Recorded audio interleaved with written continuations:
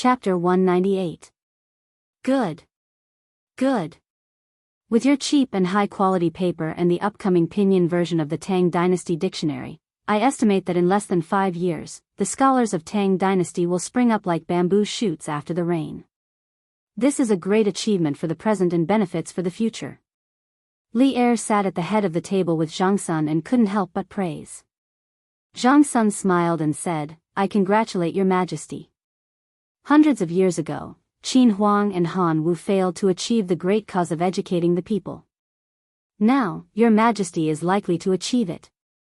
"Ha, the Empress is right." Li Er was delighted and was very proud. Li Zishuan curled his lips. "You didn't invent the paper-making machine and Pinyin, so what are you so proud of? Also, is it really okay for you husband and wife to flatter each other and show off your love in public? Aren't you just bullying me because I haven't married yet? When I get married, I will pull my wife along every day and show off my love in front of you. Yesterday, I heard that your workshop had made a paper-making machine, so I brought the Empress to see the effects of this thing. I didn't expect it to be so much beyond my expectations. Li Zishuan, your workshop has done well this time.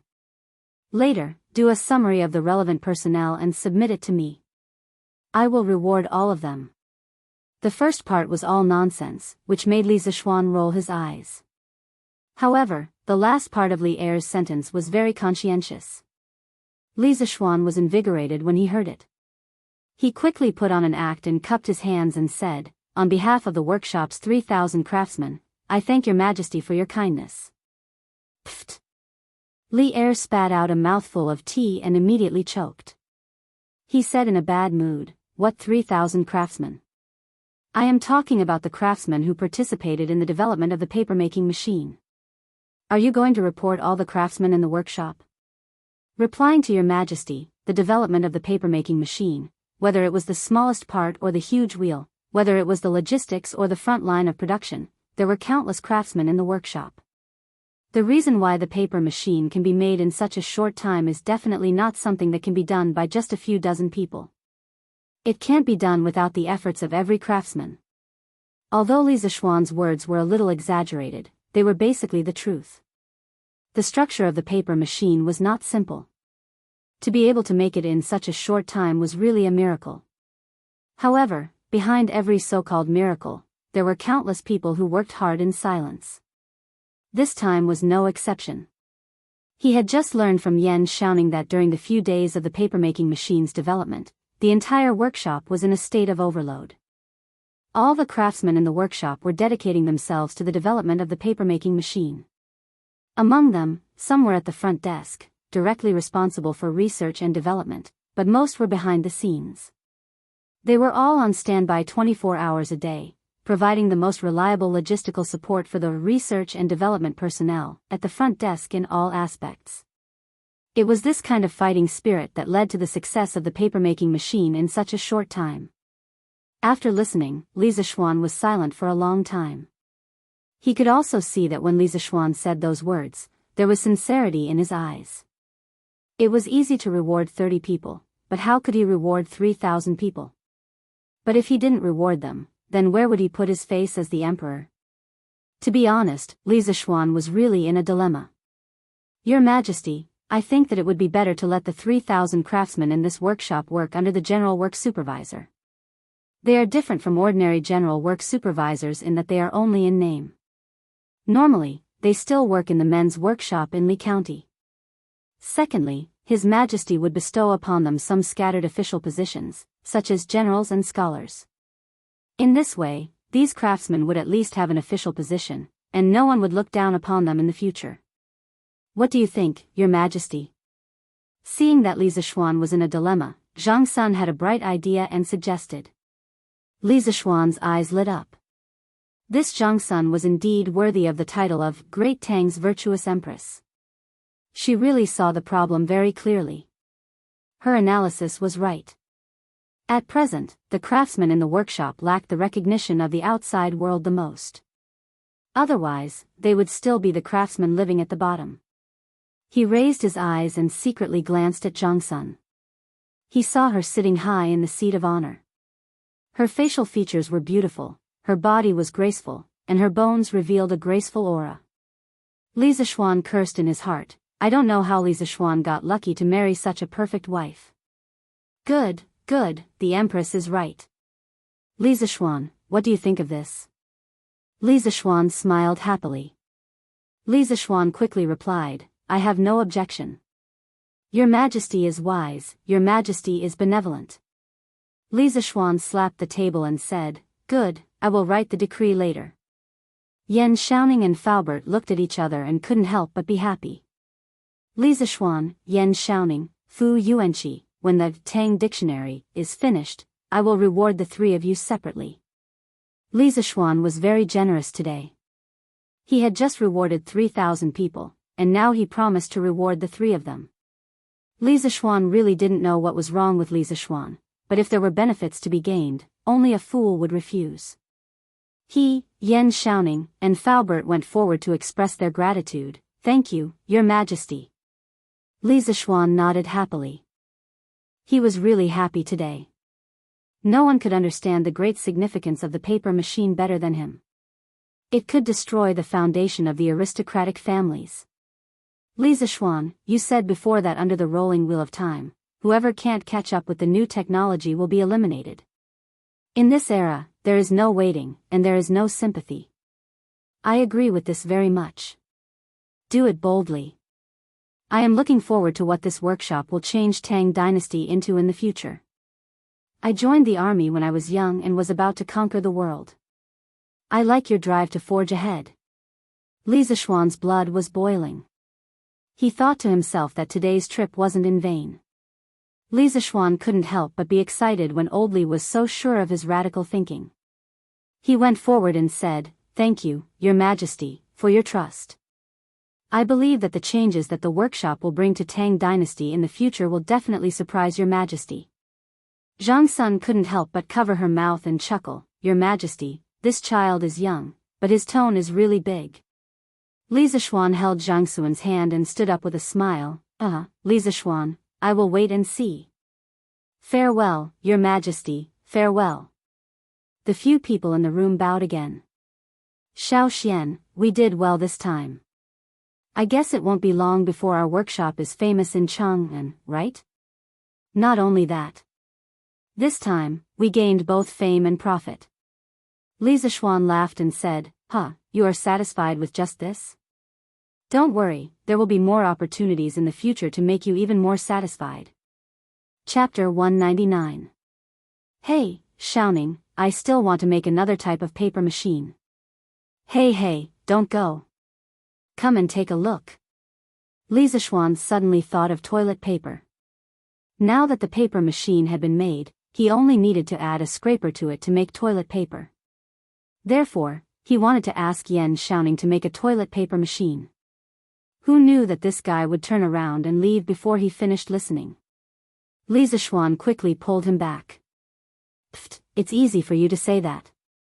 We worked tirelessly for so many days to make a paper machine, and you want to do something new? If you're so good, then do it. Don't call me, I have to go back and rest. Yan Xiaoning spat in exasperation. Cough, Xiaoning, listen to me first. This paper machine doesn't need to be troublesome. Its general structure is similar to the paper machine you made before. It's just that its dryer is more special. It's a dryer with a large diameter. On the other side of the dryer, there's a scraper to remove the wrinkles from the paper. Li Zishuan pulled Yan Xiaoning and explained. Yan Xiaoning was puzzled. If you do it this way, won't the paper be soft and fluffy? How do you write on this kind of paper? Faubert thought for a while and nodded in agreement. Yes, young master, the paper you make can't be used at all. Li Zishuan immediately retorted. Who said it can't be used? This kind of paper is soft and fluffy. Wouldn't it be extremely comfortable to use it to wipe your butt in the toilet? Yan Xiaoning's face was full of black lines. He was really speechless towards Li Zishuan. Don't you have toilet paper chips to use in the toilet? Why do you have to do this?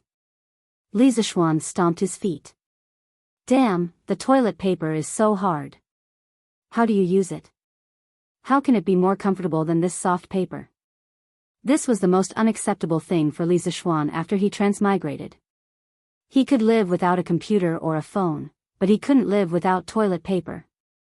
Why the F***ck do you want me to use bamboo to wipe my butt? Then what do you usually use in the toilet, young master? Faubert couldn't help but ask. Cough cough, I asked someone to make the rice paper soft before using it. But this is really troublesome, Li Zixuan said after thinking for a while. Faubert and Yan Xiaoning suddenly felt a toothache. They really wanted to beat him up. What a waste. You brat, you're simply a refined scum. Yan Xiaoning couldn't help but point at Li Zixuan's nose and scold. Li Zixuan rubbed his nose and felt very helpless. Isn't it just wiping your ass with a piece of paper? It's so normal. Is there a need for that? In the end, Yan Xiaoning agreed to Li Zixuan's request. There was no other reason other than Li Zixuan saying that this thing could also make a lot of money. After reducing the cost of paper, Li Zixuan let out a sigh of relief. As long as paper could be mass-produced, many of his later plans could be carried out smoothly. Well, the most important thing was that the toilet paper problem was solved. He could finally see the most commonly used industrial product in ancient times. This made him feel a little closer. After leaving the room, Li Zixuan went to the back hall. He wanted to see how Ma Zhou and the others were progressing. When he pushed the door open and entered, he saw that there was an earth-shattering change inside. Dozens of tables were arranged in the hall. Each table was piled with all kinds of information. Then, dozens of middle-aged scholars were bent over the tables, carefully checking and recording. These must be the scholars sent by Li Tai and Li Qingxian. Li Zixuan's arrival didn't cause any waves. Perhaps in these people's eyes, Li Zixuan wasn't as important as the documents in their hands. Lord Zhu, you're here? Ma Zhou quietly came up to greet him. Li Zixuan nodded and also said softly, yes, Brother Ma, let's talk somewhere else. Everyone here was busy with their own things. Li Zixuan really didn't have the heart to break the silence. When they came to the next room, the two of them sat down. Li Zixuan asked, Brother Ma, how is the compilation of the dictionary going? Ma Zhou cupped his hands and answered, Lord Zhu, His Highness the Crown Prince and His Highness the King of Wei attached great importance to this matter. They sent a total of 12 scholars. A few days ago, the compilation of the dictionary was fully launched. Currently, it is steadily being carried out. Brother Ma, did these scholars deliberately make things difficult for you? Were they arrogant and rude? Ma Zhou looked a little embarrassed. He hesitated and said, they didn't make things difficult. The compilation of the dictionary is more important than anything else. Presumably, Crown Prince and King of Wei have already told them. However, most of these scholars are knowledgeable people. They are more or less arrogant. I can understand. Li Zixuan frowned slightly. He had deliberately emphasized to Li Qingxian and Li Tai that the main person in charge of the compilation of the dictionary was Ma Zhou. He didn't expect that when it came to the final moment, those people would secretly look down on Ma Zhou. Brother Ma, who has been rude to you before? Tell me. I will tell Crown Prince and King of Wei. Li Zixuan had always attached great importance to Ma Zhou. Now, how could he sit by and do nothing? Ma Zhou quickly waved his hand and said, Lord Zhu, there is no need to do this. Ma Zhou is just a commoner. Those scholars belong to the rank 6 imperial residence or the Eastern Palace. It is natural for me to be looked down on. However, I should be the one to fight back. Ma Zhou believes that with his talent and knowledge, I will definitely be able to make these scholars look down on me. Ma Zhou's meaning was clear. He would get back the face he lost in the future. Li Zixuan smiled and said, Brother Ma is so bold. Just based on this point, those scholars can't compare to Brother Ma. Lord Zhu, you flatter me. Huh, that's good. If Brother Ma needs help in the future, just let me know. Oh, the workshop has finished the paper-making machine today. Our paper cost has been greatly reduced. Brother Ma, you can start the newspaper and the copying of ancient books. The most basic and most important technology of Chitsu culture had been prepared. The copying of ancient books for sale and the publishing of newspapers had been completed. There were no more obstacles. Yes, Lord Ju is right. I have heard about the trial production of the papermaking machine today. I am also preparing for it. A few days ago, I have selected 10 ancient books from the King of Wei's residence. We can start printing them. In less than 5 days, we can print 400 to 500 books and sell them at Chitsu Culture Bookstore. Ma Zhou spoke slowly as if everything was under his control. Li Zishuan nodded and smiled. Yes, that's great. Brother Ma, it seems that we will be able to let all the scholars in Tang be able to read books soon. Ma Zhou said happily, that is true. Every time I think about participating in the cause of universal education, I am very excited. Now that I think about it, joining the workshop was probably the best decision I have made in my life. Oh, by the way, according to Lord Ju's previous suggestion, I have made a new edition of the newspaper. Lord Ju, do you think it is suitable? Chapter 200. In the back hall of the workshop. Li Zishuan's eyes lit up when he heard Ma Zhou say that he had made a new edition of the newspaper. He said impatiently, Brother Ma, let me take a look. Please wait a moment, Lord Ju. Ma Zhou replied and went to get the materials. After a while, he came back in and handed Li Zishuan a stack of papers. Lord Ju, this is the new edition of the newspaper. Please take a look. Li Zishuan smiled and nodded as he took the papers. He opened them and looked at them carefully. Detailed explanation of punctuation, this was the first section of the newspaper. It seemed that Ma Zhou had thought about it thoroughly. He wanted people to accept punctuation as soon as possible. Next was the interactive section of the literati.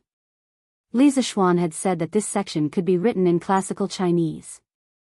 The content and format were not much different from last time. On Taizong Shu, in ancient times, those who were not subjects were all subjects to His Majesty. Those who were not under His Majesty's control were all under His Majesty's control. Explanation of Zhongguan law. It is said, man, 3 talents, and 10,000 things are divided. Qi contains spirit, and man is the leader. Li Zishuan felt that this section was boring. He thought to himself, I'll leave this section for the literati of Tang dynasty to spit at each other. In any case, this young master will not read it in the future. The second section was the current news. Li Zishuan was excited. He wanted to see what Ma Zhou would write this time. As soon as he saw it, he could not take his eyes off it. Shocking. Murderer is so deranged, exterminating an entire family. This content was considered normal. It only talked about a massacre that had just been solved in Xinfeng County not long ago. The process was quite complicated.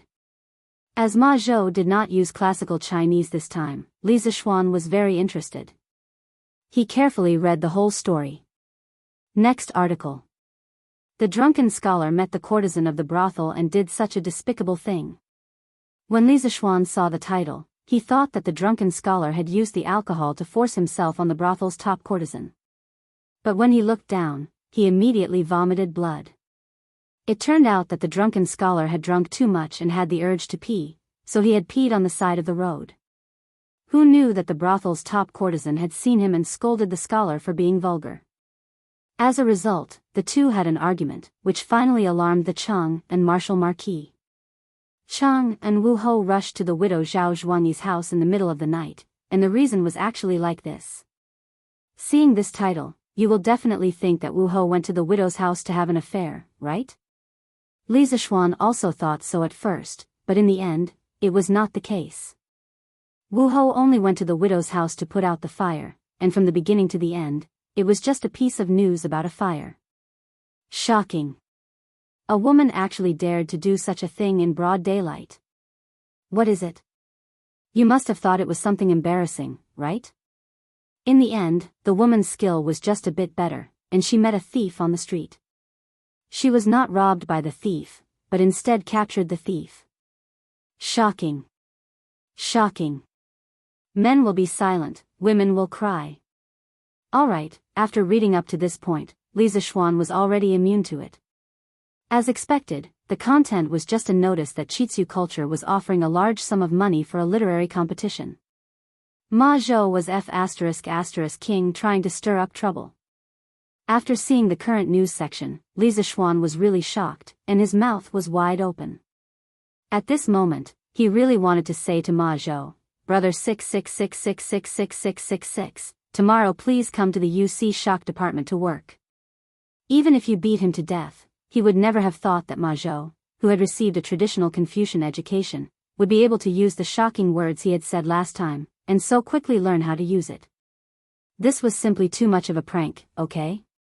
He wondered if Li Er would come and kill him if he knew that his future prime minister had been trained to such a state by him.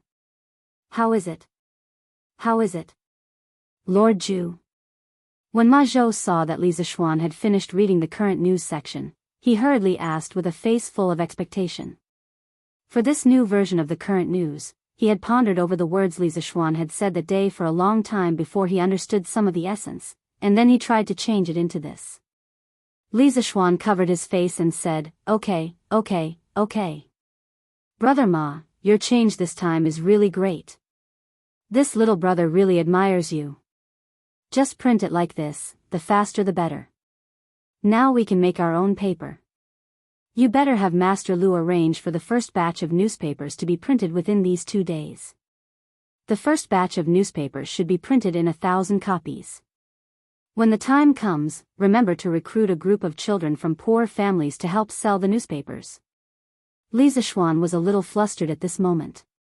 He was originally such an excellent and honest great scholar. How did he become like this? Whose fault is it? Anyway, it's not my fault. This young master didn't mean to be like this.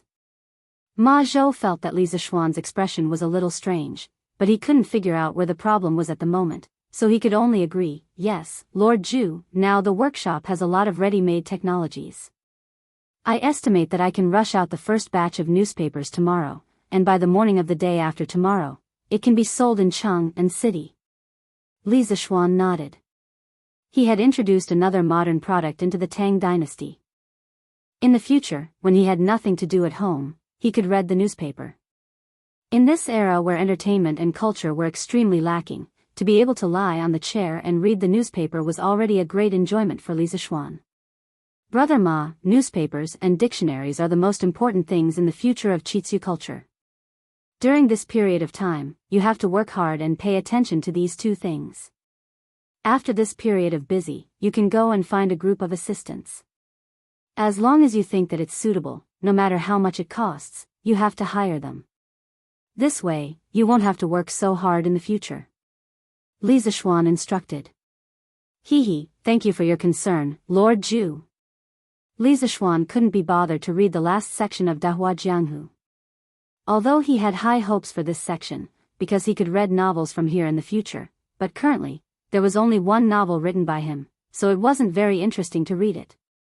After a while, when someone submitted a novel, he would pay more attention to this section. When he thought about it, countless scholars would fight to submit to Chitsu culture, and countless wonderful novels would appear. He just had to stay at home, sleep on the chair, and listen to Xiaoxi softly reading the novel to him. If he was happy listening to the novel, he would spend a lot of money and give the novel author a big reward, so that he could quickly release more chapters for him. Damn, this kind of life, just thinking about it makes me feel good, right? This is the life of a nouveau riche second-generation otaku. Li Zixuan couldn't help but drool as he thought about it. He seemed to have discovered something amazing. Chapter 201. Selling newspapers. Selling newspapers. Freshly printed Datang daily. Only 5 copper coins per copy. 5 copper coins won't make you lose out or get scammed, but you can buy a big Datang daily. Brother, do you want to buy one? After spending the weekend happily at home, Li Zixuan sat in a carriage early in the morning and headed to class at the Imperial College. Inside the carriage, he could hear the sound of children hawking newspapers outside. Li Zixuan asked San Bao to stop the carriage first. He looked out through the window and saw 4 or 5 children wearing blue shirts with the logo of Queer Culture on them. They were holding newspapers and riding on scooters. They were peddling newspapers on the streets and alleys of Chang'an City. This was one of the benefits for the children of Chitsu culture who sold newspapers. They usually had scooters as a means of transportation. If they sold newspapers for 3 months in a row, the scooters would be given to them for free. This directly led to the long queue in front of the workshop when they were recruiting paperboys yesterday. Later, Ma Zhou only picked 40 to 50 clever children after much deliberation. Hey, which family are you from? What the hell is this newspaper? What's in it? At this time, he heard a man speaking in a rough voice. Uncle, this newspaper has articles by great scholars and some interesting things that have happened around Chang'an recently. There are also some novels serialized in it. It's very interesting. Oh. I'm not interested in the articles by great scholars, but I want to read the novels. Kid, give me a copy of the newspaper. Here, uncle, for you. 5 copper coins per copy. Hiss, this newspaper is so big, and the words on it are all engraved and printed. It's only 5 copper coins. Kid, did you remember wrongly? Don't go back and your shopkeeper will punish you just because you remembered wrongly. This person was still a conscientious person and was not willing to take advantage of a child. He opened the newspaper and was immediately shocked by the size of the newspaper. Such a big newspaper must be worth more than 5 copper coins. That's right. Could it be that you remembered wrongly? Even if there's nothing written on such a big piece of rice paper, it's still worth more than 5 copper coins. At this moment, a passerby walked over and looked at the newspaper in the burly man's hand. The paperboy politely bowed and cupped his hands. Thank you for your concern, uncles. But this newspaper is only sold for 5 copper coins per copy, so it can't be wrong. This was personally instructed by our manager. Oh my, is your manager an idiot? This is obviously a losing business. TSK. Quickly give me a copy. Let's not talk about what's written on it first. 5 copper coins for such a big piece of paper. When I go back and paste it on the wall, it will show that I'm a cultured person. Pfft. Dumbo, you're such a disgrace. Little doll, give me a copy too. My ergo doll is studying in a school in Chang'an. He is literate. I'll buy it for him to read the essays of the great Confucian scholars. While you're at it, read the novels to me. Shoo. Butcher Zhao, you're here to show off your ergo doll again. Ha ha ha. Li Zishuan shook his head. This was the first time these people bought a newspaper, and they bought it for the cheap price. It was really, San Bao, let's go. Let's go to the Imperial College. Li Zishuan said aloud. The people who bought the newspaper now were just some people who liked the novelty. The real popularity of the newspaper was definitely not because of these people. However, this was a good start. With this first batch of people taking the initiative to promote, the follow-up effect would be better. Yes, young master. Sanbao replied, and the carriage continued to move slowly. Imperial College, School of Mathematics. In this weekly exam, there are a total of 3 people who scored full marks. They are Li Tai, Kusher Qing, and Iron Egg. There are 2 people who scored 99. They are Zheng Ziren and Meng Wenhao. These students are the top 5 of this weekly exam. Excellent. Everyone, give them a round of applause. Li Zishuan stood on the podium and looked at the report card in his hand and said. He felt that it was a pity for Meng Wenhao. This kid wrote a step that was slightly ambiguous in a proof question. Li Zishuan thought about it again and deducted 1 point from him. As a result, this unlucky kid would not be able to get into the top 3. Clap, clap, clap. The students in the classroom, regardless of what they were thinking, whether they were jealous or not, all of them applauded together with Li Zishuan. Although Meng Wenhao was a little annoyed, he had just looked at the paper that was handed out. There were indeed some small problems in that part of the paper. He was sincerely convinced by the deduction of 1 point. As for the last 5 of this weekly exam, as the applause gradually stopped, Li Zishuan said loudly again. However, He deliberately paused for a moment and then looked at the back row. Ching Chimo's chrysanthemum, oh no, his heart suddenly tightened. He then repeatedly winked at Li Zishuan, hinting him not to say it out loud. As for the last 5, I won't mention them today. You should know who they are. Ah no, you should know who they are. Li Zishuan's heavy breathing almost scared Ching Chimo to death. However, when he heard that Li Zishuan still did not mention his name, he could not help but feel a little happy. Here, this is the solution to the last question. Those who did it wrong, take a good look at it and clear your thoughts. You must make sure that you will not make a mistake the next time you encounter the same question. After a simple introduction of the results, Li Zishuan began to explain the test paper to them. The questions were relatively simple, so he explained them quickly. In less than one class, he had finished explaining. Damn, this is great. This novel is so F***ing great. This brother is too good. Suddenly, a roar came from the classroom, scaring all the students. Li Zishuan was also a little startled, but then he became angry. He quickly found the source of the sound and shouted angrily, "What the hell? Wang Meng, stand up." Wang Meng suddenly shivered. In fact, after he shouted, he had already sobered up. Now that he heard Li Zishuan's angry voice, how could he not know that he had already eaten a pill? Sir, I was wrong. Wang Meng's face was bitter, and his voice was trembling. Li Zishuan sneered, "Humph, now you know you were wrong. What were you doing just now?" Wang Meng hesitated and did not dare to say anything. Li Zishuan sternly shouted, "What are you waiting for? Do you want to quit school?" Wang Meng did not dare to hesitate anymore. He quickly took out a piece of paper from under his seat and said anxiously, Don't, sir, I'll tell you. I was reading a novel just now. This is what I bought from a newspaper boy on my way to school. It said, it's called a newspaper. The other students looked at it curiously, wanting to know what kind of magical item this newspaper was. On the other hand, Li Zishuan's old face darkened. Of all his calculations, he did not expect that running a newspaper would make students addicted to novels and affect their studies. In modern times, bad students often did this in class. He did not expect to encounter it in ancient times as well. Wasn't this like shooting himself in the foot? Chapter 202.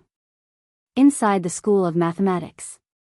Li Zishuan's face turned from green to white, then from white to red. Wang Meng was so scared that his heart was trembling. He had never seen Li Zishuan so angry before. "Wang Meng, tell us how many points you got this time," Li Zishuan said with hatred. When Ching Chimo heard this, he grinned and looked at Wang Meng with a gloating expression. Wang Meng replied weakly, Sir, this time I got 66 points. Li Zishuan slammed the table and said angrily, "You only got 66 points and you didn't pay attention in class? If you can get full marks like Li Tai and Kusher Qing, I won't criticize you even if you didn't pay attention. Are you serious?" At this moment, Li Tai's eyes lit up and he asked excitedly. Li Zishuan's face was filled with black lines. This bastard never knew how to give him any face. "Shut up. I'm talking about Wang Meng," Li Zishuan said angrily. Wang Meng couldn't be angry anymore. He said softly, "Sir, I was wrong. Is the novel good?" Li Zishuan asked fiercely. "Yes." Sir, it's not good. It's not good at all. It's not good at all. It's terrible. I was obsessed with it." Wang Meng was about to say that it was good, but he quickly changed his words. Li Zishuan nodded, but he suddenly realized that something was wrong. He was the one who wrote the novel. Wasn't Wang Meng scolding him by saying that? He couldn't stand it anymore. A piece of chalk hit Wang Meng's forehead accurately. Li Zishuan said even more angrily, "Why did you read it if it wasn't good? You'll be standing in class today."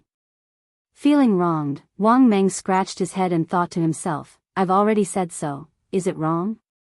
What did Sir mean by that? Haha." Wang Meng, what are you reading in class? Take it out and show it to me. During the break, Qing Chimo saw that Li Zishuan wasn't in the classroom. He quickly went to Wang Meng and asked him for the newspaper. No, I won't be able to see it if I give it to you. Even though Wang Meng's legs hurt from standing for an entire class, his brain was still working fine. When he heard Qing Chimo's words, he immediately reacted. He picked up the newspaper and hugged it tightly. Wang Meng, you're such a disloyal brat. I'm just looking at it. I don't want your newspaper. Take it out and show it to me. Qing Chimo was so anxious that he scratched his ears and cheeks like a monkey. That's right, that's right.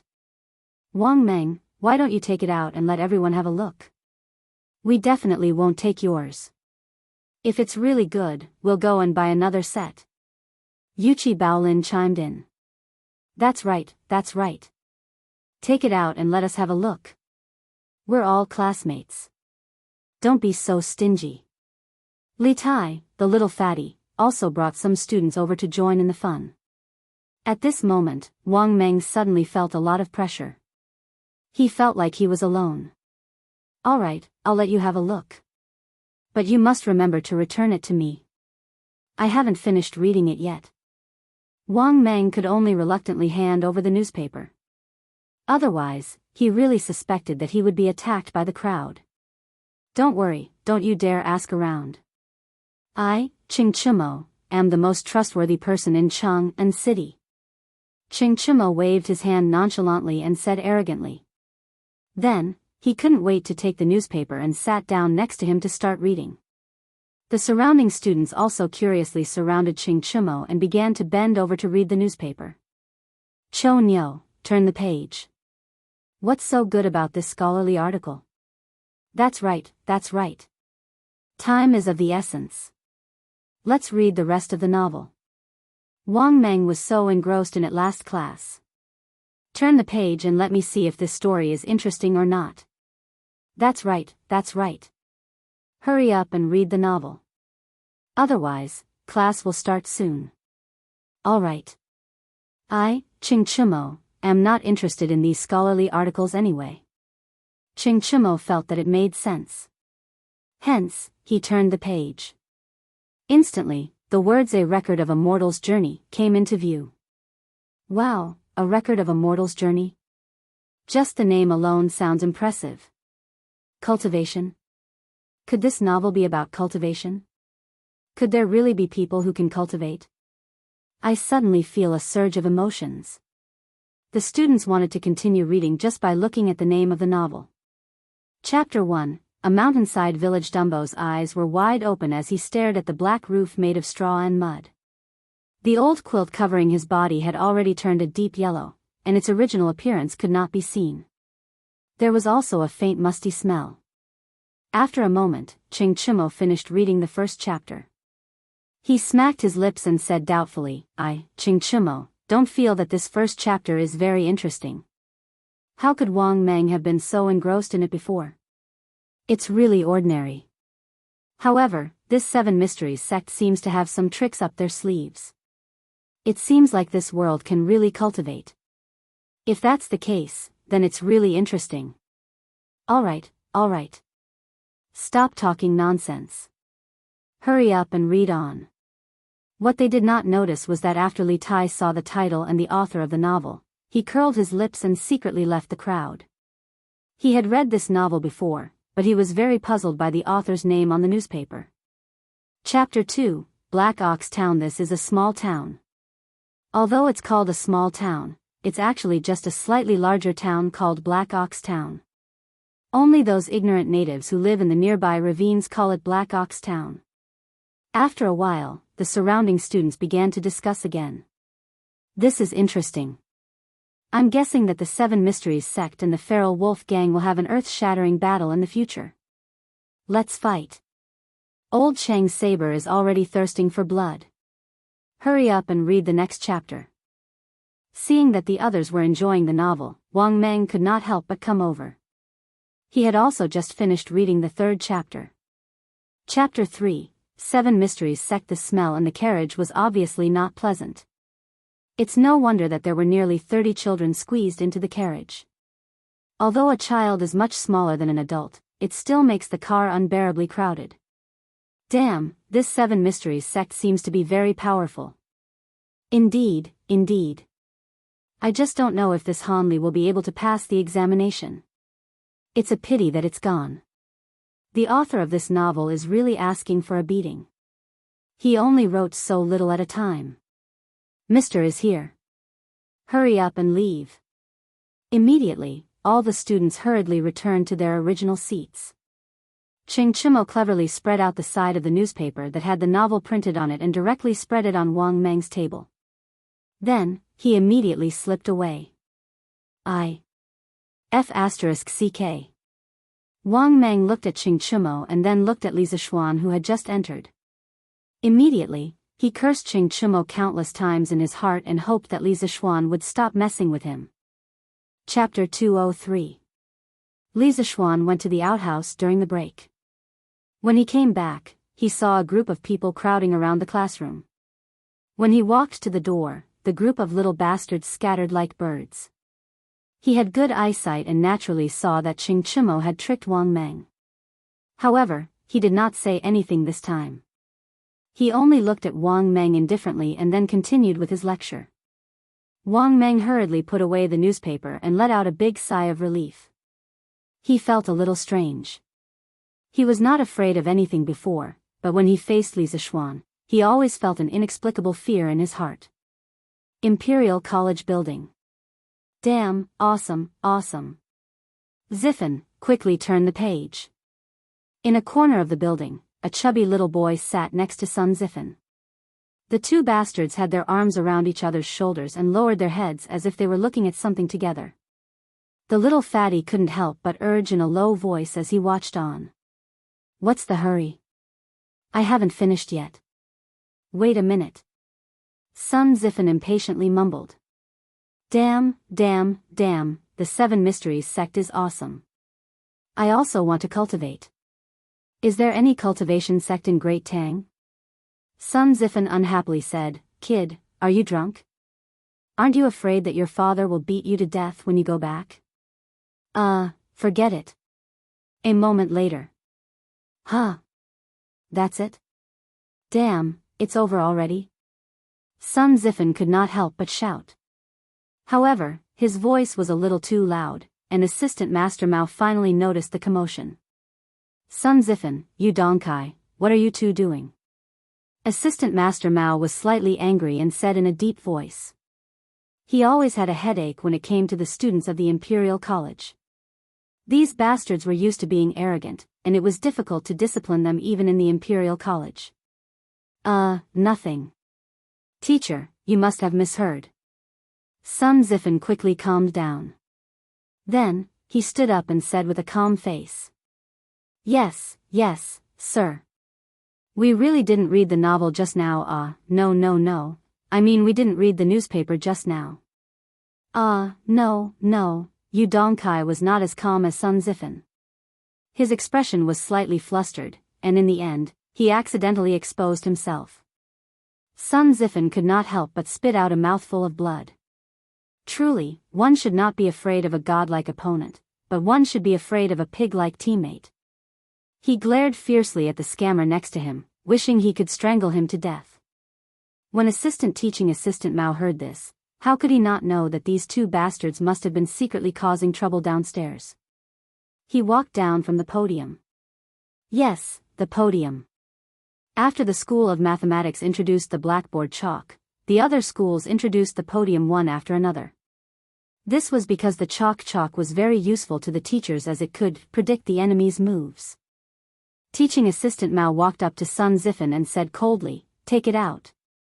Only then did Yu Dong realize that he had cheated his good brother this time. He looked at Sun Ziffin pitifully. Sun Ziffin felt a headache in his heart. It was as if he had forked a dog. "Teacher Mao, what do you want?" Sun Ziffin really liked the newspaper now and could not bear to hand it over. He still wanted to put up a resistance. "Stop pretending. Hurry up and take out the newspaper that Yu Dongkai was talking about. Otherwise, I'll have to talk to Sun Shaoqing and Assistant Minister Yu about your performance in the Imperial College. Teaching assistant Mao was helpless against such a troublesome student, so he could only use the student's parents to threaten him. Ugh! Sun Zifen and Yu Dongcai's faces immediately fell. They were not afraid of the teaching assistant, but they were afraid of their own parents. Here. Sun Zifen reluctantly took out the newspaper from under the table. He was cursing teaching assistant Mao in his heart. What's the difference between a teacher who uses his parents to threaten a student and a woman who uses her pregnancy to keep a man?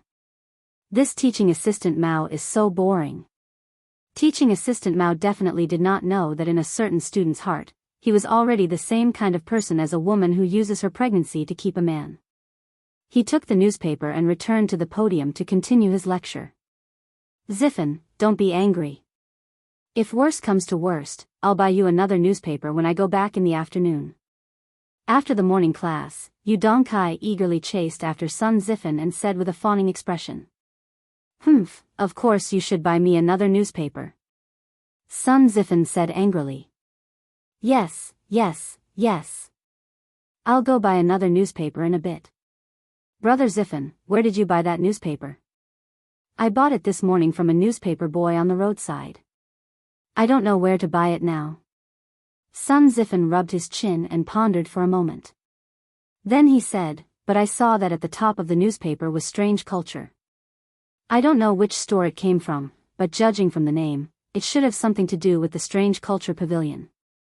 Why don't you go to the Strange Culture Pavilion and ask? Strange Culture Pavilion? Yu Dongcai repeated in confusion. Then he suddenly said excitedly, Zifen, I heard that the Strange Culture Pavilion is the property of Professor Li's family. Didn't we tell the Chancellor that we were going to transfer to the Imperial College of Mathematics?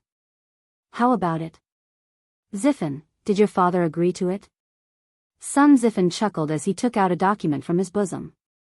He smiled proudly and said, hee, everything is under control. I'll go find the Chancellor after I finish eating. Yu Dongcai raised his thumb and praised, brilliant, Brother Zifen is brilliant. I thought I was the only one who succeeded. Sun Zifen said in astonishment, what? Your father also agreed? Yes. I was still wondering why my father was so easy to talk to this time.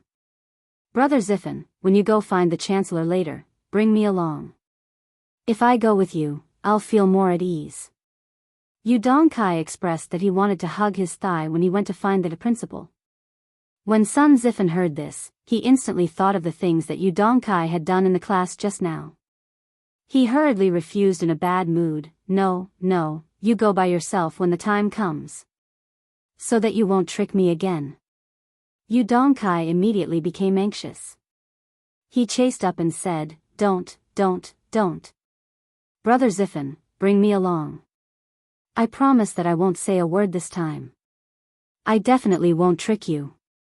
Are you sure you won't say a word? Yes, I'm sure. I definitely won't say a word. All right then, I'll bring you along this time. But remember to quickly buy me a newspaper. Yes, I'll send my errand boy to find out where to buy the newspaper. Yu Dongcai hurriedly said excitedly. On the other side, teaching assistant Mao finished his class and went to the canteen of the directorate. He took a meal, went to a seat by the window, and began to eat. Suddenly, he caught a glimpse of the newspaper in his hand and his heart skipped a beat. He thought that it would be better to eat while reading what was written in the newspaper. It actually made his students so fascinated in class. But once he opened the newspaper, he couldn't stop reading. Chapter 204. In the dining hall. Teaching assistant Mao's eyes gleamed as he read the article titled Detailed Explanation of the Use of Punctuation Marks. TSK, this punctuation mark is quite novel. It seems very practical. I wonder who came up with it. Should I suggest to the Chancellor that we should popularize this punctuation mark? Teaching assistant Mao couldn't help but mutter to himself after reading the explanation of the punctuation marks. He couldn't help but stop eating. He had been teaching for many years, so he naturally understood how important punctuation marks were to a student's reading efficiency. This was why he wanted to popularize them. After sighing for a while, teaching assistant Mao continued reading. Interaction between scholars? What is this so-called newspaper trying to do?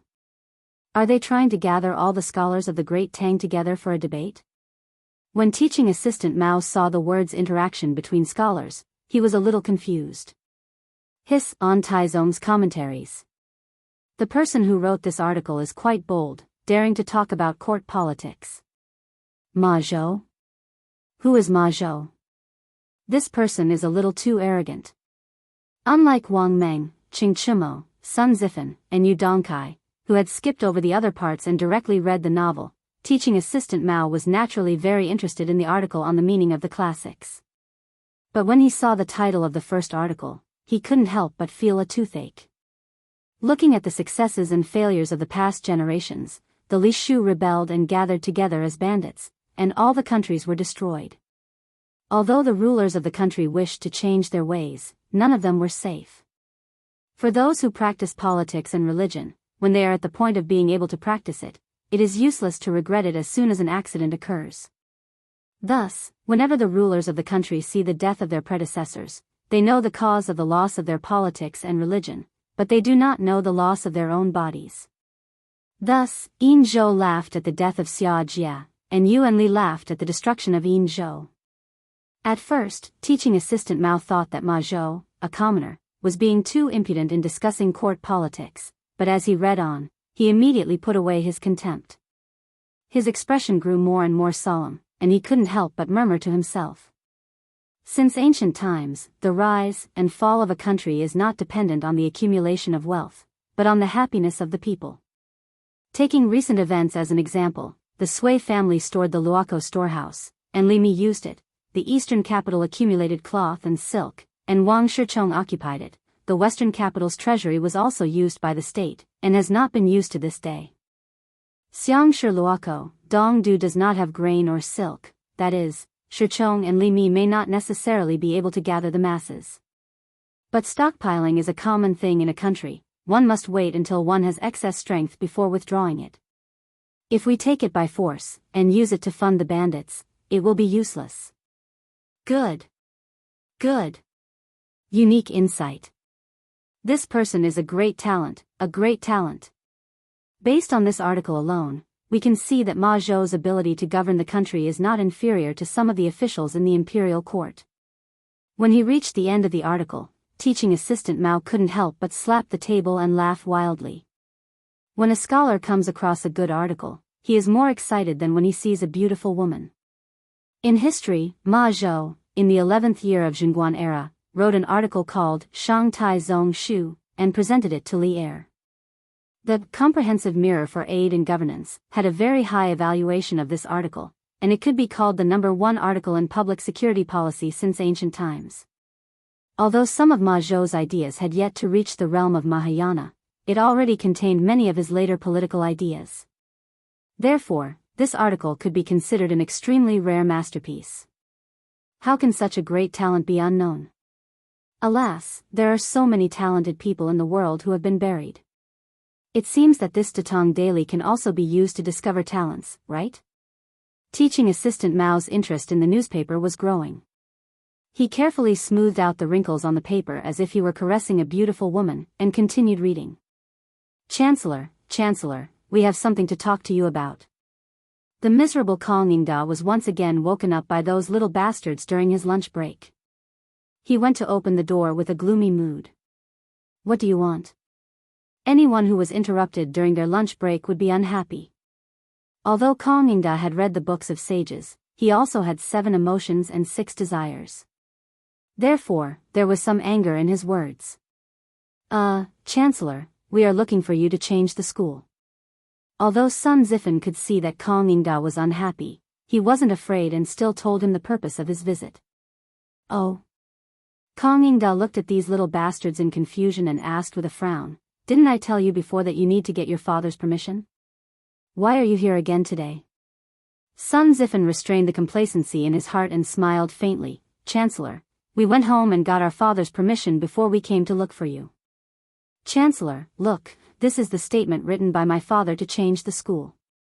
There is absolutely no mistake." "Yes, yes, yes. Chancellor, my father also agreed. This is the statement written by my father. This is written by my father. Chancellor, please take a look. The 7 or 8 students behind him immediately scrambled for the documents in their hands and stuffed them into Kang Ningda's hands. Compared to the last time, the number of students who came to look for Kang Ningda this time seemed to be less. It was obvious that some of the students' parents didn't know much about the current school of mathematics. Kang Ningda was really a little Spartan at this moment. He suspected that he had heard wrongly. How could the fathers of these little bastards agree to their ridiculous request? No matter what angle he looked at it from, it was impossible for them to agree. Kang Ningda was in a daze for a long time before he was woken up by Sun Zifen. He sorted out his emotions and opened up the document that Sun Zifen gave him. He looked at it carefully and saw that the handwriting was horizontal and vertical, vigorous and powerful. This was indeed Sun Fujia's handwriting. Sun Zifen was still unable to imitate it. At this moment, the last trace of luck in Kang Ningda's heart was instantly shattered. He found it hard to understand why these people's fathers would agree to transfer their children to the school of mathematics. However, before he could think about it carefully, the surrounding students had started to urge him. It was still Sun Zifen who took the lead and said, Chancellor? Look, we have the document to change the school of mathematics. Can the students be transferred to the school of mathematics? That's right. Chancellor, you promised us before that as long as our fathers agree, you will let us transfer to the school of mathematics. That's right, that's right. Chancellor, your knowledge is the best in the world. You can't go back on your words. Chancellor, quickly tell us, can we do it or not? At this moment, Kang Ningda really felt that there were hundreds of flies buzzing around his ears. He waved his hand with an extreme headache and said in a deep voice, Quiet, quiet. What I said before naturally counts. After 2 days, your application to change the school of mathematics will be approved. Even though Kang Ningda was extremely unwilling, but as the chancellor of the directorate, how could he do something like going back on his words? Oh, Chancellor, that's great. Haha. Thank you, Chancellor. Chancellor, then shall we return to class? There are still some fellows here pretending to be obedient. Just as Kang Ningda's voice fell, the surrounding students immediately cheered. Kang Ningda hurriedly waved his hand and said, All right, all right, all right. Quickly return to class. Chapter 205. Kang Ningda heaved a sigh of relief after sending the brats away. However, when he thought about the fact that he would have to switch schools for them, he felt a headache coming on. Sigh. What were the fathers of these students thinking? In the cafeteria. The food in front of teaching assistant Mao had already turned cold, but he didn't care at all. Ma Zhou's brilliant articles had completely captivated him. At this moment, he had truly entered a state of oblivion. He no longer cared about what was happening in the outside world. An interpretation of the law of Jianghu states, man, 3 talents, and 10,000 things are divided. Qi contains spirit, and man is the leader. Good, good, good. Ma Zhou's summary is so incisive. Qin dynasty's political commentary states, looking at the previous generations, from the Xia, Yin, Zhou, and Han dynasties to the world, it has been passed down from one generation to the next. Some have been passed down for more than 800 years, while some have been passed down for less than 400 to 500 years. Since the Wei, Jin, Zhou, and Sui dynasties, most have been passed down for no more than 50 to 60 years. How thorough. I really want to drink and chat merrily with Ma Zhou and discuss his grand ambitions. I wonder if my articles can be published in this newspaper. When the time comes, I can discuss my political views with the world's literati. Teaching assistant Mao read several of Ma Zhou's political essays in a row. He was so excited that his hands were red from clapping. Of course, he was slapping the table. The servants next to him were scared witless. They were very worried that teaching assistant Mao would break the table. Most of the students and teachers who were eating in the cafeteria were scared away by teaching assistant Mao's crazy shouts from time to time. A few of the bolder teachers leaned forward to read the newspaper in teaching assistant Mao's hands. As soon as they read it, they were immediately immersed in Ma Zhou's literary feast. Gradually, 7 or 8 people surrounded teaching assistant Mao. However, teaching assistant Mao was completely unaware of it. He was still slapping the table and cheering. "Mr. Mao, Mr. Mao." Several urging voices interrupted teaching assistant Mao's wandering between the lines of the newspaper. He raised his head, only to be startled by the colleagues around him. "Aya. Dr. Wang, Dr. Zheng, Dr. Su, teaching assistant Sun, teaching assistant Xiao, teaching assistant Yuan, teaching assistant Chen, why are you all here?" The white-haired old man smiled gently and said, "Assistant Instructor Mao, such a masterpiece is like fine wine in a dark alley. For people like us who have been immersed in literature for years, it's extremely attractive." Another scholarly scholar also stroked his beard and said with a smile, "Brother Yaluan's words are true." This Ma Zhou quotes from the classics, scrutinizes the past and present, and picks and delves into the complex. His essay is reasonable, not a word can be added, and not a word can be subtracted. Listening to it makes people feel comfortable and tireless. Even the ancient Su Qin, Zhang Yi, Zhong Jun, and Jia Yi were like this. "Gentlemen, it's past lunchtime for this cafeteria. It's time to close." The page boy at the side could not help but muster up his courage and ask. Oh, I'm sorry. Gentlemen, please follow me out." Teaching assistant Mao only just noticed the errand boy in the cafeteria. He hurriedly said with an apologetic expression. Although they were teachers and were a cut above the rest, teaching assistant Mao had always been well educated. He could not bully the errand boys. That's great. Let's talk about this Datong daily together." Wang Yaluan nodded in agreement. With this old scholar's words, the other teachers did not dare to object. They all followed him out of the cafeteria. The page boy bowed and thanked them profusely. Eastern Palace. Illustrious Virtue Hall. Li Qingxian leaned against the couch, carefully reading the newspaper in his hand. Since he also had 20% shares in Chitsu culture, he knew a little about the newspaper. However, he did not know the details. Therefore, when he learned that the newspaper was officially released today, he specially sent someone to buy a copy and come back to read it. This Ma Zhou's ability to conduct affairs is impeccable. He's even better than some of the scholars in my Eastern Palace. It was no wonder that Li Zishuan had been so confident in Ma Zhou's abilities back in the workshop, sparing no effort to support Ma Zhou. Now, it seemed that Ma Zhou would be able to shock the world with a single feat, and he might even alarm Imperial Father. Should I recommend this person to my father? After reading Massachusetts Zhou's article, Li Qingxian fell into deep thought and could not help but murmur. After a while, he shook his head and decided to continue reading. Shocking. The culprit is actually so deranged as to exterminate an entire family. Oh, Great Tang's laws are strict. How can there be such an outlaw? Li Qingxian whispered doubtfully. After a while, he finished reading the article. Not bad. This county magistrate of Xinfeng County is quite quick-witted. The person who wrote this article is also not bad. The title is very attractive. Li Qingxian praised. But in an instant, he regretted what he had just said. Drunken scholar encounters brothel courtesan and actually does such unbearable things. Pfft! What kind of title is this? How could such vulgar and unbearable content be published in this newspaper? Let me take a look. Half an hour later. Damn, this was written by Ma Zhou? This is simply not right. It's not what I thought before. Even someone as calm as Li Qingxian could not help but curse after reading the content of this article. But when he read the other articles, he realized that he was too young. Chang and Marquis rushed to Widow Zhao Zhuangyi's house in the middle of the night for this reason. Shocking.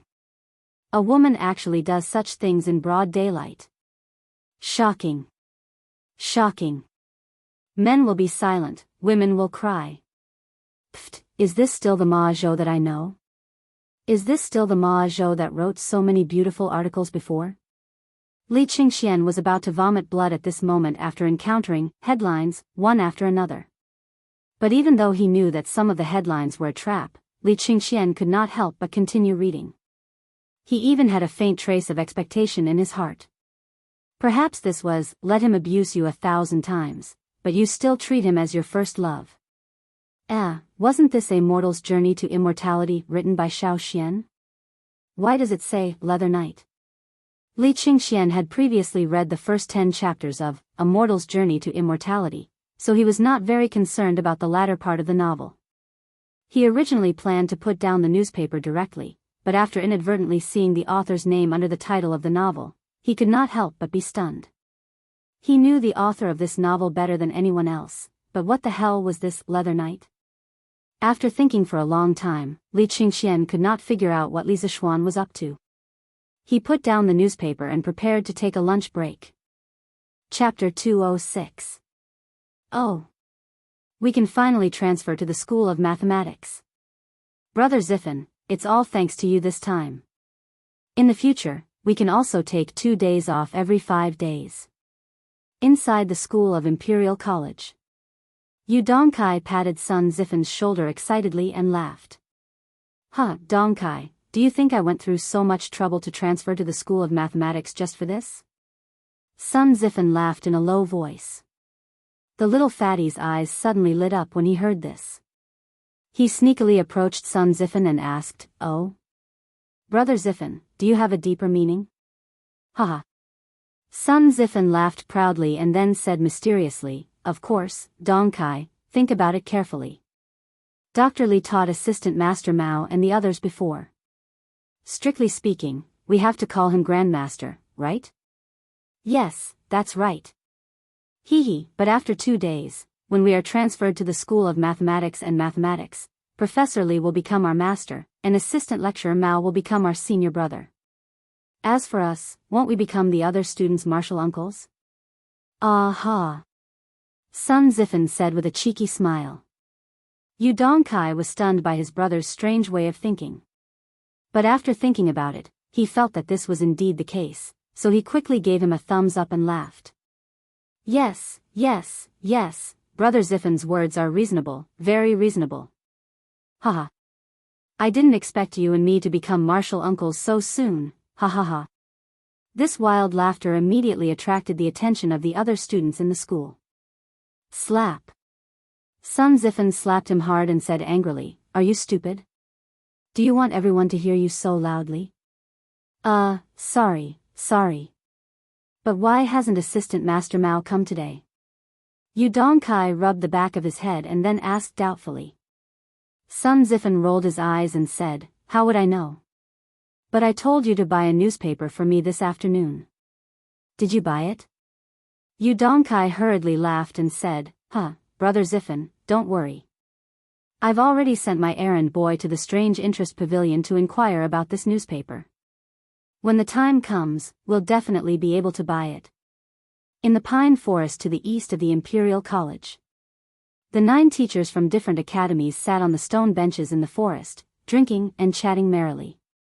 They sat down and discussed the Tao, feeling very comfortable. Assistant Teacher Mao, for this Ma Zhou to be able to write such a splendid essay, he must be a virtuous sage. Have you heard of him before?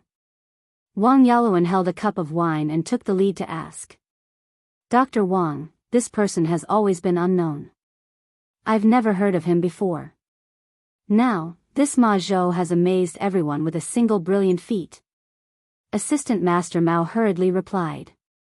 Wang Yaluan nodded, stroked his beard and said, Well, I have a different opinion about some of this Ma Zhou's points of view. I just don't know if I can write an essay and publish it in the Datong Daily. When the time comes, I can debate with Ma Zhou on the same stage. The other assistant teachers and professors also echoed, Yes, it would be best if you can debate with Ma Zhou on the same stage. Yes. Assistant Master Mao replied, I also have the same idea, but I don't know how to publish it in the Datong Daily. Why don't we read it together? That's a good idea. A moment later. Shocking. The murderer is so deranged that he killed the whole family. Why did this essay start to use vernacular? There's no literary talent at all? Indeed, it's really disappointing, but the content of this essay is very interesting. Well, maybe this Ma Zhou deliberately used vernacular so that ordinary people can understand it. After the 9 teachers finished reading the first article, they couldn't help but discuss the huge change from classical to vernacular. Drunken scholar met the courtesan of the brothel and did such a despicable thing. Chang and Marquis rushed to widow Zhao Zhuangyi's house in the middle of the night for this reason. Shocking. A woman did such a thing in broad daylight. However, the following 3 pieces of news left everyone dumbfounded. I thought this Ma Zhou was a refined person. I didn't expect him to be so vulgar. Yes, the titles of the following articles are exaggerated and vulgar. It's really a disgrace to the refined. As scholars, how can we be so shameless? It's really abominable. The voices were almost one-sided. Almost all of them condemned Ma Zhou. Ma Zhou had changed from a handsome and virtuous person to a refined scum that everyone condemned in speech and in writing. Only assistant coach Mao and Wang Yaluan didn't say anything. After the others finished criticizing, Wang Yaluan said with a smile, I don't think so. As the saying goes, great vulgarity is great elegance. The difference between vulgarity and elegance is just a matter of thought. It depends on how you look at it. The wording of these few articles is not flowery. The entire article is written in plain language. This old man guesses that this section is mainly written for those who are barely literate and have not studied the meaning of poetry. If that is the case, these topics are really not ordinary. This Ma Zhou is a true wise man. Why do you think so, Brother Yaluan? Yes, why are these titles extraordinary? Wang Yaluan looked at assistant coach Mao and said with a faint smile, Assistant coach Mao, you seem to have some ideas. Why don't you tell us your opinion? Assistant coach Mao straightened his back and said in a deep voice, I think Ma Zhou wrote these titles on purpose. Professor Wang had previously said that these articles were written for the common people to read. Hence, these titles were even more pleasing to the common people and would make them even more interested in reading them. I think this is Ma Zhou's cleverest part. He is elegant when he needs to be, and vulgar when he needs to be. Wang Yaluan clapped his hands and said with a smile, Assistant coach Mao is right. I think so too. Let's continue reading. Wang Yaluan was the most experienced person here. The others couldn't refute his words, so they continued reading. Shocking. Shocking. Men will fall silent, women will cry. Everyone was gradually getting used to these exaggerated titles, so they didn't make a fuss this time. However, when they saw the content, they were all shocked. Huh? Datong Daily is collecting manuscripts from everyone? It's not limited to men or women, and the pay is very generous. This is a very novel idea. Dr. Wang, do you want to send your masterpiece to this strange culture to try? That's right. Professor Wang, your essay on the Confucian classics is flawless. Wang Yaluan was quite tempted when he heard this. He didn't care much about the pay from Kiki culture, but who didn't want their essays to be read by the world? My fellow colleagues are right. Please excuse me for a moment. I'll go write an article and debate with Ma Zhou. After that, he cupped his hands and left hurriedly with the others. Chapter 207. Ah. Excuse me for a moment. I almost forgot that I still have to teach the students. Assistant lecturer Mao exclaimed when he saw the time. After bidding farewell to everyone, he hurried to the Imperial College. While he was in a hurry, an idea popped up in his mind. Since Datong Daily is offering a high price for everyone's essays, should I give it a try? Unlike Wang Yaluan, who was well off, assistant lecturer Mao's salary was relatively low. If his essay was accepted, he could become famous and earn money to support his family. Wouldn't that be perfect? With that in mind, assistant lecturer Mao quickened his pace. Good morning, sir. Assistant lecturer Mao had almost doubled the usual 30-minute journey. He stood on the podium and coughed dryly. Ahem. Sir, I was delayed by something earlier. In the afternoon, everyone will study by themselves and revise what I explained this morning. Assistant lecturer Mao's mind was elsewhere.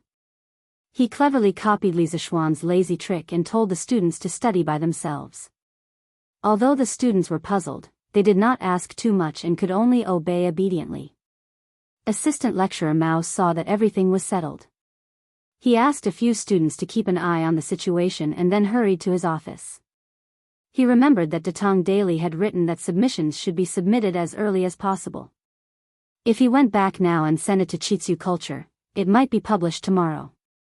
In a restaurant in Dongshu City. Ah. So there was a massacre in Xinfeng County recently. No wonder I saw so many officials when I went to my child's second aunt's house last time. That's right. This family is so pitiful. Big Dog Wang, what are you talking about? Why don't I understand? Huh, Zhao Lauer, didn't you read today's newspaper? What newspaper? Here. That's the one. This morning, there were children hawking this all over the capital. Didn't you buy one? Oh my, it's such a big piece of paper with so many words. I can't afford it. What's written on it? Is it as good as what you said? Huh, Zhao Lauer, you're wrong this time. This newspaper isn't expensive. It only costs 5 copper coins. How is it? Are you surprised? Huh, let me tell you, the things written in the newspaper are really King interesting. For example, let me read to you, drunken scholar encounters brothel's top courtesan and actually commits such a despicable act. What do you think? Do you want to see it? The eyes of the man named Zhao Er immediately lit up. He hurriedly nodded like a chick pecking at rice and said with a lewd smile, yes, yes, yes. Brother Dago, quickly tell me what happened next. Seeing Zhao Lauer's anxious face, Wang Dago's vanity was greatly satisfied. He smiled proudly and said, hee, then let me tell you. 2 days ago, a drunken scholar wandered into Peace Square. As Wang Dago spoke, more and more people gathered around the table. The newcomers didn't know what Wang Dago was talking about. After asking, they understood that it was an interesting story from Datong Daily. After getting to the bottom of it, they were naturally surprised by the low price of Datong Daily. They all secretly made up their minds that if they met a child selling newspapers tomorrow, they would definitely buy a copy. It would be stupid not to buy such an interesting and cheap newspaper. This interesting phenomenon was rapidly spreading to all parts of Chang'an. The novel thing called newspapers was also quietly entering the lives of the people of Tang Empire. Brother Ma, how's the sales of today's newspaper? Li Zishuan went straight to the workshop after class. He went to the back hall and found Ma Zhou. Lord Zhu, you're here. Ma Zhou first bowed to Li Zishuan. Then he said with a flushed face, this morning, the sales of the newspaper weren't good. After all, it was just launched. Many people still don't know what a newspaper is. Those who were willing to spend money to buy it at that time were mostly greedy for the cheap price of the newspaper, not because of the content of the newspaper. Therefore, in one morning, only less than 400 copies of the newspaper were sold. However, when it was close to noon, a few groups of people suddenly came. They all seemed to be from rich and powerful families. Each of them bought dozens of copies, and they seemed to already know the content of the newspaper. Before Lord Zhu came, all the newspapers today were sold out. The more Ma Zhou spoke, the more excited he became. He was indeed excited. First of all, the good sales of the newspaper were an affirmation of his hard work. Second of all, in the first edition of the newspaper, there were many proud works that he had been brewing for a long time. Now, they were widely praised in Chang'an. His political views and ambitions would be read by countless people. He was very likely to become famous in one fell swoop. Li Zishuan looked at the excited Ma Zhou and smiled meaningfully. Now that Brother Ma is going to become a big celebrity in Chang'an, it won't be long before the officials in the imperial court know that there is such a talented and virtuous person among the people. At that time, maybe His Majesty will also be alarmed. Brother Ma's day of meteoric success will not be far away. Li Zishuan was right. Gold would shine no matter where it was. If Li Er knew about Ma Zhou, this kind of genius, he would definitely spare no effort to recruit him. According to the historical records, in the 5th year of Zhongguan, Li Er requested that every official in the imperial court write an article about the gains and losses of the current political situation. At that time, Ma Zhou was only a follower of Chang He. This person was very important. He was a trusted aide of Taizong. That year, when the Xuanwu Gate was changed, Chang He was the one who guarded the Xuanwu Gate. Chang He was a military general and did not know how to write. When he saw that the emperor wanted him to write an article, he could not help but feel anxious. When Ma Zhou heard this news, he wanted to repay the emperor's kindness and took the initiative to write the article for Chang He. Chang He was very happy and let Ma Zhou write it for him. A few days later, Chang He presented the article that Ma Zhou had written about the current political situation to Li Er. After Li Er read it, he was shocked. He knew that Chang He was not good at writing. How could he write such a thorough article? He did not believe that this was written by Chang He and asked Chang He if he had written it. Chang He was an honest person and did not take credit for himself. He honestly told Li Er. When Li Er heard that there was such a genius under Chang He was very happy and immediately wanted to meet this genius.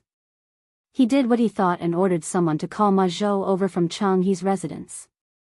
However, he did not expect that Ma Zhou would be so arrogant. The attendant that was sent over came back alone.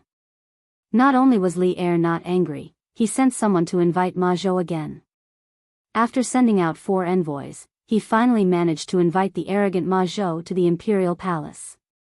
This was the famous story of Taizong's 4th invitation to Ma Zhou in history. Li Zishuan had heard their history teacher talk about it in his previous life. Therefore, he purposely said it today to see how Ma Zhou would respond. In fact, he was not confident that he could keep Ma Zhou. After all, the temple of Qitsu culture was still too small and could not accommodate a great god like Ma Zhou. Compared to Li Er's great temple, Qitsu culture did not have any attraction. What kind of person was Ma Zhou? Naturally, he could tell that there was another meaning in Li Zishuan's words. He was stunned. After a moment, he solemnly cupped his hands and said, "What are you talking about, Lord Zhu?" Ma Zhou was just a homeless scholar in Chang'an. I am indebted to Lord Zhu for not abandoning me and being willing to help me in a business together. That is how Ma Zhou is today. Now that Qitsu culture has just taken shape, I will definitely not leave. Chapter 208. Even if His Majesty summons me at this time, I will never do such a treacherous thing. I remember Lord Zhu once said that you want all the scholars in Tang to be able to read books. At least before this great wish is realized, I will not leave. In the back hall of the workshop, Ma Zhou looked at Li Zishuan and said sincerely. Li Zishuan was touched. Unlike modern people who chased after fame and fortune, ancient scholars had integrity. This was the first time he had experienced such a scholarly character. Brother Ma, you are a man of noble character and unquestionable integrity. I was right about you. But don't worry, Brother Ma, the scale of quirk culture will become bigger and bigger in the future. It will not bury your talent. Moreover, Brother Ma's future will not be bad if you work in quirk culture. Just like now, didn't you become famous in Chang, and because of the first issue of the newspaper? After listening to Ma Zhou's sincere words, Li Zishuan could not help but laugh happily. Ma Zhou nodded in agreement and said, Lord Zhu is right. Ma Zhou has been wandering around for so many years, and I am a little indifferent about the future. The most important thing for a person is self-cultivation. A talented person will get the future he deserves no matter where he is. That makes sense. Gold will shine no matter where it is. The two talked and laughed for a while. Unknowingly, their relationship became closer. Lord Zhu, the first batch of books has about 300 copies of each book, a total of 15 books. It is estimated that the printing will be completed in the next few days. How is the preparation of our bookstore? Ma Zhou took the initiative to ask. Li Zishuan pondered and said, Brother Ma, don't worry about this matter. I have already bought a shop next to Quirk Pavilion. The interior has been renovated and it can be opened at any time. In the future, This shop will be used to sell new paper, books, and newspapers. The shop will be named after quirk culture. What do you think, Brother Ma? Li Zishuan had already asked Wang Zhong to contact someone about the shop. Wang Zhong was in charge of paying for the shop and finding someone to decorate it. He had always been a good hands-off shopkeeper. Very good, very good. Since everything is under Lord Ju's control, I just need to do things with peace of mind. Steward Ma, there's a young man outside who insists on buying a newspaper. Just as the two of them were chatting happily, a manservant came over and said in a hurry. Tell him directly that today's newspaper has been sold out and that he will come back tomorrow. Ma Zhou waved his hand and said. The manservant said with a bitter face, I also told that person, but he said that he had to buy the newspaper today. Otherwise, he was afraid that his young master would not forgive him. Moreover, he came here today after inquiring about many places. The person asking for the newspaper outside was the errand boy sent by Yu Dongkai. After this unlucky fellow was sent out by his young master, he asked around and finally found the curious pavilion workshop. In the end, he was told that the newspaper was sold out. Thinking that she would definitely be punished by her young master if she went back like this, the little attendant made a scene at the entrance of the workshop, unwilling to leave. Li Zishuan saw an open newspaper on the table. Ma Zhou must have read it himself, so he said, Here, take this and send that person away. Yes, boss. The manservant took the newspaper and hurriedly left. Li Zishuan looked at Ma Zhou and said, Brother Ma, go and get someone to print more newspapers. From tomorrow onwards, the number of newspapers printed will gradually increase. I estimate that the demand for newspapers will increase. What Lord Ju said makes sense. I also have the same intention. Li Zishuan nodded and said, Well, Brother Ma, how are the preparations for the layout of the second issue of the newspaper? After all, the newspaper had just been published. Li Zishuan felt that there would be relatively few people submitting articles today, so he asked this question. Ma Zhou smiled confidently and said, Don't worry, Lord Ju. I have already prepared the content of the second issue. Even if no one comes to submit articles today, I will still be able to fill the newspaper. Li Zishuan felt a little relieved. Ma Zhou's work was indeed reassuring. There were some things that he did not need to instruct at all. Ma Zhou had already taken the initiative to do it. Nan Feng, come here. In an old house in Yang Lane, Wang Yaluan called for the servant to come over. Hey, master, you called for me? A servant in green ran over quickly and bowed. Wang Yaluan handed over a stack of papers and said, Nan Feng, help me send these papers to the editorial department of Quirk Culture in the East City. Tell them that I want to submit articles. Yes, master. Nan Feng took the papers and was about to go out. Suddenly, he paused and hesitated carefully. Master, where is the editorial department of Quirk Culture? I have never heard of it. Wang Yaluan stroked his beard and smiled. According to the newspaper, it should be inside the workshop of Quirk Pavilion in Ani Lane. You should be able to find it if you look carefully. Although Nan Feng did not know what a newspaper was, he still knew about the workshop of Quirk Pavilion that had been popular in Chang and recently. Yes, master, don't worry. I will definitely send the papers. The Imperial College. Kong Yingda had gotten a newspaper from somewhere. He was sitting on a stool and reading it with great interest. From time to time, he would sigh. After an unknown period of time, Kong Yingda put down the newspaper and sighed, This Ma Zhou is really a refined person. The first few policy essays were written clearly and logically. The last few articles on current affairs, although straightforward and popular, did not lose their humor. Although the latter part of the novel is unrealistic, the imagination of a heavenly steed soaring across the skies is truly admirable. Moreover, this newspaper even intends to let scholars submit articles. I'm afraid its influence will only grow in the future. Kong Yingda took another look at the newspaper and shouted, Lu. A moment later, a young servant came in and bowed. Master. Lu, every morning, when you see a child selling newspapers, remember to buy a copy of this newspaper for me. Kong Yingda held the newspaper and instructed. Yes, master. Taiji Palace, Sweet Dew Hall. Genius, this is a genius. Ma Zhou?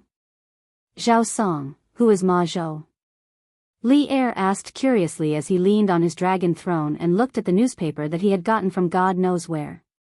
Your Majesty, Ma Zhou is a scholar in the workshop of Li County. According to the investigation, this newspaper was handled by Ma Zhou. Zhao Song was obviously prepared. When he heard Li Er's question, he quickly answered. Yes, go and investigate this Ma Zhou in detail. I am very interested in this person. Li Er nodded and ordered softly. Yes.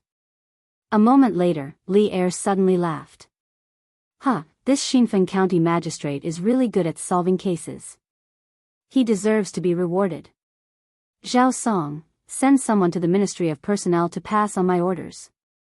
Xinfeng County Magistrate Chang Qingyuan is conscientious, selfless, and able to solve cases like a god.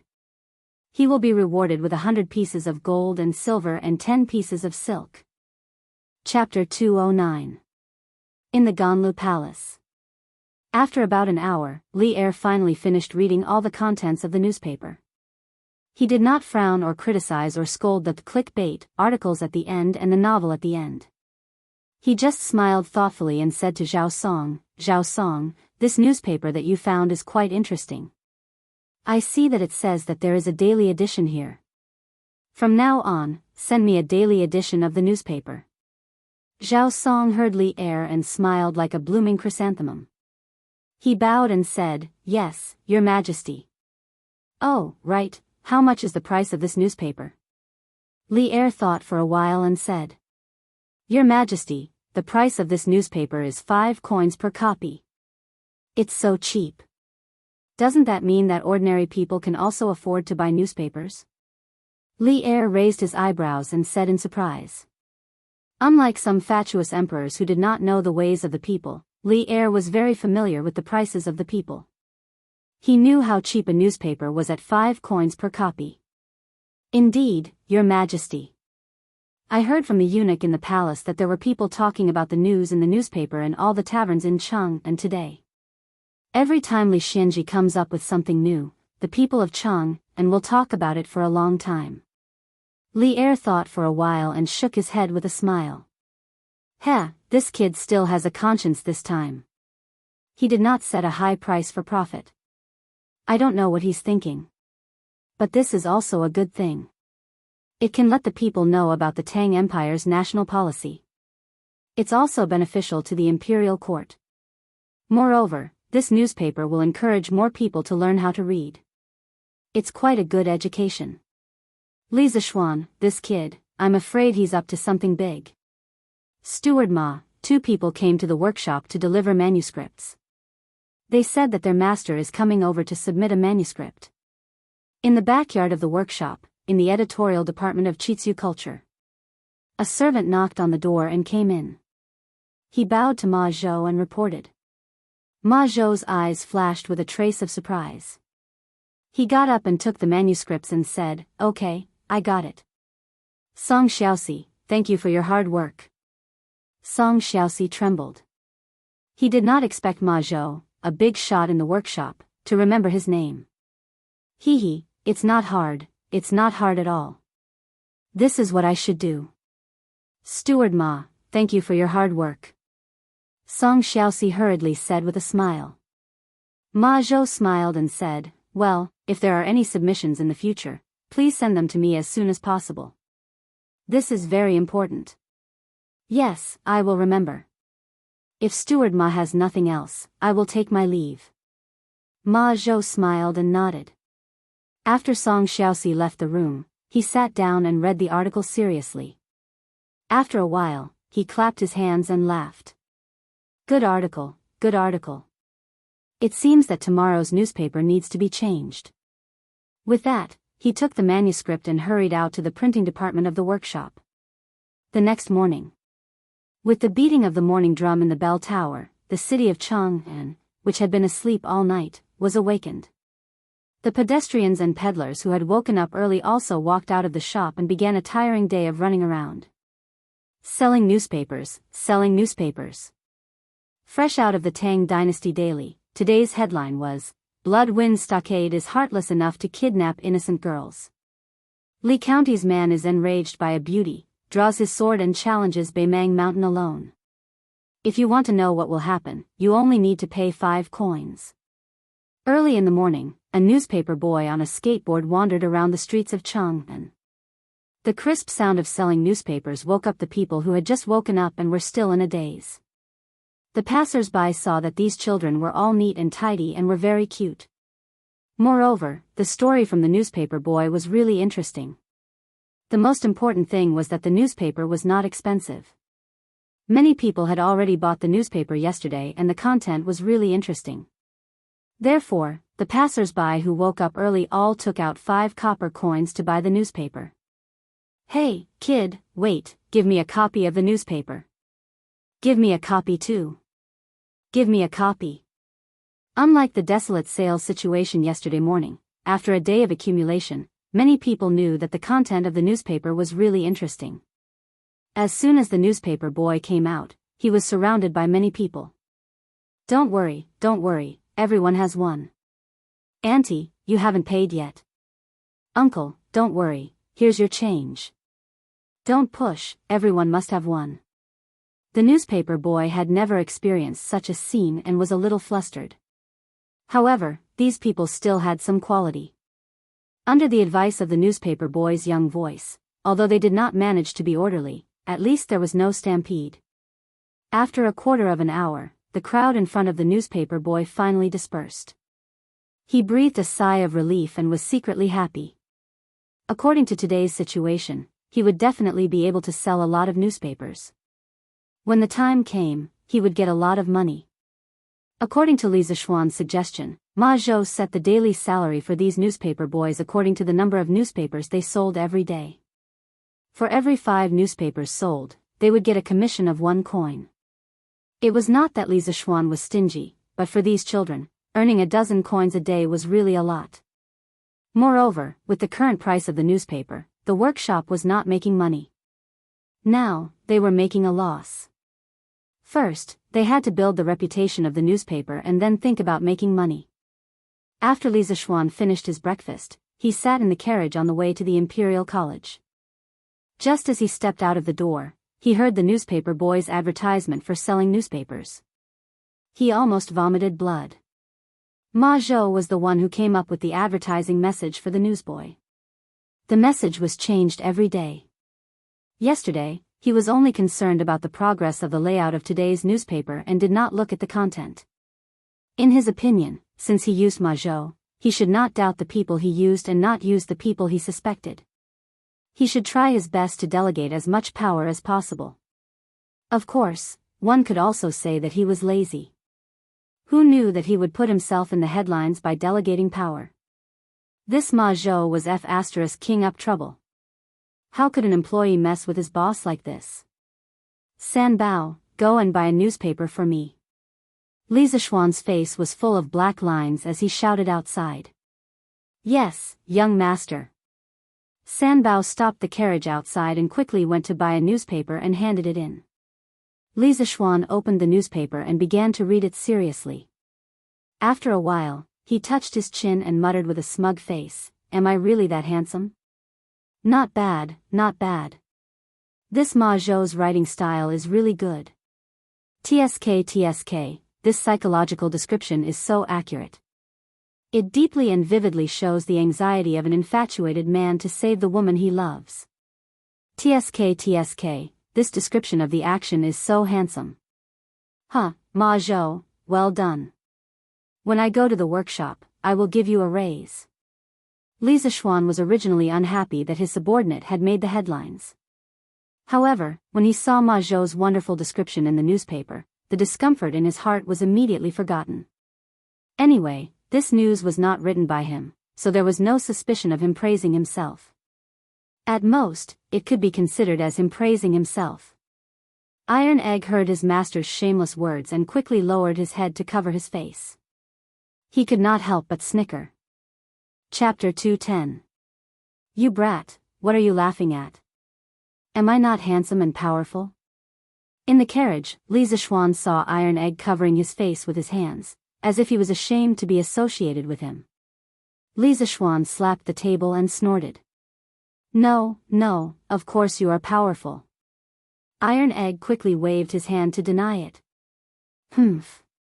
Here, take a look at it. Actually, this newspaper is very well written. Iron Egg was speechless. Young master, the newspaper you wanted, I have bought it for you. On Vermilion Bird Avenue, a young boy in green held the latest newspaper and excitedly rushed to the front of a black carriage. A chubby little hand immediately stretched out from the carriage, and then a hurried voice was heard. Quick, quick, quick, bring it to me. Under the urging of the carriage owner, the newspaper was quickly dragged into the carriage. The person in the carriage was Yu Dongkai. The little fatty was holding a piece of pastry in his hand a moment ago. After he received the newspaper, he immediately stuffed the pastry into his mouth, and then eagerly opened the newspaper and jumped directly to the novel section at the end. This guy was not interested in reading the previous articles. He bought the newspaper to read the legend of a mortal's journey to immortality. Yu Dongkai did not directly look at the content. He first glanced at the few chapters that were available today. When he realized that it was still 3 chapters, he felt a little disappointed. However, these feelings of disappointment were quickly washed away by the wonderful plot. On the other streets, the hot sales of the newspaper continued. Many of the newspaper boys entered the more crowded streets and began to peddle their wares, but they were surrounded by people. Quick, give me a newspaper. Give me 5 copies. Why do you need so many? I am buying for my young master and young mistress. Why do you care? The newspaper boys happily sold the newspapers and received money while looking at the decreasing number of newspapers in their hands, secretly anxious. Before dawn, the newspaper boys everywhere had already sold out. At 4:45, the second issue of Datong Daily was sold out. Uncles, aunts, brothers and sisters, I am very sorry. Today's newspaper is sold out. Please buy more tomorrow. A newspaper boy shouted when he saw that there were still 20 to 30 people in front of him who wanted to buy the newspaper.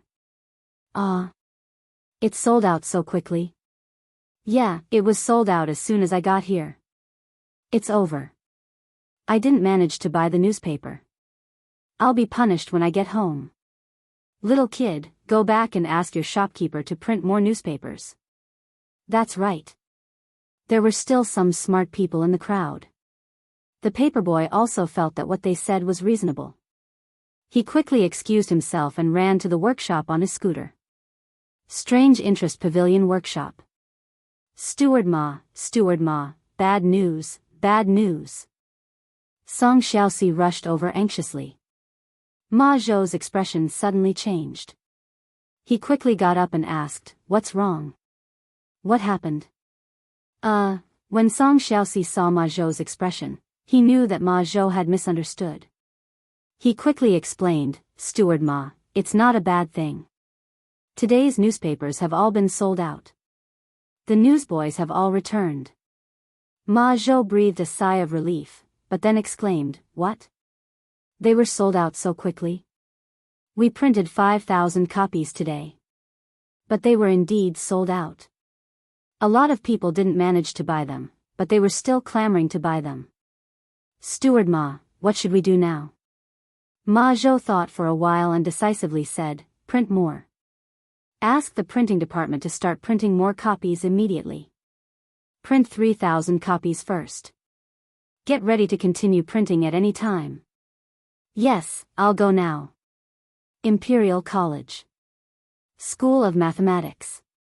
After the painful lesson of Wang Meng last time, no one dared to read novels during class this time. However, this didn't stop them from reading novels after class. Hey, Wang Meng, did you read the newspaper today? After class, Qing Chimo ran to Wang Meng's side and proudly said. Oh, I bought it when I came this morning, but I didn't have time to read it. Why? How many chapters did Leather Knight update today? Wang Meng took out a piece of pastry and stuffed it into his mouth. He pulled out the newspaper from under his seat and said in a muffled voice. Hee, it's still 3 chapters today. Speaking of which, Hanli has already become an in-name disciple of the 7 Mysteries sect. Furthermore, Dr. Mo has taken a liking to him and accepted him into the God Hand Valley. Dr. Mo even passed on a nameless chant to Hanli. Woo woo woo. Pei, what are you doing? Ching Chimo hadn't finished bragging when Wang Meng covered his mouth. F***ck, can you stop talking? You've already said everything. What's the point of reading it? Wang Meng said hatefully. After spending so much time together, Ching Chimo, Li Tai, Qin Huayu, and the others had already become familiar with the others. When they were mischievous, they didn't care about each other's identities. Pei, did you not wash your hands? It stinks. Ching Chimo turned on his insulting mode again. Wang Meng angrily said, F***ck, you're the one who didn't wash your hands. I was just eating. Li Tai looked at the two with a look of superiority. He already knew the first 10 chapters of A Mortal's Journey to Immortality. If it weren't for Li Zishuan's strict order not to reveal it to others, this little fatty would definitely run out to Ching Chimo and Wang Meng and spoil their faces. Hey, Wang Meng, I didn't buy the newspaper today. Let's read a novel together. After reading A Mortal's Journey to Immortality yesterday, I almost couldn't sleep. Yes, me too. Let's read it together. Hearing that Wang Meng had a novel to read, 3 to 5 students immediately surrounded him. Kushirqing, you actually read the newspaper too? Ching Chimo saw that Wang Meng couldn't cause any more trouble and was preparing to return to his seat.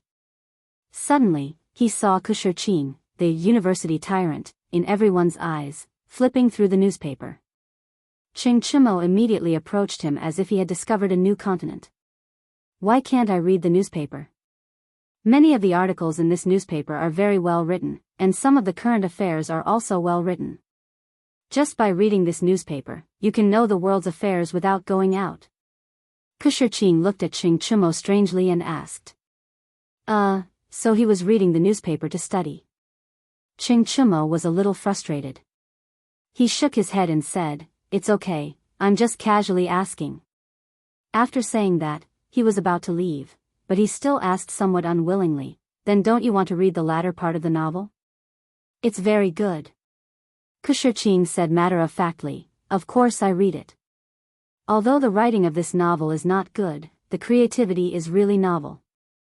I usually read the first part of the novel before reading it. Oh. Ching Chimo nodded and turned to leave, feeling a little hurt. Suddenly, Meng Wenhao's voice came from behind him.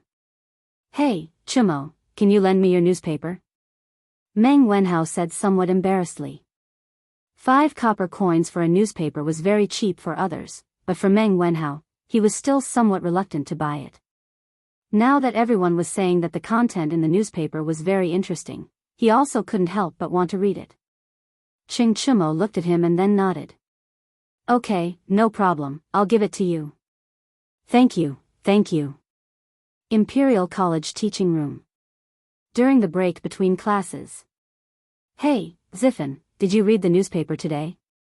Yes, I read it. It's very interesting, but it's a pity that there are only 3 chapters. I really want to catch this leather knight and make him write a few more chapters. Sun Ziffin's face first had a look of reminiscence, but then a look of hatred appeared on his face. Yeah, this person is really hateful. He only writes 3 chapters a day and always keeps people in suspense. Yu Dongkai also said with hatred. Chapter 211. Li Zishuan had no idea that he was being targeted by the 2 little bastards. He was taking advantage of the break between classes to rest on the sofa in the carriage in front of the classroom. It wasn't that he was lazy, but it was really tiring to stand and lecture for a long time. At this moment, he truly understood how difficult it was to be a teacher in his previous life. It was indeed a respectable profession. Outside the classroom of the Imperial College, Assistant Professor Mao also took advantage of the break between classes to come out. Unlike Li Zishuan, he didn't have a luxurious caravan. Assistant Professor Mao came to the grove and sat on a large rock. He hurriedly flipped open the newspaper to see if his article had been accepted. "Hey, Assistant Professor Mao, have you read the newspaper today?" At this moment, a white-robed scholar walked over and said with a smile. "Oh, Assistant Professor Tsen. I asked the servant to buy the newspaper today, but I haven't had the time to read it yet. I took advantage of the break between classes to have a look." The scholar was Assistant Professor Tsen from the Four Gates Academy, who had discussed Dao with him yesterday. At this moment, teaching assistant Tsen said with a smile, "Then Brother Mao, quickly take a look. Both your and Dr. Wang's articles have been published in today's newspapers. I've already read them. I didn't expect Brother Mao to still be so brilliant despite not writing for so many years." Assistant Professor Mao was pleasantly surprised. Really? He didn't care about modesty anymore. He hurriedly flipped open the newspaper to look for his article. "Yo! Brother Zheng, what are you doing here?" Yang Lane, Wang Yaluan's old house. There was a knock on the door. Wang Yaluan knew it was Professor Zheng, so he personally went out to welcome him. "Huh, Brother Yaluan, I'm here to congratulate you. Have you read the newspaper today?" Professor Zheng followed Wang Yaluan into the courtyard and laughed. "Yes, I have." "Huh, Brother Yaluan's policy paper was really brilliant. I'm itching to write one too." "Brother Zheng, you must be joking. Your policy paper is definitely better than mine. If you write, I won't dare to embarrass myself. Please come in and let's talk inside." In a restaurant in East City. Two men in their 30s were sitting opposite each other. There were 2 or 3 dishes on the table. The gray-clothed man took a sip of wine with satisfaction. Then, he looked at his companion and proudly said, "Hey, Wang Dachui, have you read today's newspaper?" Wang Dachui stuffed a mouthful of food into his mouth and said in a muffled voice, "Not yet." "What's so nice about it?" "Hey, you're wrong. Do you know that the Blood-Wind Stockade was wiped out by the Imperial Court's army a while ago?" "I know. I saw those bandits at Yenqing Gate that day." "Then do you know why these mountain bandits were suddenly exterminated after occupying Mount Mang for so many years?" "I don't know about that. I was also wondering earlier. Aren't those mountain bandits quite famous on the Greenwood Path? How did they get wiped out all of a sudden?" "Huh, that's the headline of today's newspaper. It said that the Blood-Wind Stockade abducted innocent girls. A man from Li County was so angry that he drew his sword and challenged Mount Mang alone. Let me tell you, the process was King brilliant." Wang Dachui's eyes lit up and he immediately became interested. He hurriedly said, "Hey, then Brother Zhao, quickly tell me about it." "What's the point of talking about it? I'm not a storyteller. You might as well buy a newspaper. It's only 5 coins.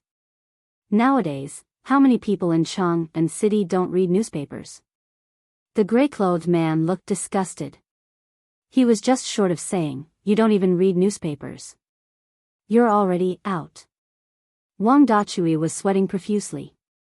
He didn't expect that he couldn't chat happily with others just because he didn't read the newspaper. "Damn, I'll buy it.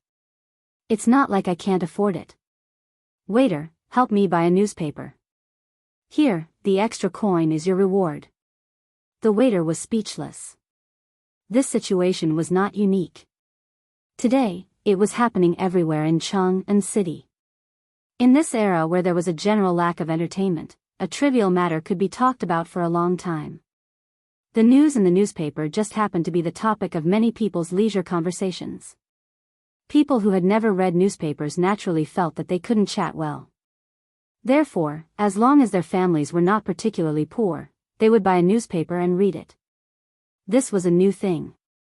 Once it had a certain number of fans, it would become popular in the later stages without additional publicity. Because the initial fans would take the initiative to introduce this new thing to the people around them. Eventually, the fans would snowball and become larger and larger. After the morning class, Li Zishuan left the teaching house. When he was about to go home for lunch, he saw Kong Yingda walking towards him.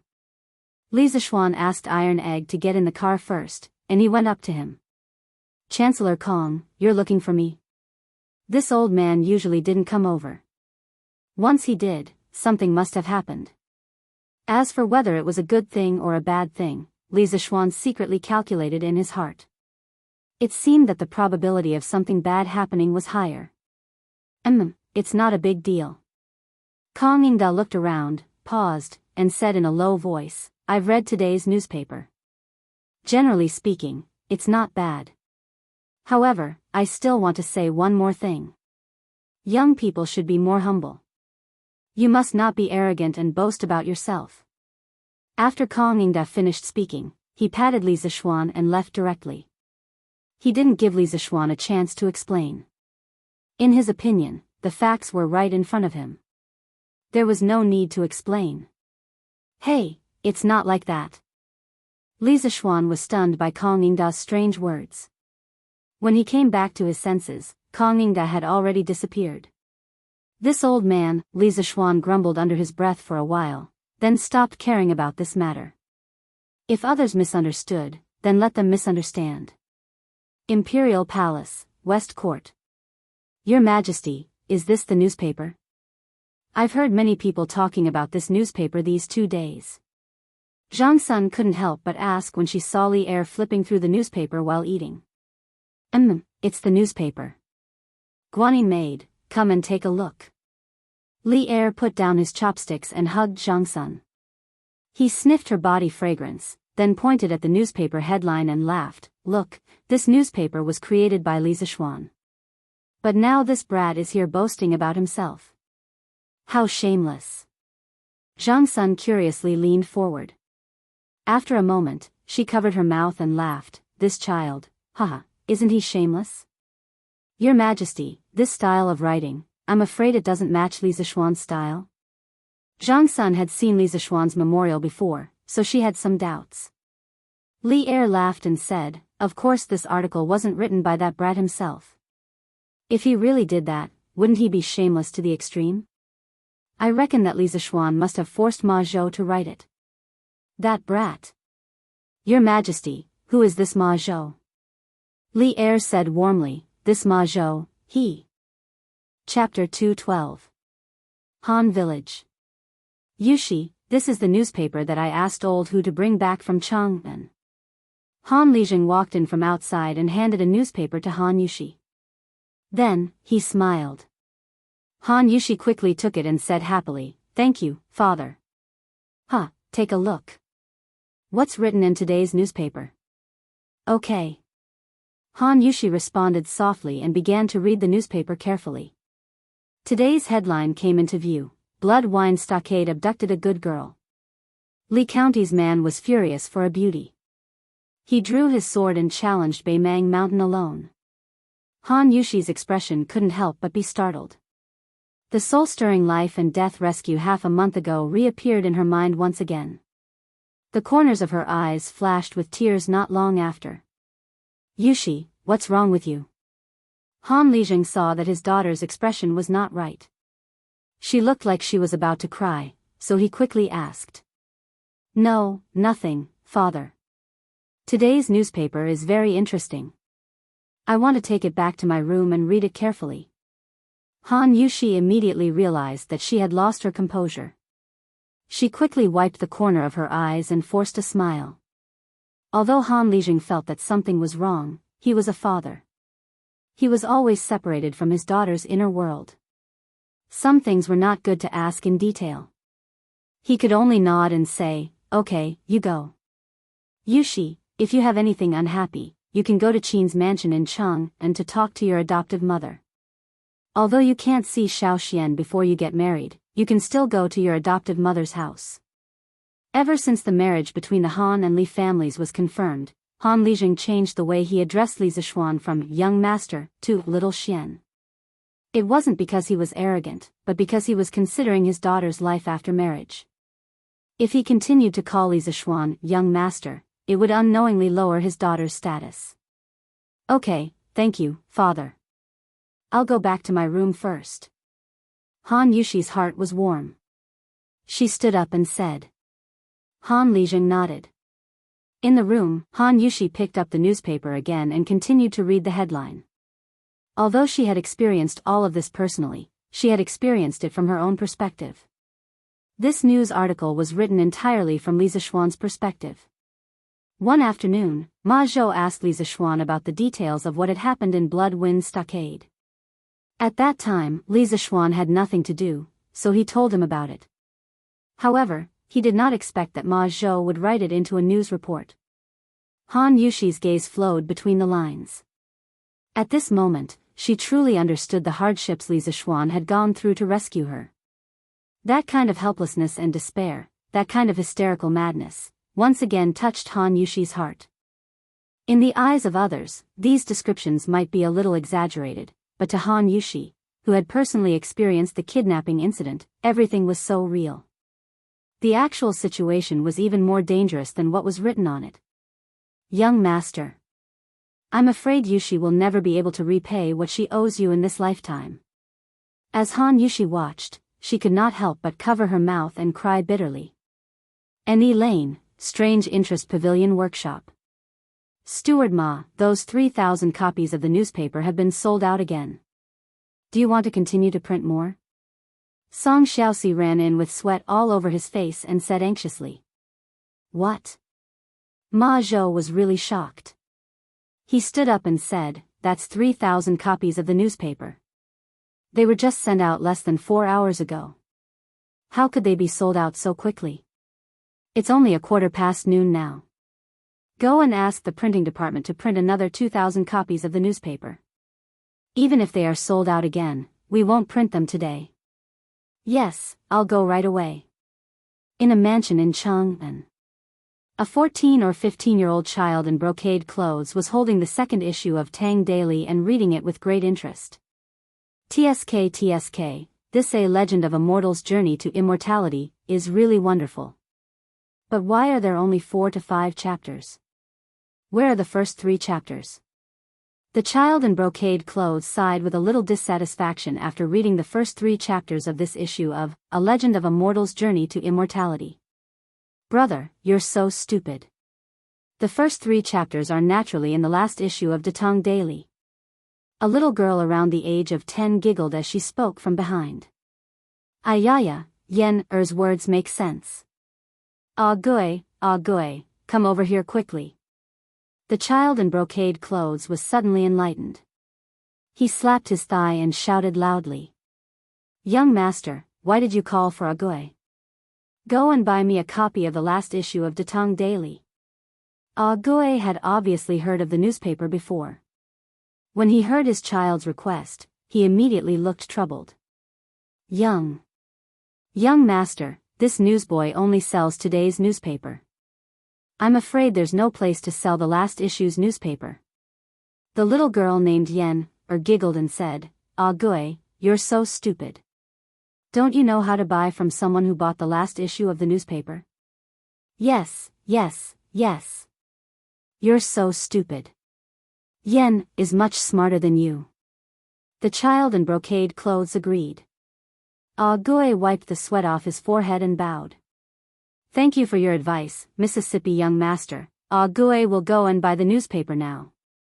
Go. The child in brocade clothes waved his hand anxiously. West City, in the open space next to the Drunken Immortal restaurant. A middle-aged scholar dressed in wrinkled white clothes was sitting in front of a long table.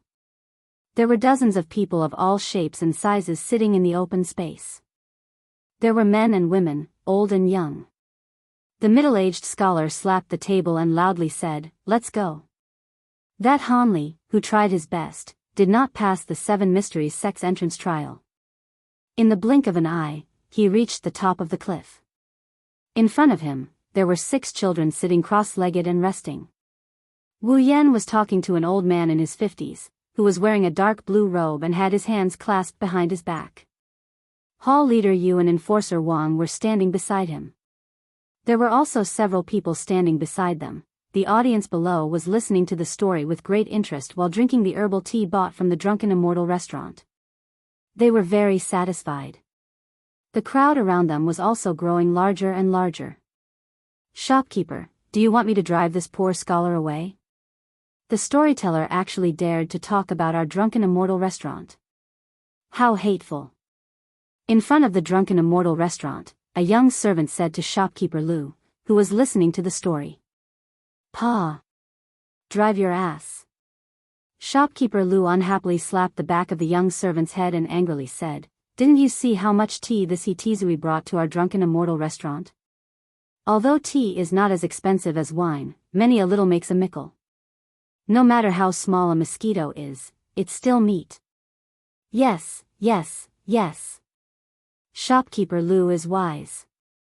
Go, go, go, go, go brew me another pot of tea. This story is quite interesting. Shopkeeper Lu waved his hand and comfortably sat back on the stool, leisurely listening to the story. Gradually, Hitizui's 6th chapter of The Legend of a Mortal's Journey to Immortality came to an end. During Dr. Mo's time in the Seven Mysteries sect, although the disciples have never seen his skills and do not know the strength of his martial arts, he has used his brilliant medical skills to save the lives of many disciples. Therefore, although he is often expressionless and rarely speaks, he is still respected by the disciples of the Seven Mysteries sect.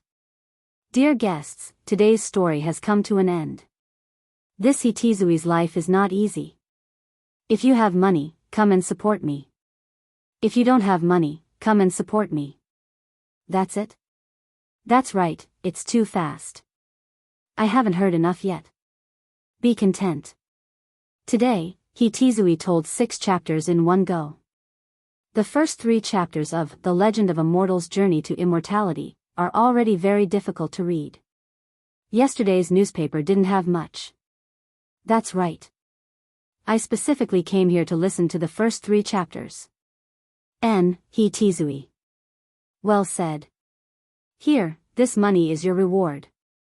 Thank you for your support. Chapter 213. As night fell, the workshop of Chitsu Pavilion was still brightly lit. Ma Zhou bent over the table and was writing something. He had been eating and living in the workshop for the past 2 days. Although it was tough, Ma Zhou was excited. The first day of Datong Daily's sales volume was 1,000 copies. The second day's sales volume soared to 10,000 copies.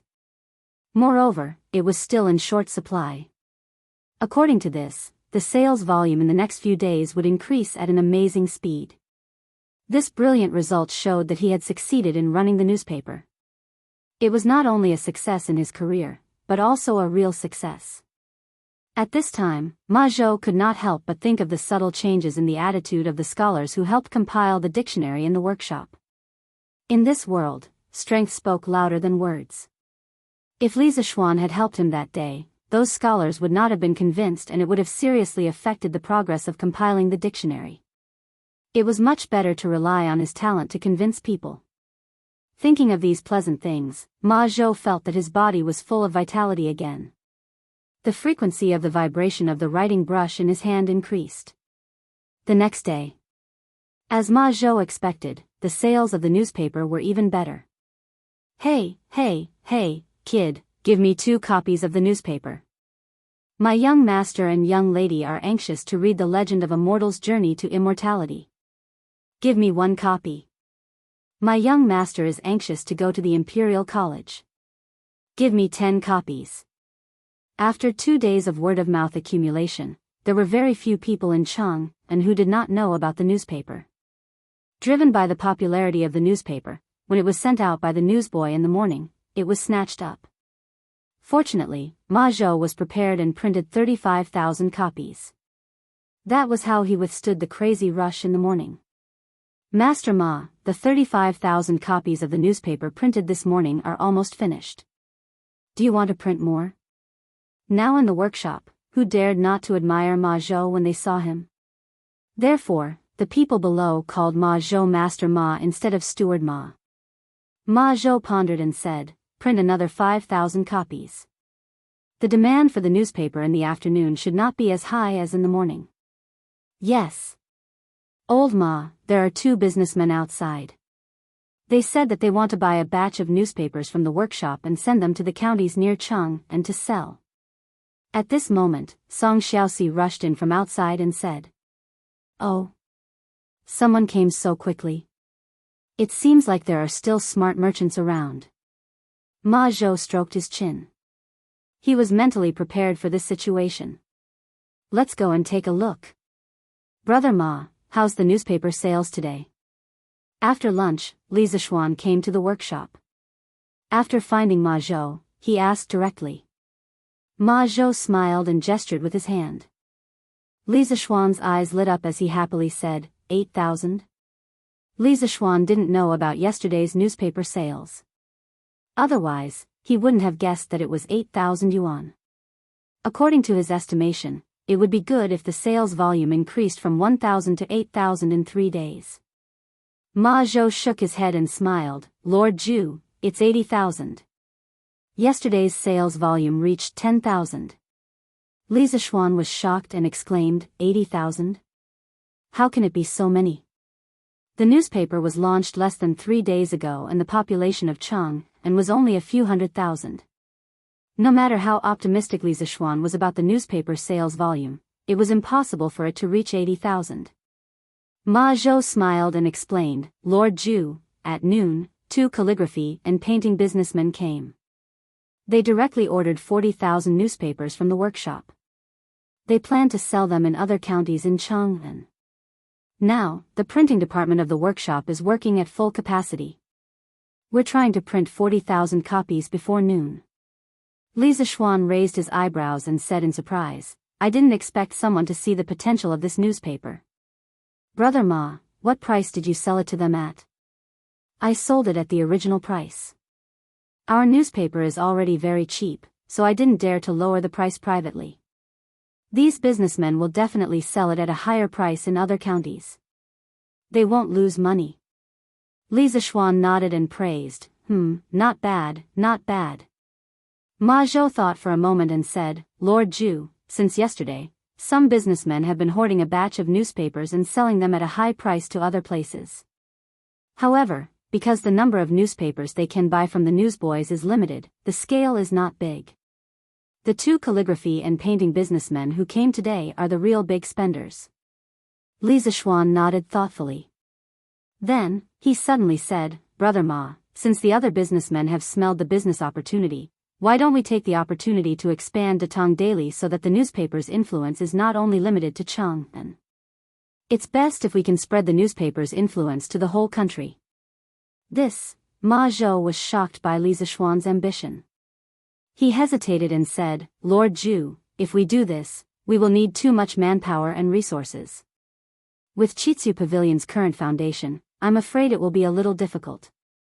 Li Zixuan smiled and said, "Brother Ma, of course, we won't do it ourselves. We can find someone we can cooperate with for a long time. For example, Wang Renbiao. The Wang family has ready-made channels in various places. We don't need to worry about it at all." Ma Zhou thought for a moment. If they cooperated with someone for this matter, there were indeed many benefits. He agreed and said, "That's true. Then I don't have any more questions. Then I'll go find Wang Renbiao later and see if he's interested in cooperating with us." Li Zixuan stood up and suddenly remembered something. He said, "Oh, by the way, Brother Ma, has the first batch of printed books been printed?" Indeed. These books will probably all be sold at Chitsu Pavilion in the East City tomorrow." Ma Zhou heard and replied excitedly. "Great. Brother Ma, remember to make a short advertisement for Chitsu Pavilion in tomorrow's newspaper. It's best if you can make a list and tell everyone how cheap our books are." "Lord Zhu, what's an advertisement?" Li Zixuan explained, "It's an advertisement. The purpose is to let more people know about Chitsu Pavilion's cheap books." "Oh, I see." Ma Zhou nodded in understanding. Then he thought for a moment and said, "Then in the future, can we also put up some advertisements for the merchants and shops that have paid us?" Li Zixuan was shocked. This Ma Zhou's thinking was really advanced. He even knows how to collect advertising fees now. What a genius. Theoretically, we can do that. This advertising revenue will be the newspaper's biggest source of income in the future. Now, the most important thing is to promote the newspaper. The more people know about it, the better. Also, Brother Ma, you have to take care of yourself. I see that you don't look too good. You should hurry up and find some assistance for you. Datong Daily can't rely on you all the time. You can't do it all by yourself. Lord Zhu is right. I will hurry up. Chapter 214. Renbiao, what are you doing here? Li Zishuan had just come out of the workshop when he saw Wang Renbiao walking over with Leng Yuyao, the ice beauty.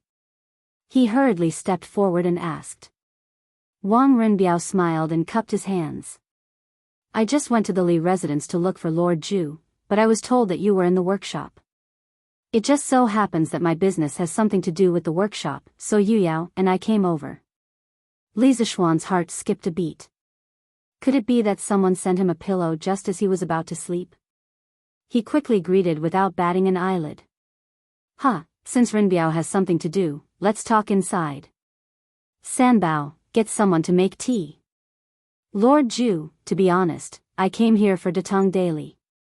Now that this newspaper is popular in Chang'an, and we have a very good foundation for cooperation, why don't you ask the workshop to increase the printing volume and provide me with a batch of newspapers? I will introduce the newspapers to other states and counties. How about it? After they found a room and sat down, Wang Renbiao went straight to the point. Li Zishuan was delighted. His guess was right. This Wang Renbiao was really coincidental. However, he didn't show it on his face and only pretended to be puzzled. Oh. Renbiao is actually interested in newspapers? Wang Renbiao smiled. Of course, the potential value of newspapers is huge. I have read 3 issues of the newspaper, and the content is indeed very interesting. Li Zishuan said, Renbiao, how many copies do you want? To be honest, this morning, 2 Chang and traveling merchants bought 40,000 copies of newspapers from the workshop. Wang Renbiao didn't look surprised at all. He said, I have heard of these 2 traveling merchants, and I guess they just want to make a short profit. Lord Zhu, what you need is a long-term cooperation, and I can satisfy that. I can buy 100,000 copies for the first batch, and then I can increase it according to the specific sales volume of each state and county. These newspapers will be sent to other states and counties through our Wang family's various business routes. Li Zishuan was taken aback. This was truly extravagant. He had asked for 100,000 servings, and this was only the first batch. Were all the children of aristocratic families so rich? Renbiao, aren't you afraid that you won't be able to sell so many newspapers and that they will rot in your hands? The results of the newspaper have already been tested by the people of Chang'an. I don't believe that's something that can become popular in Chang, and will not be popular in other provinces and counties. After we introduced the scooter and Drunken Immortal to other places, they became popular among many people. Li Zishuan liked working with Wang Renbiao because of his decisiveness, wisdom, and straightforwardness. Hearing Wang Renbiao's words, he smiled and said, Good. Since Renbiao is so straightforward, I will also be straightforward this time. The workshop will sell you at least 100,000 copies of the newspaper at the price of 9 copper coins per copy. Don't bargain with me. The 2 businessmen in the morning both bought it at the original price of 5 copper coins per copy.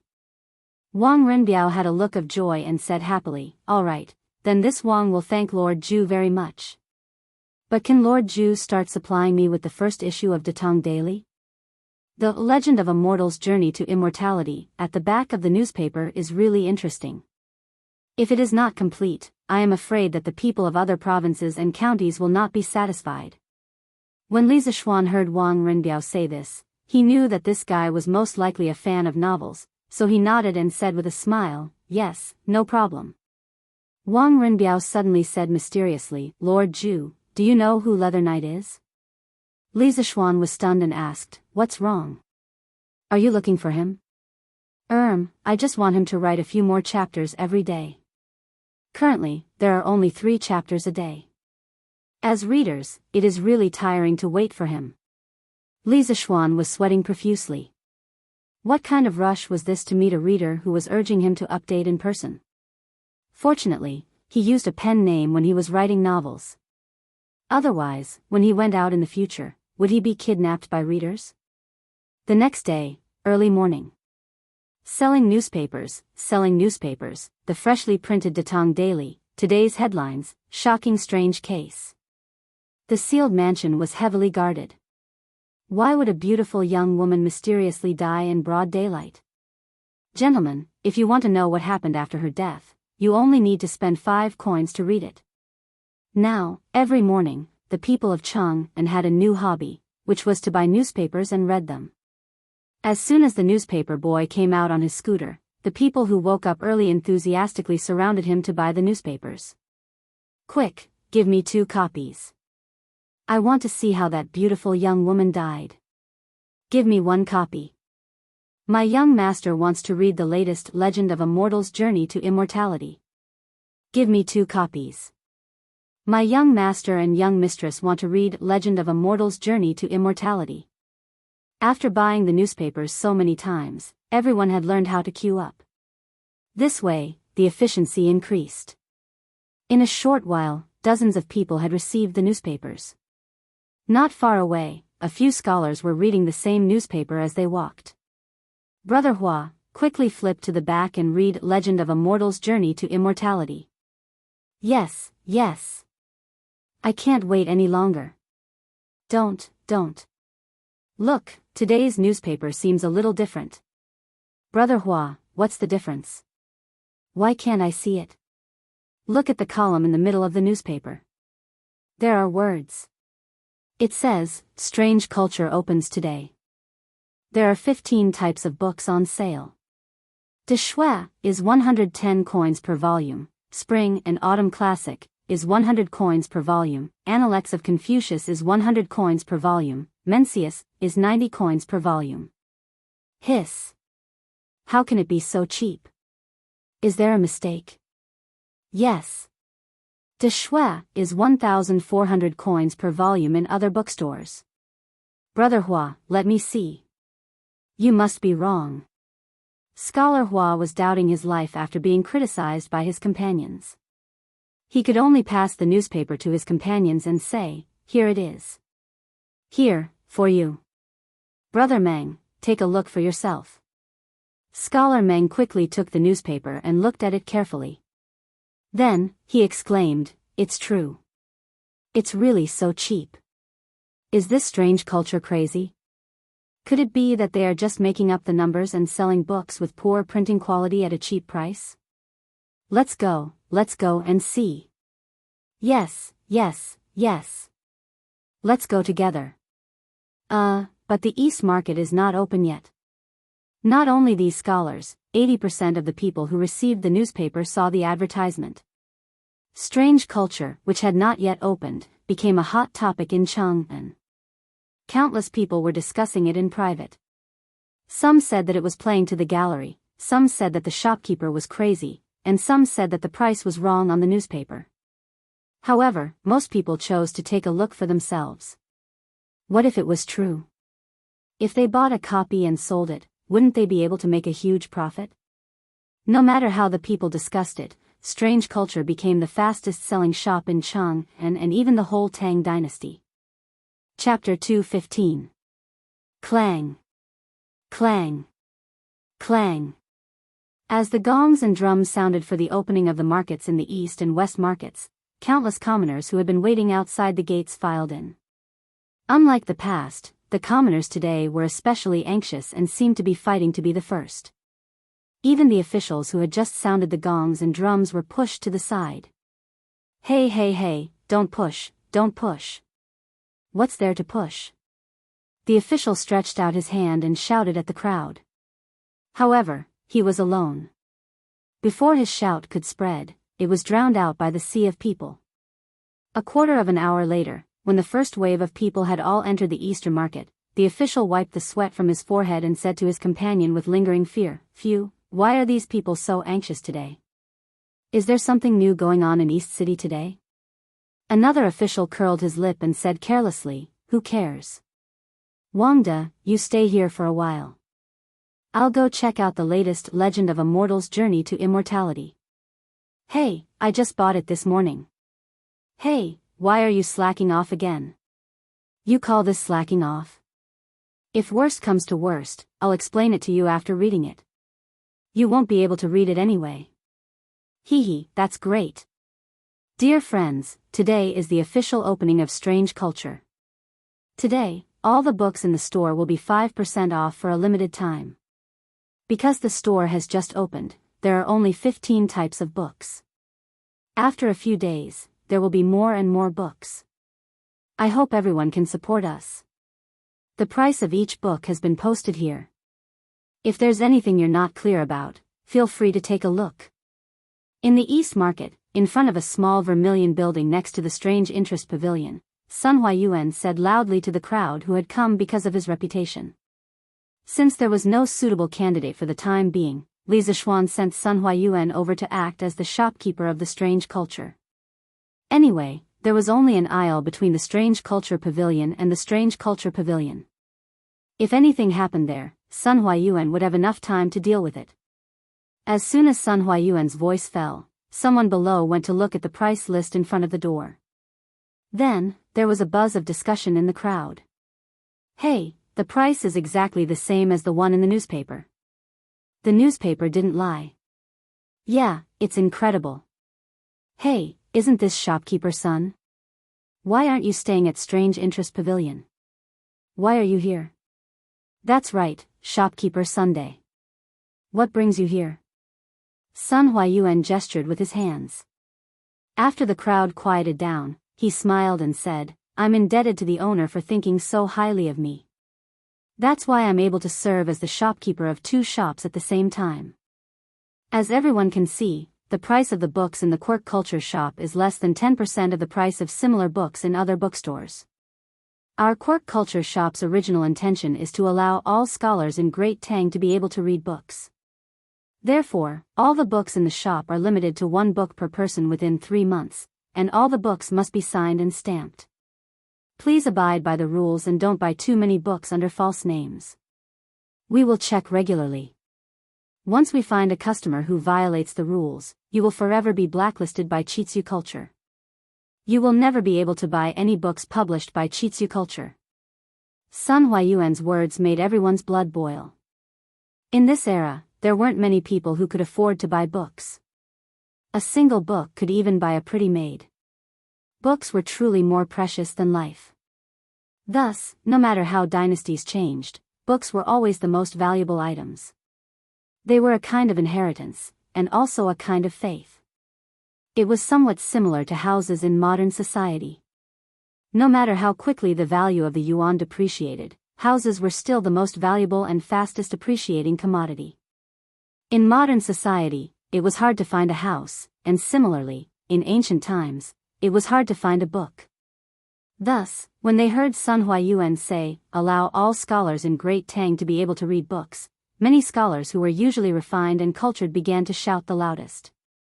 Well said, shopkeeper Sun. Good job, shopkeeper Sun. Support Strange Interest Culture. Allow all scholars in Great Tang to be able to read books. Good. Thank you for your support.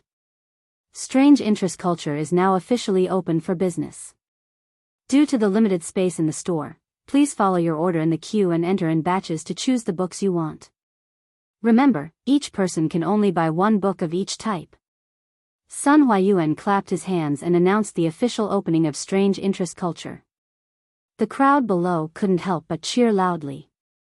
The 10 or so lucky people at the front of the queue hurriedly rushed into the store in excitement.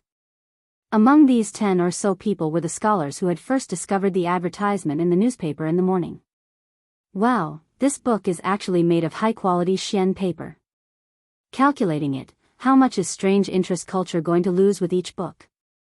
After entering the store, these people hurriedly went to the bookshelves to find the books they wanted. One of the scholars picked up a book and flipped through it. When he touched the paper, he immediately exclaimed in disbelief. That's right. They actually used such high-quality paper. Just how high is the cost of this book? Isn't Strange Interest Culture going to lose money? That's indeed the case. No matter how rich the owner of strange interest culture is, they can't possibly continue losing money like this, right? SSS. Quickly look at the words in this book. The horizontal and vertical lines are neat and tidy. It's even clearer and neater than the books in other bookstores. This printing quality requires a lot of engraving skills from the carving craftsman. Damn, I thought the reason why Strange Interest Culture's books were sold so cheaply was because they were crudely made. I didn't expect that whether it was the paper or the printing quality, it was so much better than other books.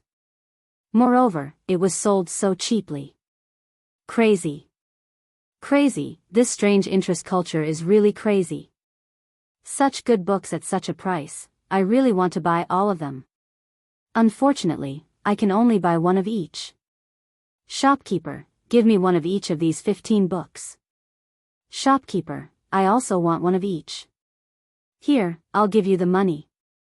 Sun Huayuan replied with a smile, okay, a total of 1,701. Hey, Brother Hua, I didn't bring enough money when I went out today. Can you lend me some? Don't worry, I'll return it as soon as I get back. A scholar touched his shriveled pockets and suddenly looked dejected. It was not easy to get to the front of the queue, but he did not bring any money. What a painful realization. He looked at his classmate and friend and quickly asked for help. No one could bear to give up such a good opportunity. If he could buy it, it would be a profit. Okay, here, for you.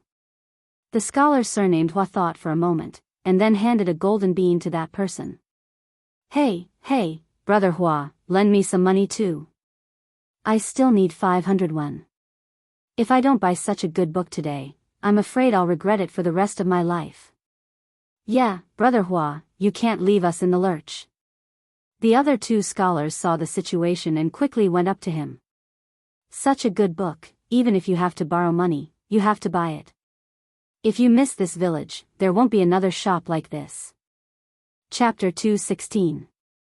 The first batch of people who went in almost all bought a book of each kind.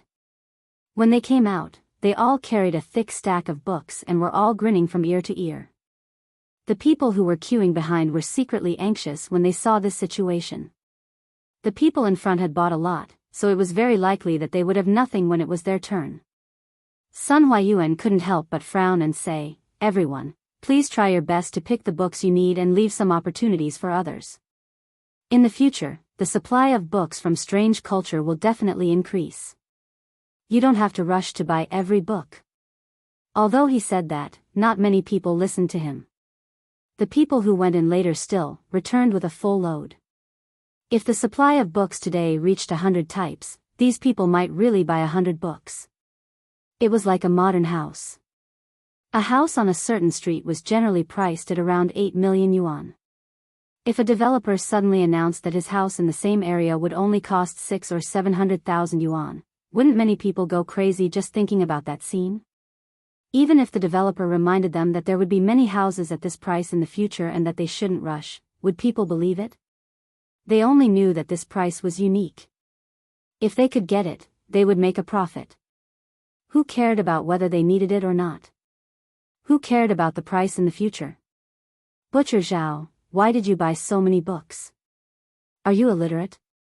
A burly man at the back of the queue couldn't help but scold a fierce-looking man who had just come out of Strange Culture with books in his arms. Although I'm illiterate, these books are nice to look at home. Smell the fragrance of the books, look at the paper, tsk. It's so cheap, wouldn't it be a pity not to buy it? Besides, Blacksmith Feng, aren't you King illiterate as well? Why are you here to join in the fun? Butcher Zhao hugged the books he had just bought and scolded back with a look of superiority.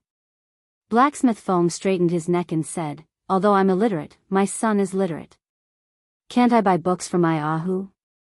You're a butcher, isn't it a waste to buy so many books? Bah, you're the one who's wasting. Your Ahu is only 8 years old. How many words can he recognize? Stop bragging here. The two burly men began to argue with each other as they spoke. A disgrace to the educated, a disgrace to the educated. How can such books of sages be wantonly trampled by you? A young scholar dressed in coarse cloth saw this scene and couldn't help but rebuke angrily with a flushed face. That's right. All of you are illiterate. Why are you fighting with us for the sage books? That's right. These books are for us scholars. What are you guys doing here? The young scholar's words immediately resonated with many of the poor scholars. These people were the people who were in need of cheap books in strange culture. Usually, they couldn't afford to buy books, so they had to endure the supercilious looks of others and borrow here and there. Today, they finally heard that there were cheap books for sale here, but when they came to take a look, they saw that there were so many irrelevant people rushing to buy them. Wasn't this just causing trouble? People like Butcher Zhao and Blacksmith Feng who were illiterate probably came to buy books with the intention of reselling them to others for a large sum of money. This was because these books could be easily sold for 10 times the profit. It was impossible for others not to be tempted. This was a bit like some of the property speculators in modern times. They didn't buy a house to live in, but to resell it for money. For the time being, people like Butcher Zhao could be called book speculators. Butcher Zhao and Blacksmith Feng were still arguing with each other a moment ago, but in the blink of an eye, they were denounced by dozens of scholars. Even though the Tang people revered martial arts, these scholars still had a very high status in the eyes of these common people. The two of them looked at each other and were a little scared. They planned to escape with their tails between their legs. Humph. Who said that only scholars can buy books? Can't I buy it for my child? Can't I buy it and learn it myself? Who was born knowing how to read? In any group, there were 2 or 3 daring people. Butcher Zhao and Blacksmith Feng were scared, but it didn't mean that the other, book speculators, would be scared. Just look at them.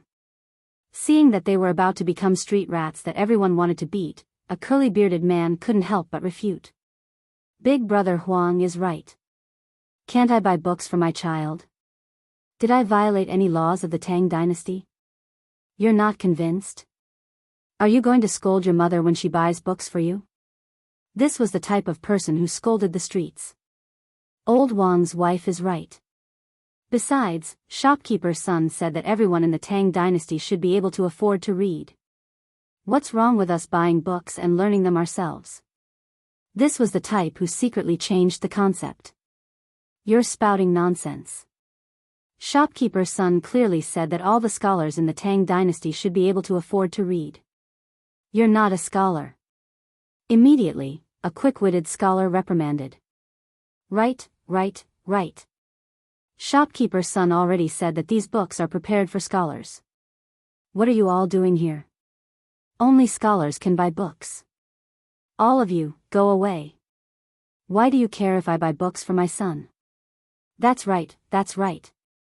You're not convinced? If you're not convinced, come and beat me up. Pooey, such a shrew.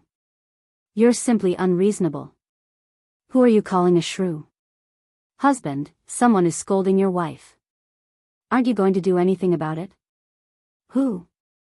Who dares to scold my ruhua? You're asking for a beating. I-oh. A gentleman uses his mouth, not his fists. You dare to hit someone? So what if I hit you? As a scholar, your mouth isn't clean.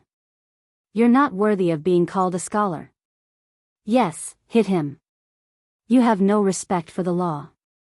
You all really have no respect for the law. The people on both sides blamed each other. The more they argued, the more chaotic they became.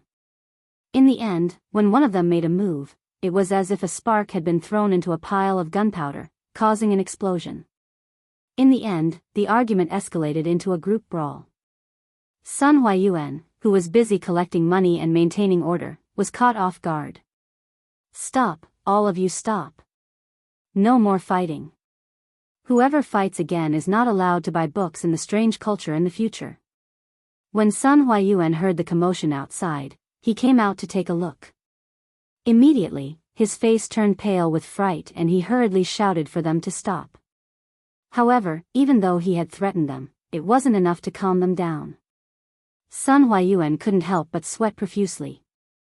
As he shouted for them to stop, he directed the servants in the shop to pull apart the fighting crowd. But today, there were 700 to 800 people queuing up at the strange culture. His manpower was like a small boat in the sea. It was completely useless. In the end, the commotion alarmed a group of martial marquis who were patrolling the streets. The leader ordered his subordinates to call for reinforcements while he led the rest of the martial marquis into the battle. All of you stop. In broad daylight, you actually dare to fight on the streets. All of you stop immediately. Otherwise, we'll bring you back to the yamen for punishment. The leader of the martial marquis pulled out a large blade from his waist and shouted coldly. His voice was much louder than Sun Huayuan's voice. The noisy crowd immediately froze. Some of the more timid ones exclaimed in surprise, "That's right. Not good, Martial Marquis is here. Quickly stop. Stop fighting, stop fighting. Martial Marquis is here. Master Martial Marquis, I didn't fight. This has nothing to do with me. I didn't fight either." A moment later, another large group of martial marquis rushed over and surrounded the fighting crowd. The two sides finally stopped fighting and the scene calmed down. "Don't move. Who is the shopkeeper of this shop? Come out and answer me." The leader of the young martial marquis saw that his companions had finally arrived. He felt a little more confident, so he stood out and said coldly. Chapter 217. Imperial College. In the mathematics school, Li Zixuan was teaching the students. There was a weekly exam tomorrow, so he was very serious in his lecture. The other students were listening even more seriously. Facing this binary linear equation, we must first observe its structure and find a way to eliminate the elements to reduce the number of unknowns. As for how to do this, let's look at an example. Cough, cough. Chingchimo, pay attention. Tomorrow's weekly exam will definitely have a binary linear equation. Li Zixuan was about to turn his head to write an example on the blackboard when he suddenly caught a glimpse of Chingchimo's little tricks. He could not help but scold him. Chingchimo was greatly embarrassed. He quickly straightened his body and puffed out his chest, pretending to be a good student. However, in his heart, he was secretly criticizing Li Zixuan for being a bad brother. Bang bang. At this time, there was a sound of knocking on the door from outside the classroom. Li Zixuan looked up and saw Sanbao standing by the door. She was carefully looking at him as if she had something to say. Li Zixuan thought that something must have happened. Otherwise, Sanbao would not be so stupid as to disturb him during class time.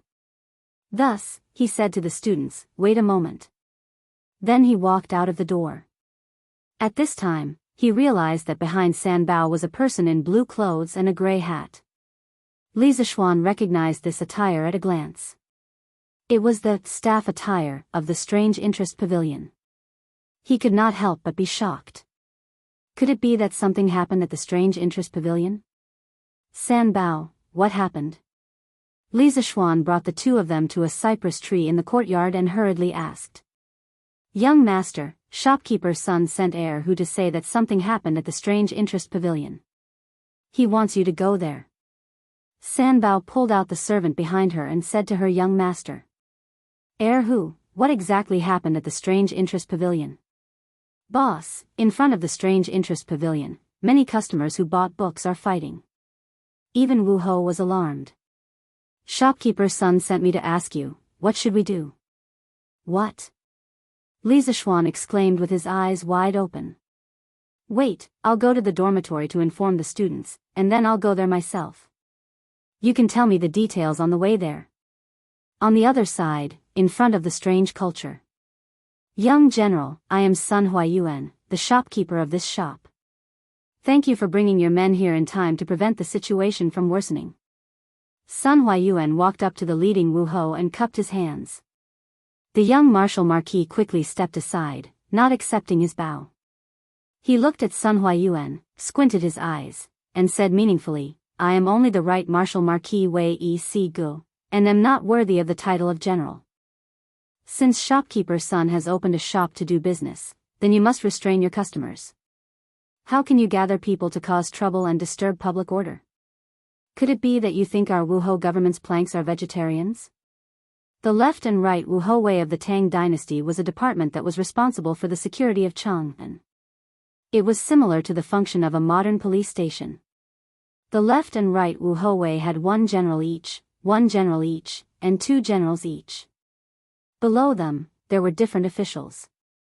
Si Gu was only a minor 8th rank official, and indeed was not worthy of the title of general. Sun Huayuan had been a shopkeeper for such a long time, and naturally knew that the king of hell was easy to provoke, and the little demons were hard to deal with. He did not change his title, and quietly gave the Wuhou a few golden beans, and said with a smile, "Young general is right. Today's matter is indeed due to our strange culture's lack of consideration. I've troubled all of you to personally come here. This is just a small gift, and I'll treat all of you to tea." The Wuhou's eyes flashed, but his face did not show it.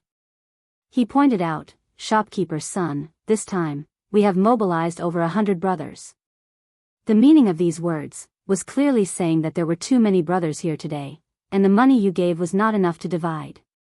Sun Huayuan's eyes flashed with a trace of anger, but he suppressed his anger, and waited for his young master to come quickly. "Then how much does young general think is appropriate?" The young Wuhou smiled proudly, and was about to speak, when he heard a voice full of energy from outside the crowd. "Who dares to cause trouble at the foot of the Son of Heaven?" The crowd automatically dispersed, and the young Wuhou saw the person who came, and was shocked. He hurriedly went forward and bowed. "This subordinate pays his respects to Great General Yuqi." The person who came was Yuqi Jingda, the only great general of the right Wuhou Guard. For such a big shot to personally come, the young Wuhou could not help but be surprised. Get up. Tell me, what happened here?" Yuqi Jingda's face darkened, and he asked in a deep voice. Chang'an City's public security had always been good. Today, a brawl between hundreds of people had suddenly occurred, and as the head of the capital's public security bureau, he had lost a lot of face. "Uncle Yuqi." The young Wuhou was about to speak, when another voice came from outside the crowd. It was Li Zishuan who had finally rushed over. On the way, he listened to Erhu's detailed explanation of the ins and outs of the matter, and his heart could not help but feel a burst of irritation. Before this batch of books had been sold, he had already considered book speculators, like Butcher Zhao, so he had let Sun Huayuan introduce a limited purchase policy. However, he did not expect that it would still arouse the dissatisfaction of some people, and in the end, it had caused a big fight. He had originally wanted to do something good for the people of the Tang Empire, but in the end, a good thing had turned bad, and he had even alarmed the Wuhou. There might even be court officials impeaching him for disturbing public security tomorrow. This was really a thankless task for him. When he came to the door of the quirky culture, he happened to see Yuqi Gong. Although he did not know that Yuqi Gong was the right Wuhou Guard Great General, with this big shot in the military, wouldn't it be easier to send the Wuhou in front of him away? Otherwise, he would have to trouble himself to go up personally to show off and slap faces. How tiring would that be? Little Xian, why are you here?" Yuqi Jingda looked at Li Zishuan and asked curiously. Uncle Yuqi, this little nephew just opened this shop today. Now that something has happened, of course this little nephew has to come over." Li Zishuan smiled and cupped his hands in greeting. When the young Wuhou beside him heard this, his heart instantly turned cold, and he cursed inwardly. He had just asked for some benefits from the shopkeeper of this shop, and the owner of this shop was actually related to his superior. Wouldn't that mean that he was dead meat? Yuqi Jingda raised his eyes to look at the plaque behind him, and only then did he let out an "oh," and said, "Quirky culture. No wonder this old man only knew that the quirky pavilion was your business, but I didn't expect that you would open another quirky culture. Kid, just what kind of things are you selling in this shop? How did you cause such a big commotion? If the other court officials knew about this, they might impeach you again." Li Zishuan scratched his head and said embarrassedly, Uncle Yuqi is right. Today, it was just these people in front of me who started fighting because they wanted to buy books. This little nephew will pay attention in the future, and I guarantee that this kind of thing will not happen again. Uncle, Please wait a moment and allow this little nephew to say a few words to these customers. Chapter 218. Yes, these people actually fought over a few books. It's indeed too outrageous. Little Xian, you have to make things clear with them, or else, if there's a next time, this old man will bring all of them back to the martial marquis government for punishment. Hearing the reason for the fight, Wuxia Xianxia could not help but frown. Li Zishuan hurriedly cupped his hands in acknowledgement. He walked to the front of the crowd and looked at the scholars and commoners who were surrounded by the Wuhou officials. Many of them had disheveled clothes, bruised noses and swollen faces. It was clear that they had been injured in the previous conflict. Li Zishuan could not help but feel speechless. Wasn't it just a few books? Did these people really need to fight? Shopkeeper's son, who started it? Li Zishuan coldly asked. Most of the people who opened a shop wanted to make money peacefully. No matter what the reason was, these people should not have fought in front of his shop. This was also slapping his face, so of course he would not be happy. Young master, I heard the people below say that it was this couple who started it. Sun Huayuan walked forward and pointed at the couple in the crowd. Li Zishuan nodded and looked at the crowd. With a cold face, he loudly said, "Humph. Friends, the reason why I opened Shitsu culture was to solve the problem of the commoners of Great Tang having difficulty in studying and the problem of expensive books. My good intentions were treated as ill intent by some people, and they fought in front of my shop. Our Shitsu culture will not welcome such people in the future. Shopkeeper's son, let the people below remember the faces of these two people and investigate their families. In the future, no one from their family is allowed to take half a step into Shitsu culture." "Yes, young master." Shopkeeper's son hurriedly cupped his hands in acknowledgement. Li Zishuan's words made the couple's face and ears turn red. The tall man could also see that Li Zishuan had a strong background and was not a person to be trifled with. He did not dare to refute and pulled his wife and prepared to leave. But the fierce woman was a little unhappy. She shook off her husband's hand and pointed at Li Zishuan with one hand on her waist. "Why? Mother, it's not like I'm shortchanging you by buying books in the shop. Why can't I buy books in the shop?" "Ruhua, don't say any more." The tall man hurriedly came over to pull his wife. "Let go of me, I insist on saying." "Ha! You ask me why? Just because I'm the owner of this shop, I can let whoever I want in. Just because I'm a baron personally conferred by the emperor, if I say you're not welcome here, you can only leave. You're not convinced?" Li Zishuan shouted loudly, carrying a bit of internal energy, shaking the eardrums of the dozen or so people relatively close to him until their eardrums buzzed. Wuxia Xianxia couldn't help looking at him in astonishment. Li Zishuan didn't have a good impression of this shrew in front of him. He disdained to fight with women, but he didn't want to cause too much trouble. That was why he said those words to frighten the two of them, telling them to get out of here as soon as possible. "Lord Li is right, you are not welcome here." Could this Lord Li be the owner of Strange Interest Pavilion, the youth who invented the curved plow and was conferred a baron by the emperor? Someone heard Li Zishuan call himself a baron and recalled that the only newly conferred baron title was the Baron of Lantian County, so he couldn't help but guess. "You just realized it now. I've already seen Lord Li when Strange Interest Pavilion opened last time." Hiss. "It really is Lord Li. If it weren't for the curved plow, my child's uncle's fields probably wouldn't have made it in time for the spring plowing this year. We have to thank Lord Li for this." "That's right. This Lord Li is really a good person. He just helped so many farmers, and now he's helping the scholars. It's a pity that there are still people who don't know what's good for them and actually fight here. Isn't that right? These people who fight and cause trouble are really hateful." As word of mouth spread, more and more people recognized Li Zishuan's true identity. Thinking about the incident with the curved plow, most of them were indebted to Li Zishuan. Therefore, more and more people denounced the unscrupulous couple. "You are not welcome here, the two of you should leave quickly. Get out of here, you're not allowed to buy books." "That's right, how can the land of the saints be trampled on by these shrews? Come home with me, don't make a scene here." The woman still wanted to refute Li Zishuan, but she was forcefully pulled away by her husband. Li Zishuan asked his servant to pull up the scholar who was knocked to the ground by the couple. He looked at the unlucky scholar whose face was covered in blood and whose hair was disheveled. He couldn't help but frown. He was so focused on chasing the two people away that he forgot to ask them to pay for the medical expenses.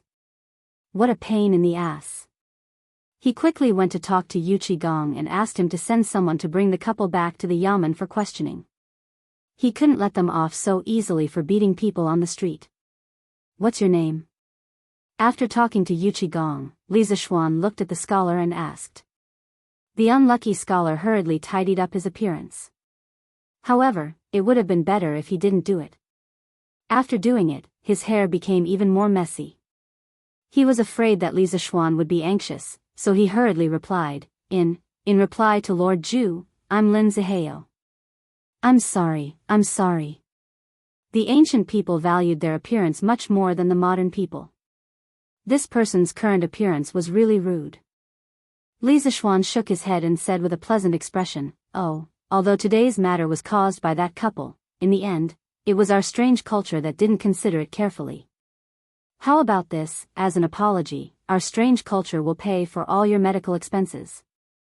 In addition, we'll give you a set of books that were sold today and a purple membership card of the strange culture. This membership card also has the same privileges in the strange culture. What do you think? Lin Zihao was instantly stunned. He never thought that there would be such benefits after being beaten up.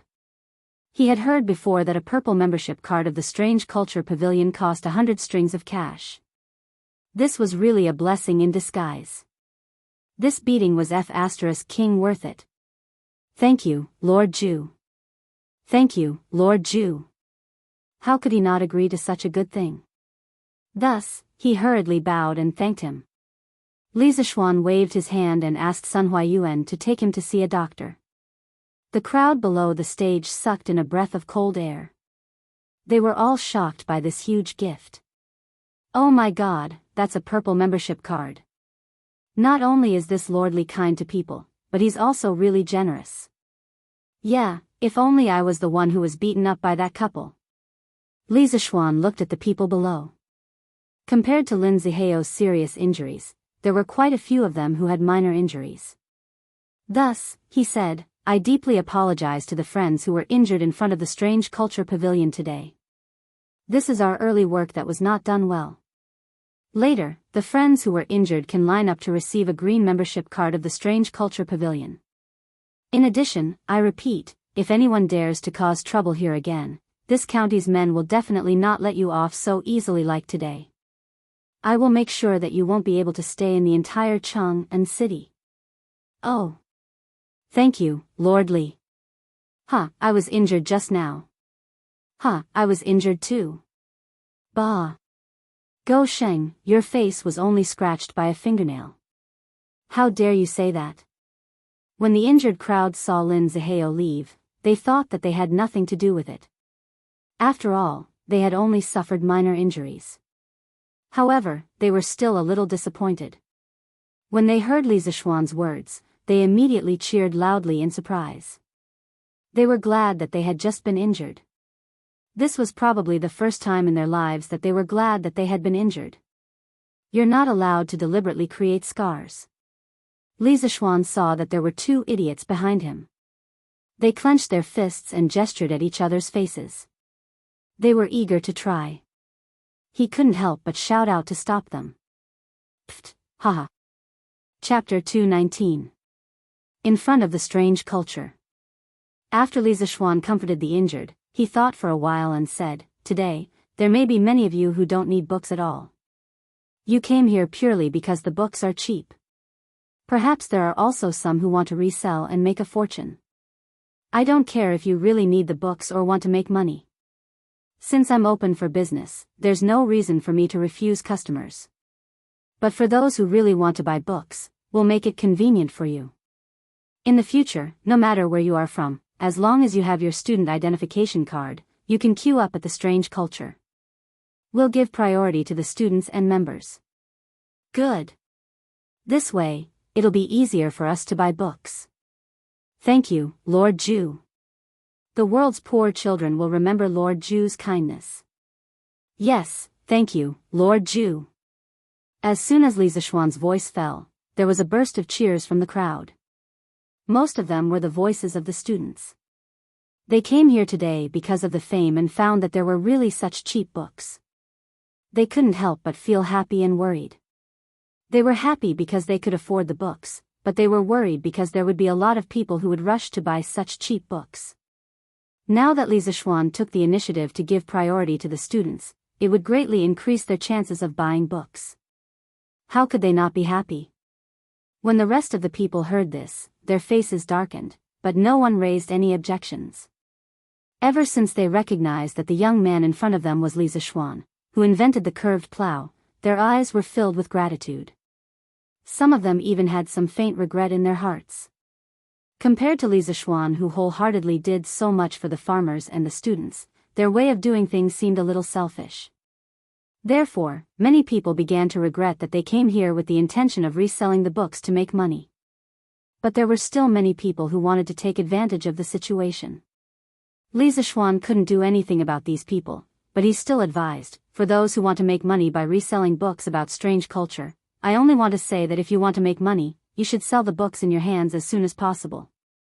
In the future, there will be more and more of these cheap books in our workshop, and their prices will be lower and lower. In less than 3 years, the majority of the people in Great Tang will be able to afford books. At that time, books will no longer be an expensive item that the common people can't afford. In the next 3 years, books will be as valuable as scallions. I, Li Zishuan, am a man of my word.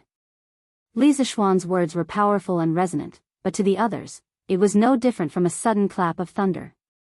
Ever since Kai Luan invented papermaking in the Han Dynasty, for the past 600 years, the price of books had always been unattainable for ordinary people.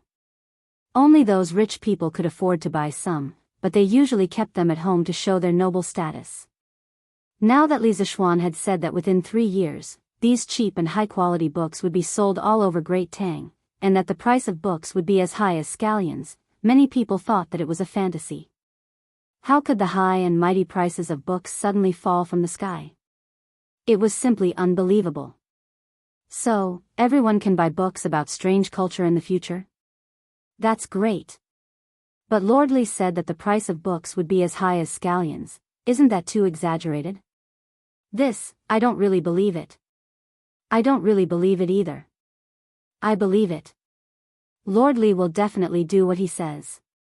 Before the curved plow came out, who would have thought that there would be a divine plow that could be pulled by human power? But Lord Li did it. This time, I believe that Lord Li will be able to do it too, and by then, my children will be able to read and recognize words. Yes, that's right, I also believe in Lord Li. But this time, it's obviously more difficult than the last time. Everyone was discussing animatedly. Some were doubtful, and some believed it. When Wuxia Xianxia heard this, he was so shocked that his beard almost fell off. He pulled Li Zishuan over and hurriedly said, "Little Xian, you can't say such things. Throughout the ages, it's not that the monarchs and ministers have never thought of lowering the price of books, but it's extremely difficult to do so. How can you do it with just your family's strength? Although I don't know where you got this batch of cheap books from and how much you lost, your scale is still small. If you want to completely lower the price of books in Great Tang, you're far from enough." Li Zishuan smiled confidently and said, "Uncle Wuxia, don't worry. Since this nephew dares to say such words, I'm sure that I can do it. Let me tell you a secret. Now, our workshop has already reduced the cost of paper to less than 10% of other workshops. That's why there are such cheap books being sold today." Wuxia Xianxia was shocked. He stared at him and said, "There's such a thing? How's the production of paper in your workshop? Is it possible to supply it?" Li Zishuan nodded and said, "This is our workshop's newest paper-making technology. His Majesty has already seen it. As for the production, the current production is obviously insufficient. But as our workshop further expands its production, it will definitely be able to supply it." Wuxia Xianxia was completely shocked. He stood on the spot and muttered to himself, "You brat, you really have some ability. Luckily, I didn't hoard too many books at home. Otherwise, when I see the price of books being as cheap as scallions, wouldn't I die of discomfort? Sigh, if there's really a day like what you said, where everyone can read books, then my great Tang will become an unprecedented flourishing age. Even the Qin Emperor's Hanwu era can't compare. Haha. What's your name? After Yuqi Jingda sighed with emotion for a while, he suddenly asked the Wuhou government's Sigu. He was the right Wuhou Wei government's great general. How could he know this kind of minor 8th rank official? Replying to the great general, this general is Pang Feiji. That Sigu hurriedly cupped his fist and answered. However, from the corner of his eye, he still carefully glanced at Sun Huayuan. In his heart, he kept praying that shopkeeper's son wouldn't complain to Yuqi Jingda. Otherwise, he was afraid that he would be in trouble. When Li Zishuan heard this person's name, he almost burst out laughing. Pang Feiji, or perhaps Pang Feiji. Brat, your name has a lot of meaning. Yuqi Jingda didn't have as many messy thoughts as Li Zishuan. He calmly grunted and then said, Pang Feiji, from now on, you will be responsible for the security of this strange culture. You will bring people to patrol this place every day. You will not allow anyone to fight, cause trouble, or do anything illegal here. You will also be responsible for the safety of the books in this shop. You will prevent thieves from stealing or destroying books. If anything goes wrong, I will hold you responsible. Yuqi Jingda said the last sentence with a stern expression. Pang Feiji was so frightened that his body trembled. He hurriedly bowed and accepted the order. This general obeys. There definitely won't be any mistakes. Chapter 220. Hearing Pang Feiji's straightforward reply, Yuqi Jingda nodded in satisfaction and said, Little Xian, Pang Feiji will be given to you in the future. If anyone comes to cause trouble, just let him go. If it doesn't work, there's still me and His Majesty. As for the Wu Marquis government and the Ministry of War, I will personally report to them. You don't have to worry about that. Thank you, Uncle Yuqi, but wouldn't this be too much of a fuss? After all, Strange Culture is just a bookstore. Li Zishuan expressed his gratitude towards Yuqi Jingda's good intentions, but to let Pang Feiji, the head of the local police station, be the head of security for his store, wasn't it a bit too pretentious? Yuqi Jingda laughed coldly and said, You really don't know what to fear. Do you know how many people's benefits have been harmed by your cheap books? Including many aristocratic families, courtiers, bookstores, and rich merchants. It's not like I haven't experienced this deception before. I know the faces of those people better than you. So what? Do they dare to do anything illegal under the feet of the emperor? Yuqi Jingda shook his head and said, if you can't do it openly, you can do it secretly. Anyway, you can't go wrong by being more careful. Li Zishuan nodded thoughtfully. East Market, South Main Street. Virtuous Bookstore. In the past, this place was really filled with scholars chatting and laughing, and there were no unskilled people coming and going. But today, it was really deserted. Not only were there no scholars, there weren't even any unskilled people. 2 servants in the store sat in front of the door in boredom, looking at the few people on the street. Occasionally, they would slap away a few mosquitoes on the table. Inside sat a middle-aged man in purple. At this moment, his brows were tightly furrowed as he looked at the empty bookstore. He was silent, and the atmosphere was very oppressive. Oh, this guest, what book do you need? At this moment, a white-clothed scholar suddenly came in. The 2 servants quickly stood up and greeted him. The middle-aged man in purple quickly hid the worry on his face and stood up to greet the scholar. The scholar nodded and didn't say anything. He went straight to the bookshelf to look for a book. A moment later, he came out with a book called Zhuan. Shopkeeper, how much is this Zhuan? The middle-aged man in purple hurriedly replied with a smile, Sir, this Zhuan is sold for 1,700 copper coins. If you are sincere, I can sell it to you for 1,600 copper coins. He saw that the business today was too bad, so he decided to lower the price at the last minute, hoping to keep this customer. The young scholar frowned and said unhappily, although my family doesn't lack money, I don't want to be cheated by you for no reason. I heard that there's a culture not far from here that sells Wujuan for 110 copper coins. It's fine if you sold it at such a high price before, but how can you cheat your customers like this? I'm not buying any more. With that, he flicked his sleeves and left. Hey! Dear customer, it's not what you think. Sigh. The shopkeeper hurriedly stretched out his hand to stop him, but to no avail. He could only sigh. Shopkeeper, this is already the 5th customer today who has said so. A manservant couldn't help but complain. Shut up. I sent AFA to scout for news, why isn't this kid back yet? The shopkeeper scolded angrily, then anxiously looked outside the door. Shopkeeper, I'm back. At this moment, a series of hurried footsteps came from outside, and then a manservant in a navy blue robe ran in. The shopkeeper hurriedly pulled him over and asked, Fa, how is it? Did you get any news? Huff. Huff. Fa continuously patted his chest a few times, panted a few times, then said, Shopkeeper, there's a long queue over at Chitsu Culture. Their books are really cheap, the price is not even 10% of ours. Many people are fighting over the books. Even the people from Wuhou government are alarmed. Hearing this, the shopkeeper's expression changed. After a while, he asked word by word, then how many of these books do they have? Fa scratched his head and said, shouldn't be many, about 300 to 400 books, or else there wouldn't be so many people fighting over them. The shopkeeper heaved a sigh of relief. Another manservant beside him asked, Shopkeeper, should we also reduce the price? Or else no one will buy books.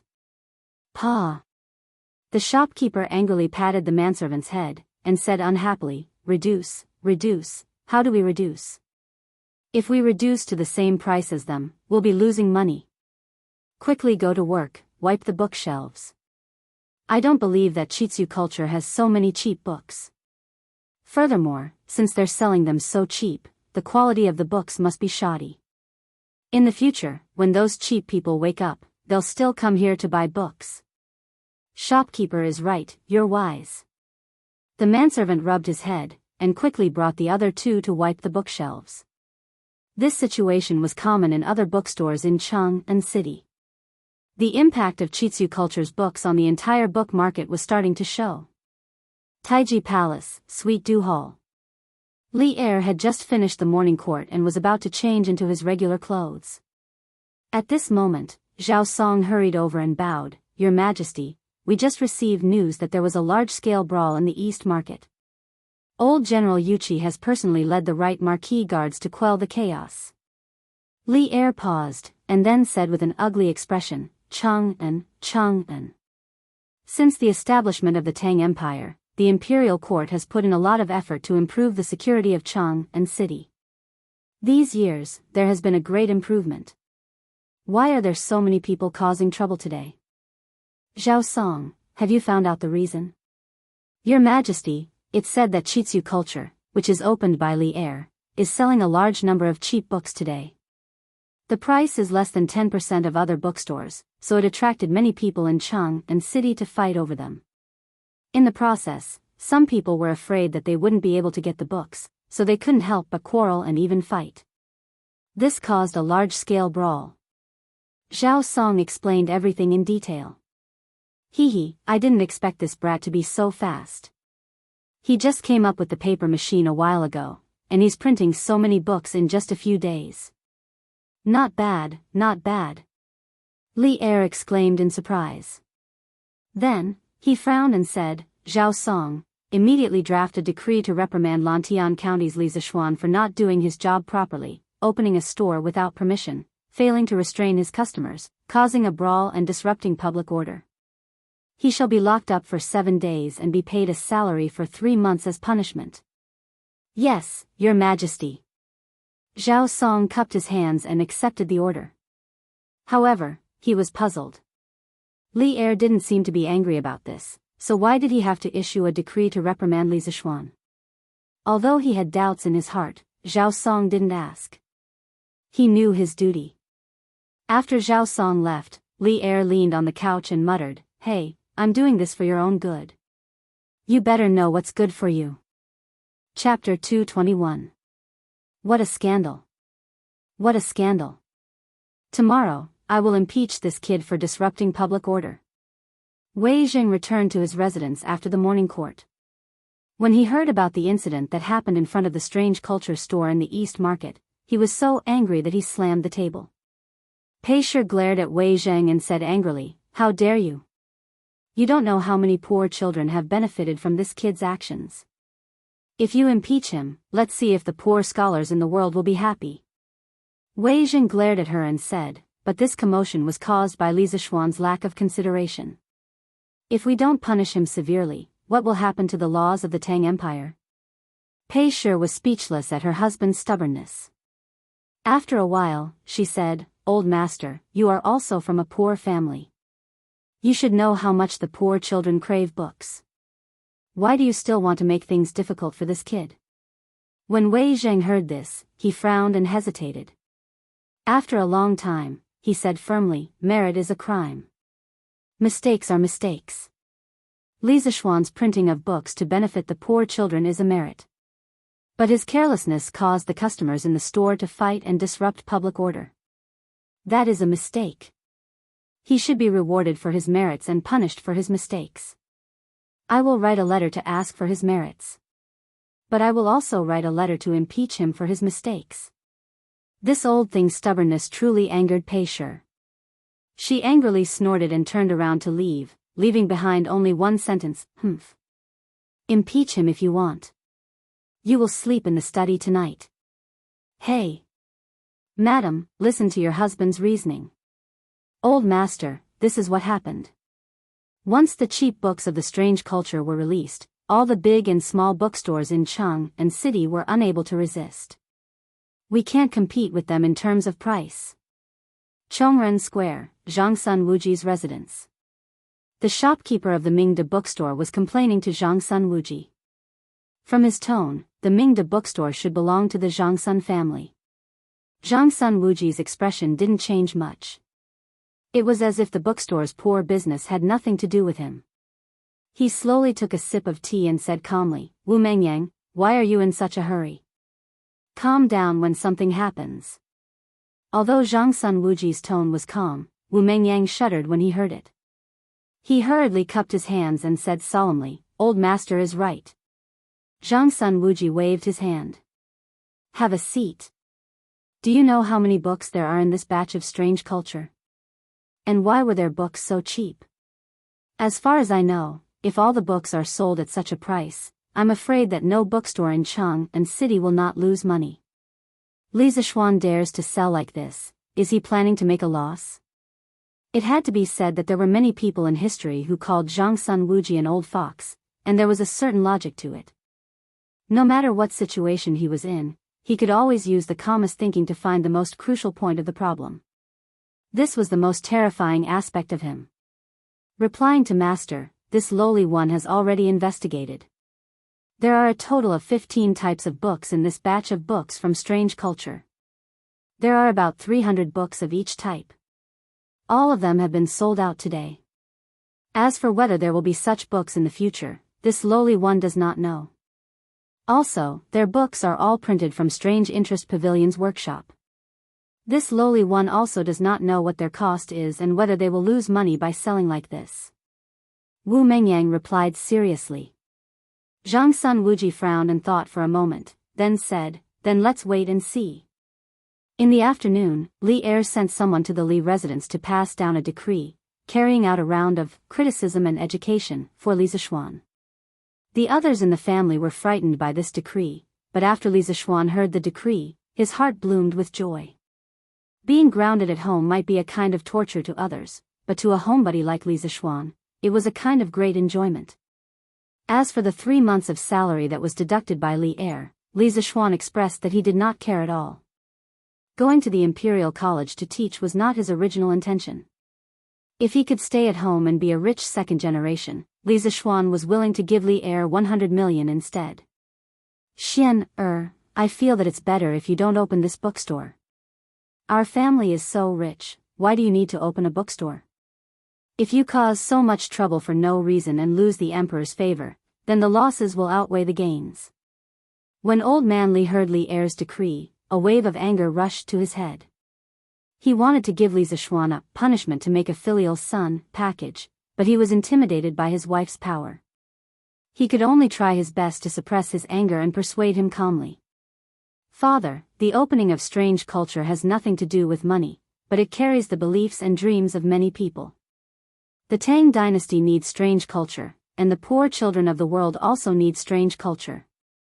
This bookstore is not something that I can easily give up. His Majesty's decree today has no intention of punishing me. Otherwise, the punishment would not be so light. Moreover, His Majesty has given a lot of support behind this strange culture. It is not something that I can shut down just because I want to. His father was against his business, so Li Zishuan naturally had to think of a way to persuade him. Otherwise, the family would not get along well, and the gains would not make up for the losses. When Li Jingma heard his son's last sentence, he was shocked. He knew that he could not persuade him anymore. He could only sigh, shake his head, and leave. Now that his son was becoming more and more capable, he was more and more worried. Indeed, the more you gain, the more you lose. I'm on vacation. I don't know how to spend the money. I'll buy a Nokia in my left hand and a Motorola in my right.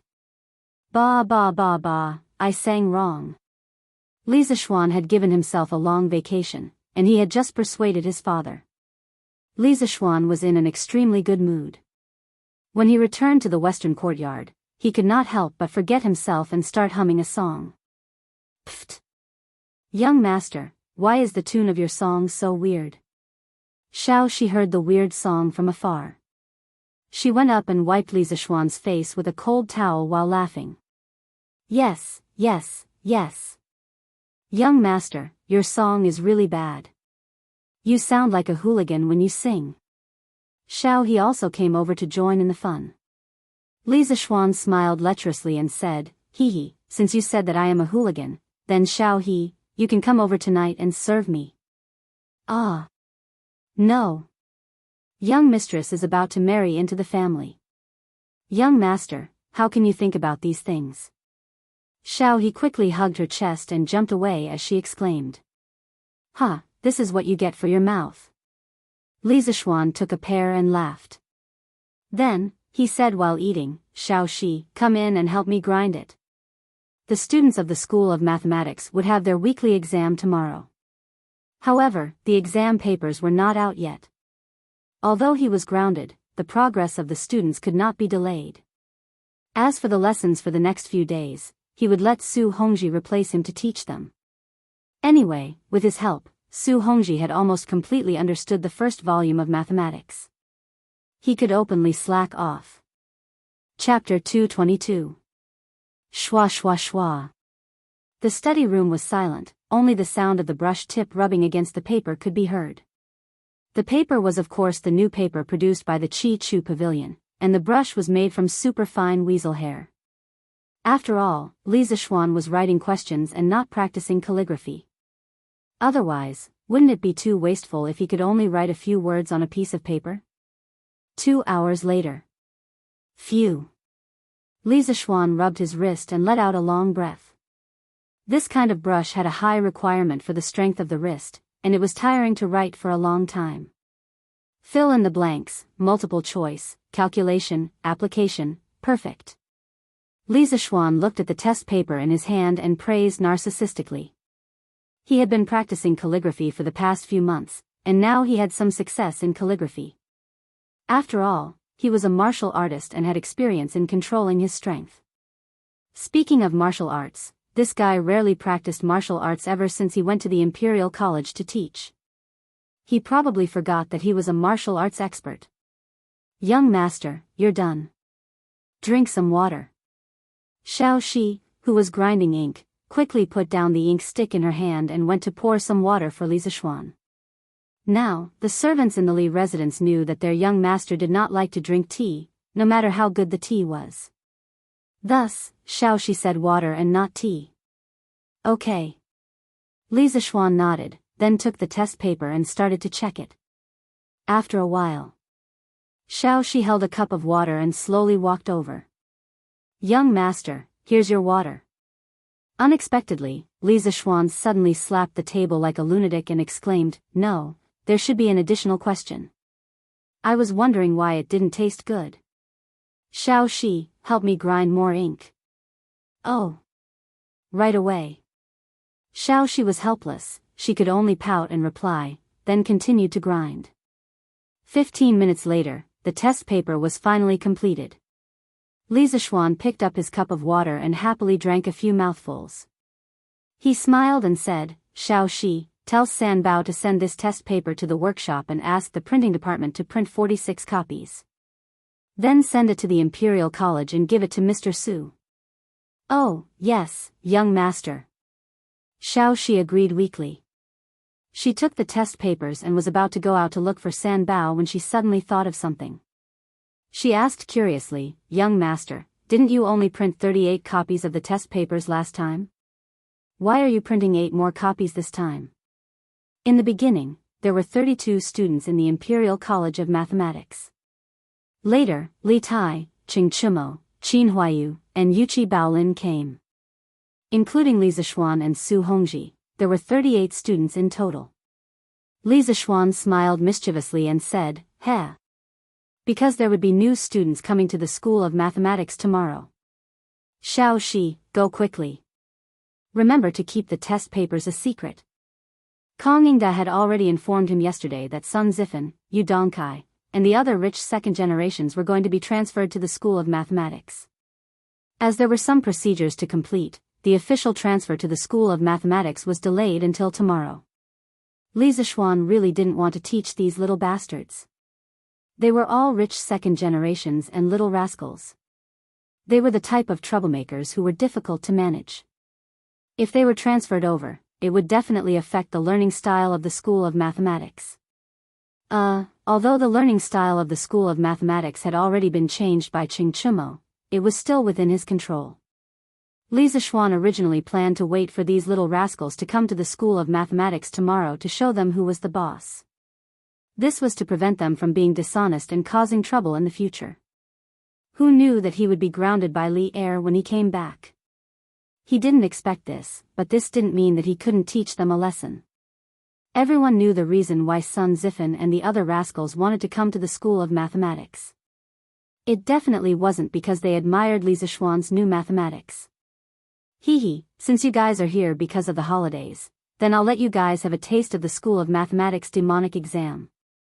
Li Zixuan laughed sinisterly in his heart. The question he set this time was on the more difficult side. He estimated that it would be difficult to find a student who scored more than 80 points in the class. Therefore, he kindly added an additional question to give the students some benefits and add some extra material. "Yes, young master, don't worry. Xiaoxi definitely won't leak the questions." Xiaoxi agreed and ran out quickly. However, she left a sentence in the air, "Young master, your smile is so sinister." Li Zixuan. The next day. Newspapers are sold. Newspapers are sold. The freshly printed Datong Daily. Today's headlines: Lantian County man says books will be expensive for the next 3 years. Friends who want to read, quickly buy the newspapers. What? Books are expensive? Give me a copy. Let me see. Give me a copy, I want to read The Legend of a Mortal's Journey to Immortality. Give me 2 copies. Chitsu Culture, good job. I support Chitsu Culture to lower the prices of their books. The popularity of the newspaper that had been trending for 4 days did not decrease at all. Instead, it became even more popular among the people of Chang'an.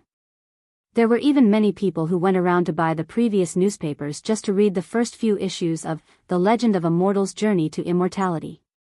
Of course, the people who paid attention to the newspaper were not just ordinary readers. There were also many businessmen. In the past 2 days, with the popularity of the newspaper and the bombardment of advertisements, Chitsu Culture's newly opened shop also became very popular. Other than the low prices of their books, the effect of the advertisements in the newspaper could not be ignored. Otherwise, it would not have become so popular so quickly. As a matter of fact, there were already many businessmen who were eager to show their faces in the newspaper. Shi City, a certain Huji tavern, back hall. The Huji tavern was a place where the waitresses were all women from the West. They were known as Huji. They were an important factor behind the popularity of Huji wine in the Tang dynasty cities. In ancient times, there were not many young women who were Huji. These Huji taverns opened up a new era for the Tang dynasty Chang and food market. Master, do you want to look for Datong daily and ask them to promote our tavern? A tall, blonde beauty with blue eyes was wearing a thin veil that exposed her small waist. Her breasts were also faintly discernible. At this moment, she was sitting on the lap of a slightly plump, bearded middle-aged man who was dressed in extremely luxurious clothes. Her arms were wrapped around the middle-aged man's neck as she spoke. Hee, why would my snow cherry say that? The bearded man closed his eyes in satisfaction. His right hand kept sliding around the woman's waist. Master, didn't you read the newspaper these past 2 days? Chitsu Culture is such a small, unknown shop. After being in the newspaper, everyone knows about it. Our Yunlai Tavern has been in business for so many years. If we were to be in the newspaper, wouldn't our business be even better? The woman twisted her slender waist and said coquettishly. The middle-aged man's hands suddenly paused. He laughed out loud and said, why didn't I think of that? Snow Cherry, I'm so lucky to have married you. I'll go to their workshop now and ask them to help us promote it. Chapter 223. This Chitsu Culture is so kind. They actually lowered the price of books so low. This is all thanks to Lord Li. Do you think books will be as cheap as scallions in the next 3 years? In the Jianghu Academy in the south of Chang and City, 2 plainly dressed scholars were squatting on a rock and reading the same newspaper without a care for their image. They sighed. In the early Tang dynasty, academies were private places. A few scholars who were familiar with each other would discuss Tao, read, and study here. At this time, academies were often surrounded by Taoist temples and Buddhist temples, so naturally, the styles of these schools were combined. For example, the Buddhist temple, the Taoist temple, and the Confucian Academy were mixed together. Since then, these 3 brothers had kowtowed to each other. This was also the beginning of the integration of Buddhism, Taoism, and Confucianism. However, the real integration was in the Song dynasty. Brother Tianhua, Brother Feichen, what are you guys talking about? At this time, a handsome young man walked out and looked at his 2 classmates on the rock and asked curiously. Brother Hong Yi, Tianhua, and I are talking about today's newspaper. Come and take a look too. The young man on the rock stood up and greeted with a smile. Oh. Then I'll take a look too. A moment later. The Lontian County man says that books will be as cheap as scallions in the next 3 years. Chitsu Culture will provide another 27 types of books today, 350 copies of each type, all sold at a low price. Hiss. To think that the 3 of us went to Chitsu Culture to buy books yesterday. Looks like Lord Li is going to do what he said. Chitsu Culture has already started to increase the supply of such high-quality and cheap books. Maybe books will really be as cheap as scallions in the future. The handsome scholar slapped his thigh and exclaimed after reading the headlines. Brother Hong Yi is right. I just hope that Chitsu Culture's supply of books will increase. Yes, this Lord Li first invented the curved plow to benefit the people. Now, he's releasing so many cheap books to help the poor. This is really the gospel of us scholars. I, Hua Hongyi, used to respect no one, but now I respect Lord Li. It would be great if Chitsu Culture sells Lord Li's new mathematics teaching materials. Hua Hongyi echoed. What? Brother Hong Yi wants to learn Lord Li's new arithmetic? Hua Hongyi nodded and said, of course. I heard that this new type of arithmetic is self-contained. It's convenient and fast to calculate. I've admired it for a long time. Unfortunately, I don't have the qualifications to enter the Imperial College. This is one of the biggest regrets of my life. Sigh, Brother Hong Yi, don't take it too hard. It's indeed not easy for us commoners to enter the Imperial College. Your Majesty, I impeached the man from Li County. Yesterday, he condoned the customers of his shop to fight and disturb the public order, causing chaos in the Eastern market. According to the law, he should be severely punished. Taiji Palace, Morning Assembly. As expected, Wei Zheng, the big troll, immediately attacked Li Zixuan. He didn't know if this old guy slept in the study room last night, but he did have dark circles under his eyes. When Qing Yaojin heard this, he was so angry that his hair stood on end. When this old demon got angry, he didn't care about the occasion. At this moment, Qing Yaojin was about to walk out and scold Wei Zheng, but he was stopped by Qin Shubao. Jijia, don't be impatient. Let's see what your Majesty has to say. Qin Shubao said softly. Humph. Qing Yaojin glared at Wei Zheng unwillingly and retreated angrily.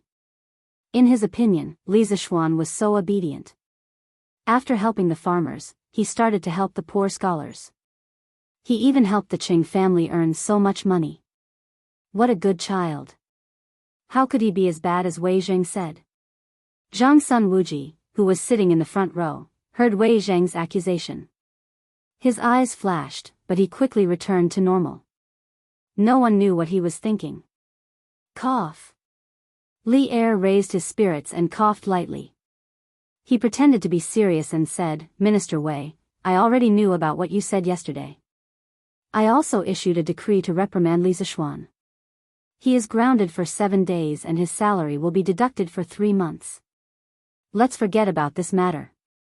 Li Er was laughing in his heart.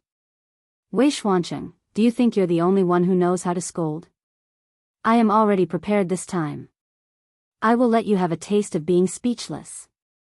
Wei Zheng frowned deeply. He didn't expect Li Er to issue a decree so quickly. He also didn't expect Li Zixuan to be so favored by the emperor. This punishment was really nothing to him. Your Majesty, isn't this punishment a little? Wei Zheng felt that Li Er was playing favoritism and wasn't fair. Thus, he couldn't help but speak out. A little what? Li Er raised his eyebrows and smiled maliciously. Minister Wei, do you think that this punishment is a little light? That's great. In order to show my concern for the officials of the imperial court, if there are any officials who commit such a small mistake in the future, they will be grounded for 7 days and their salary will be deducted for 3 months as punishment. Wei Zheng was dumbfounded. His jaw almost fell off. How could it be played like this? If that was the case, wouldn't all the officials hate Wei Zheng to death? 3 months of salary forfeiture was nothing to Li Zixuan, but to many of the ministers who relied on their salaries to survive, it was fatal. For example, Wei Zheng was one of them. The other officials were also in an uproar. The entire Taiji Palace was buzzing with noise. Your Majesty, this old official definitely didn't mean that.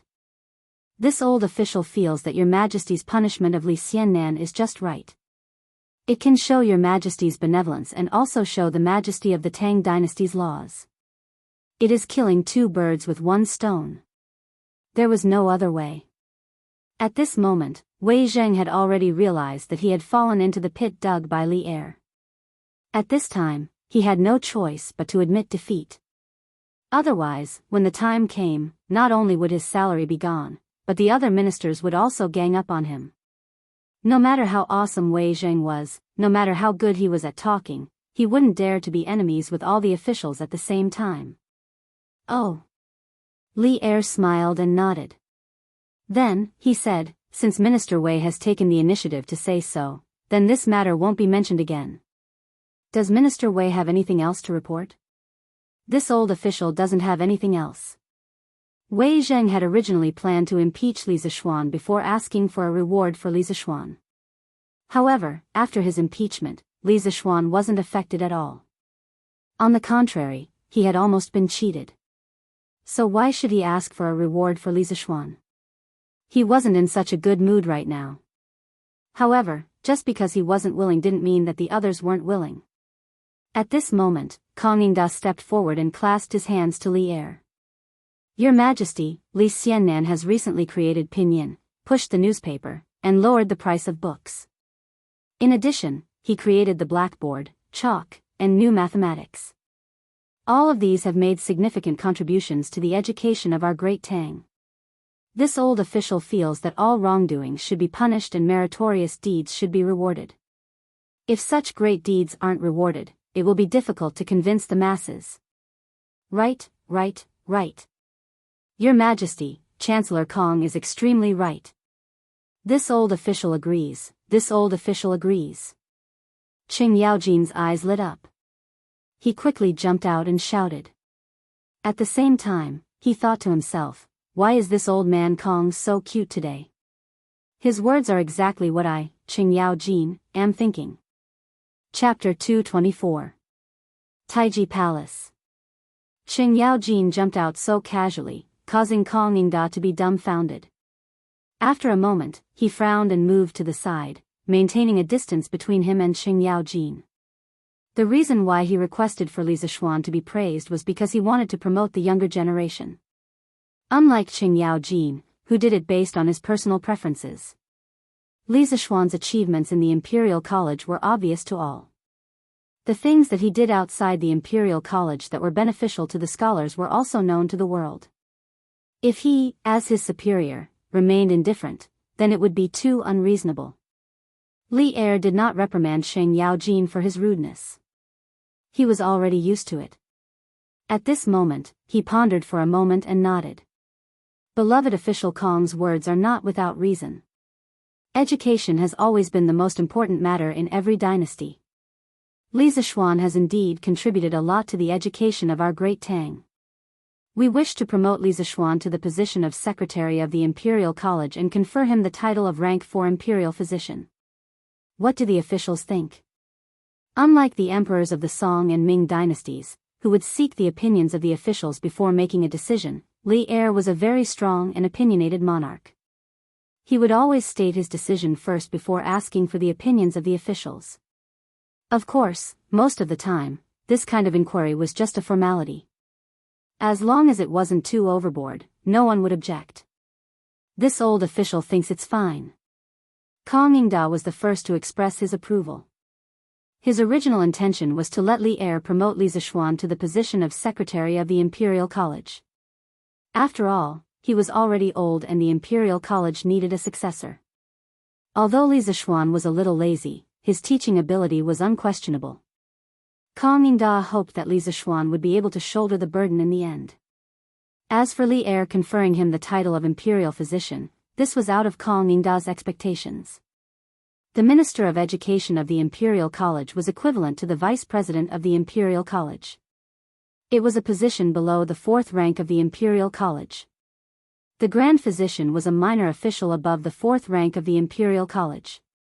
It wasn't that there weren't people with more nominal positions than actual positions, but they were relatively rare. This old official agrees. Fang Xianling, Du Ruhui, and the other civil officials cupped their hands in agreement. Zhang Sun Wuji had no choice but to follow the crowd. As for the formation of generals, with Qin Xiong, Qing Yaojin, and Li Jing taking the lead, who would be so bored to raise objections? Just like that, Li Zishuan, who had just been reprimanded by the emperor yesterday, was immediately promoted by 3 ranks today, jumping from the dean of the Faculty of Science to the vice principal of the university. It was true that there were strange people every year, but there were especially many this year. The Imperial College. Today's School of Mathematics was a little different. 5 new students had come early in the morning. This was something new. Their School of Mathematics had always been at the bottom of the Imperial College. Other than Li Zishuan, who had attracted Li Tai and Qing Chumo with his personal charm, no one would be willing to come here. Sun Zifan, Yu Dongkai, Kong Chuansuan, Song Tianyu, Jiang Wenchang, Bai Hongyuan, Guang Gaohan, Duan Wenba. Why are the few of you here? Qing Chumo, who was sitting in the classroom, couldn't help but open his eyes wide and exclaim when he saw Sun Zifen and the others carrying tables in. These people had all been with him before, and they were all people in the circle.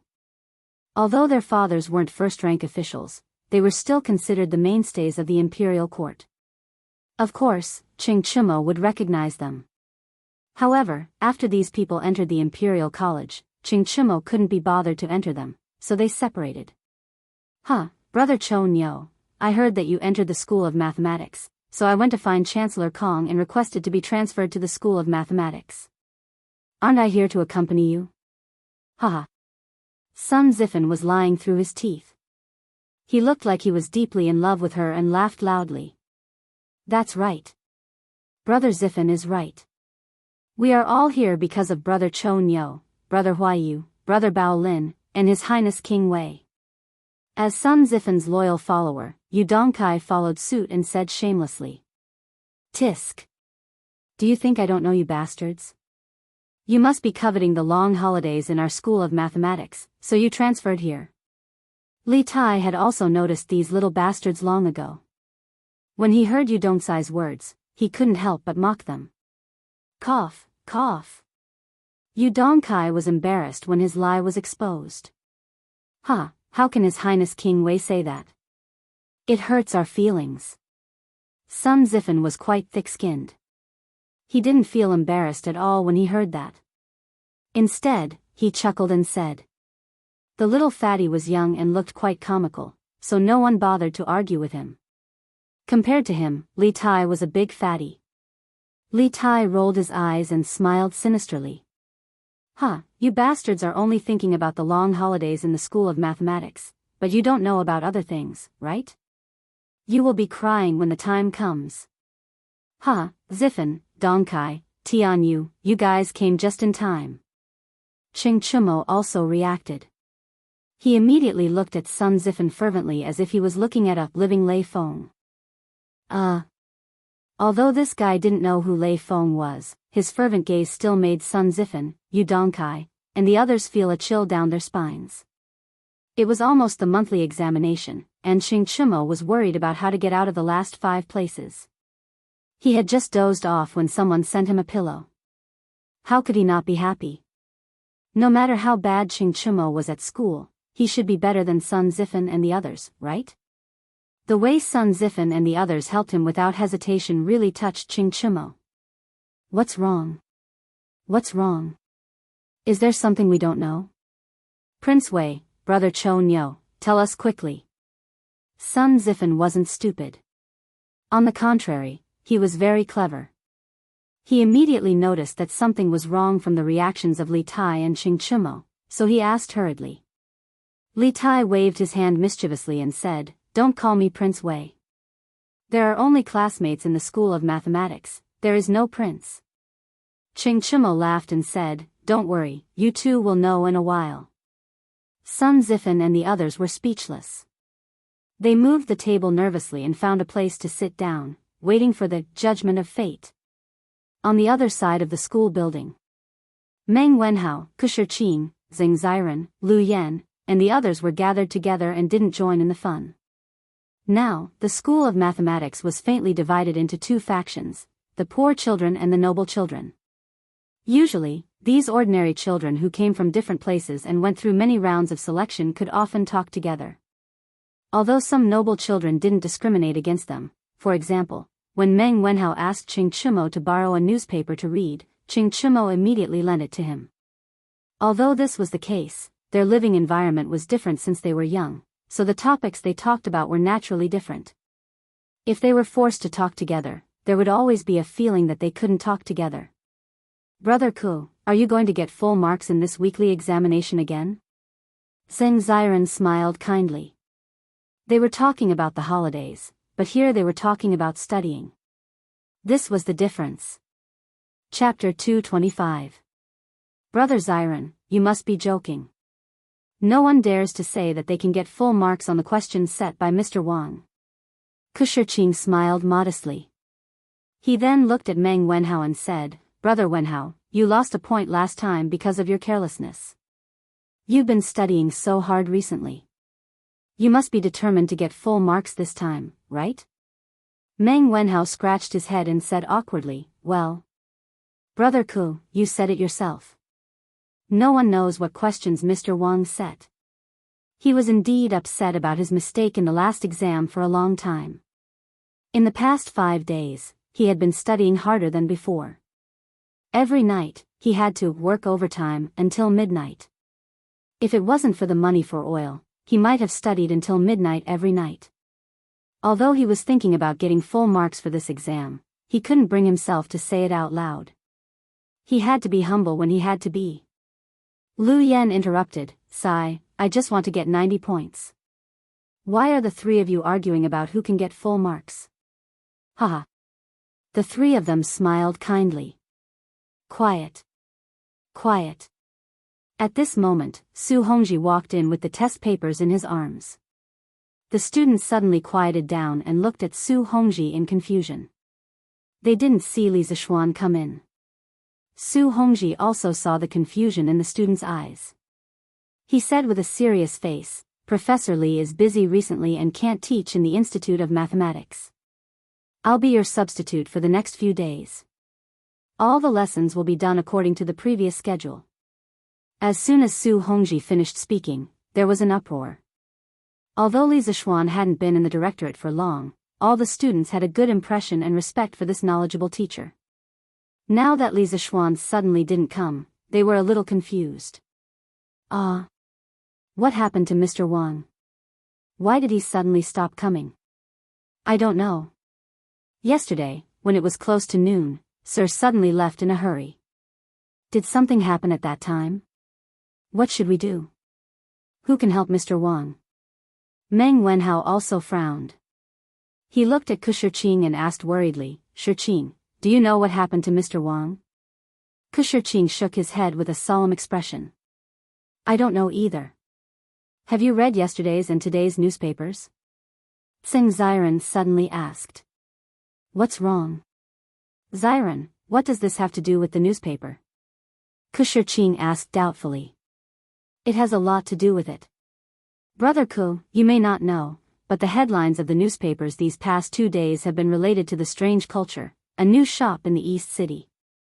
Furthermore, this shop is Mister's property. Yesterday, there was a large-scale brawl at the strange culture, which alarmed a large number of Wuho to suppress it. Only then was the riot quelled. Sigh. Sir didn't come today. I'm afraid he was implicated by this matter. Tsing Ziren made a detailed analysis and then sighed with a worried expression. Meng Wenhao couldn't help but ask, will Sir be okay? Ku Shiqing pondered for a moment and said, it shouldn't be a big deal. Sir didn't participate in the brawl.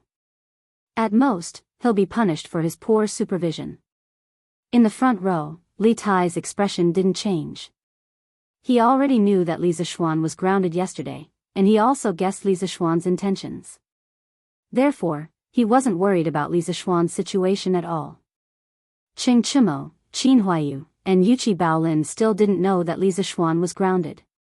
At this time, they heard the discussions of the surrounding students and couldn't help but be extremely worried. Qin Huayu asked, Chonyo, don't you know what happened to Xiao Xian? How would I know? Let's wait until noon when I go home and ask my father. It should be fine. Otherwise, my father would definitely tell me in advance. Yes, I hope so. When I go back, I'll also ask my father. If there's anything we can help with, our Qin family will definitely do our best to help. Qin Huayu nodded and said. Qin Huayu had always remembered Li Zishuan's kindness in saving his father's life. However, he couldn't thank him with words. He had always been thinking of how to repay him with practical actions. Brother Huayu, Brother Chonyo, wait for me to go back. I'll also ask my father. He's in charge of Wu Wei. He definitely knows what happened. Yuqi Baolin, who never knew what worry was, revealed a rare look of worry on her face. Bang bang bang. Quiet. Quiet. Su Hongji looked at the chaotic situation of the students below, hurriedly patted the lectern and shouted loudly. But in his eyes, there was a trace of gratification. This group of students really valued the relationship between teacher and student. After the students quieted down, Su Hongji continued, "You don't have to worry. Professor Li is fine. Nothing happened to him. We'll start the exam now. The exam time is 4 hours. Everyone, hurry up." After saying that, Su Hongji began to distribute the exam papers. However, when he looked at the students, there was a trace of sympathy. Yes, it was sympathy. He had obviously looked at the exam papers in advance. When the students heard that Li Zishuan was fine, their hearts calmed down. When they saw the exam papers being distributed, they didn't have time to care about anything else. Time was limited. If they didn't hurry up, they would be the last in the exam. Only Sun Zifen and the rest looked at the exam papers with a face of confusion. They didn't know what to do and looked around. Puzzled, they asked each other, "Exam? What exam? We haven't learned anything yet. How can we take the exam?" Silence. Silence. Don't whisper to each other. Otherwise, you'll be given 0 marks. Su Hongji slapped the table and imitated Li Zishuan's lines when he was invigilating the exam and shouted angrily. Sun Zifen, Yu Dongkai, and the rest shrunk their necks. They didn't dare to be rash and began to look at the exam papers. But when they looked, they were completely dumbfounded. What were these tadpole-like words? Damn, what was this plus, dash, x, divided by? They couldn't even understand the questions. How were they going to take the exam? F***ck your exam. Sun Zifen couldn't help but look at his companions with a tragic face. He realized that they were all at a loss. He couldn't help but feel a sense of despair. When he first came in, he didn't choose his seat well. All around him were scammers who didn't know anything. He couldn't even copy. If this went on, wouldn't he be the last in the exam and get 0 marks? If his father, who was the top scholar, knew about this, wouldn't he kill him? After all, as the son of the top scholar, it would be embarrassing to get 0 marks. F***ck, I don't believe that all the questions in this exam paper have these tadpole-like words. I'll definitely find a question that doesn't have tadpole-like words. Sun Zifen gritted his teeth and made up his mind. No matter what, he had to get a few questions right. He definitely couldn't be the last in the exam. Although he wasn't a student of the School of Mathematics, he knew a little about mathematics. As long as he could understand the questions, he believed that he could solve some of them. Chapter 226. Damn, the title should be, "Where Did That Copper Coin Go?" Sorry, I can change the content if it's wrong, but I can't change the title if it's wrong. In the classroom. Sun Zifen, Yu Dongkai, and the other 8 new students were not the only ones having headaches. The rest of the students were having headaches when they saw the first question. In a division equation, the sum of the dividend, divisor, quotient, and remainder is 75. It is known that the quotient is 8, the remainder is 2, the dividend is underscore underscore underscore, and the divisor is underscore underscore underscore. In the previous exams, the first question was usually very simple. But this time, the first question was a linear equation with 2 variables, which made many people dumbfounded.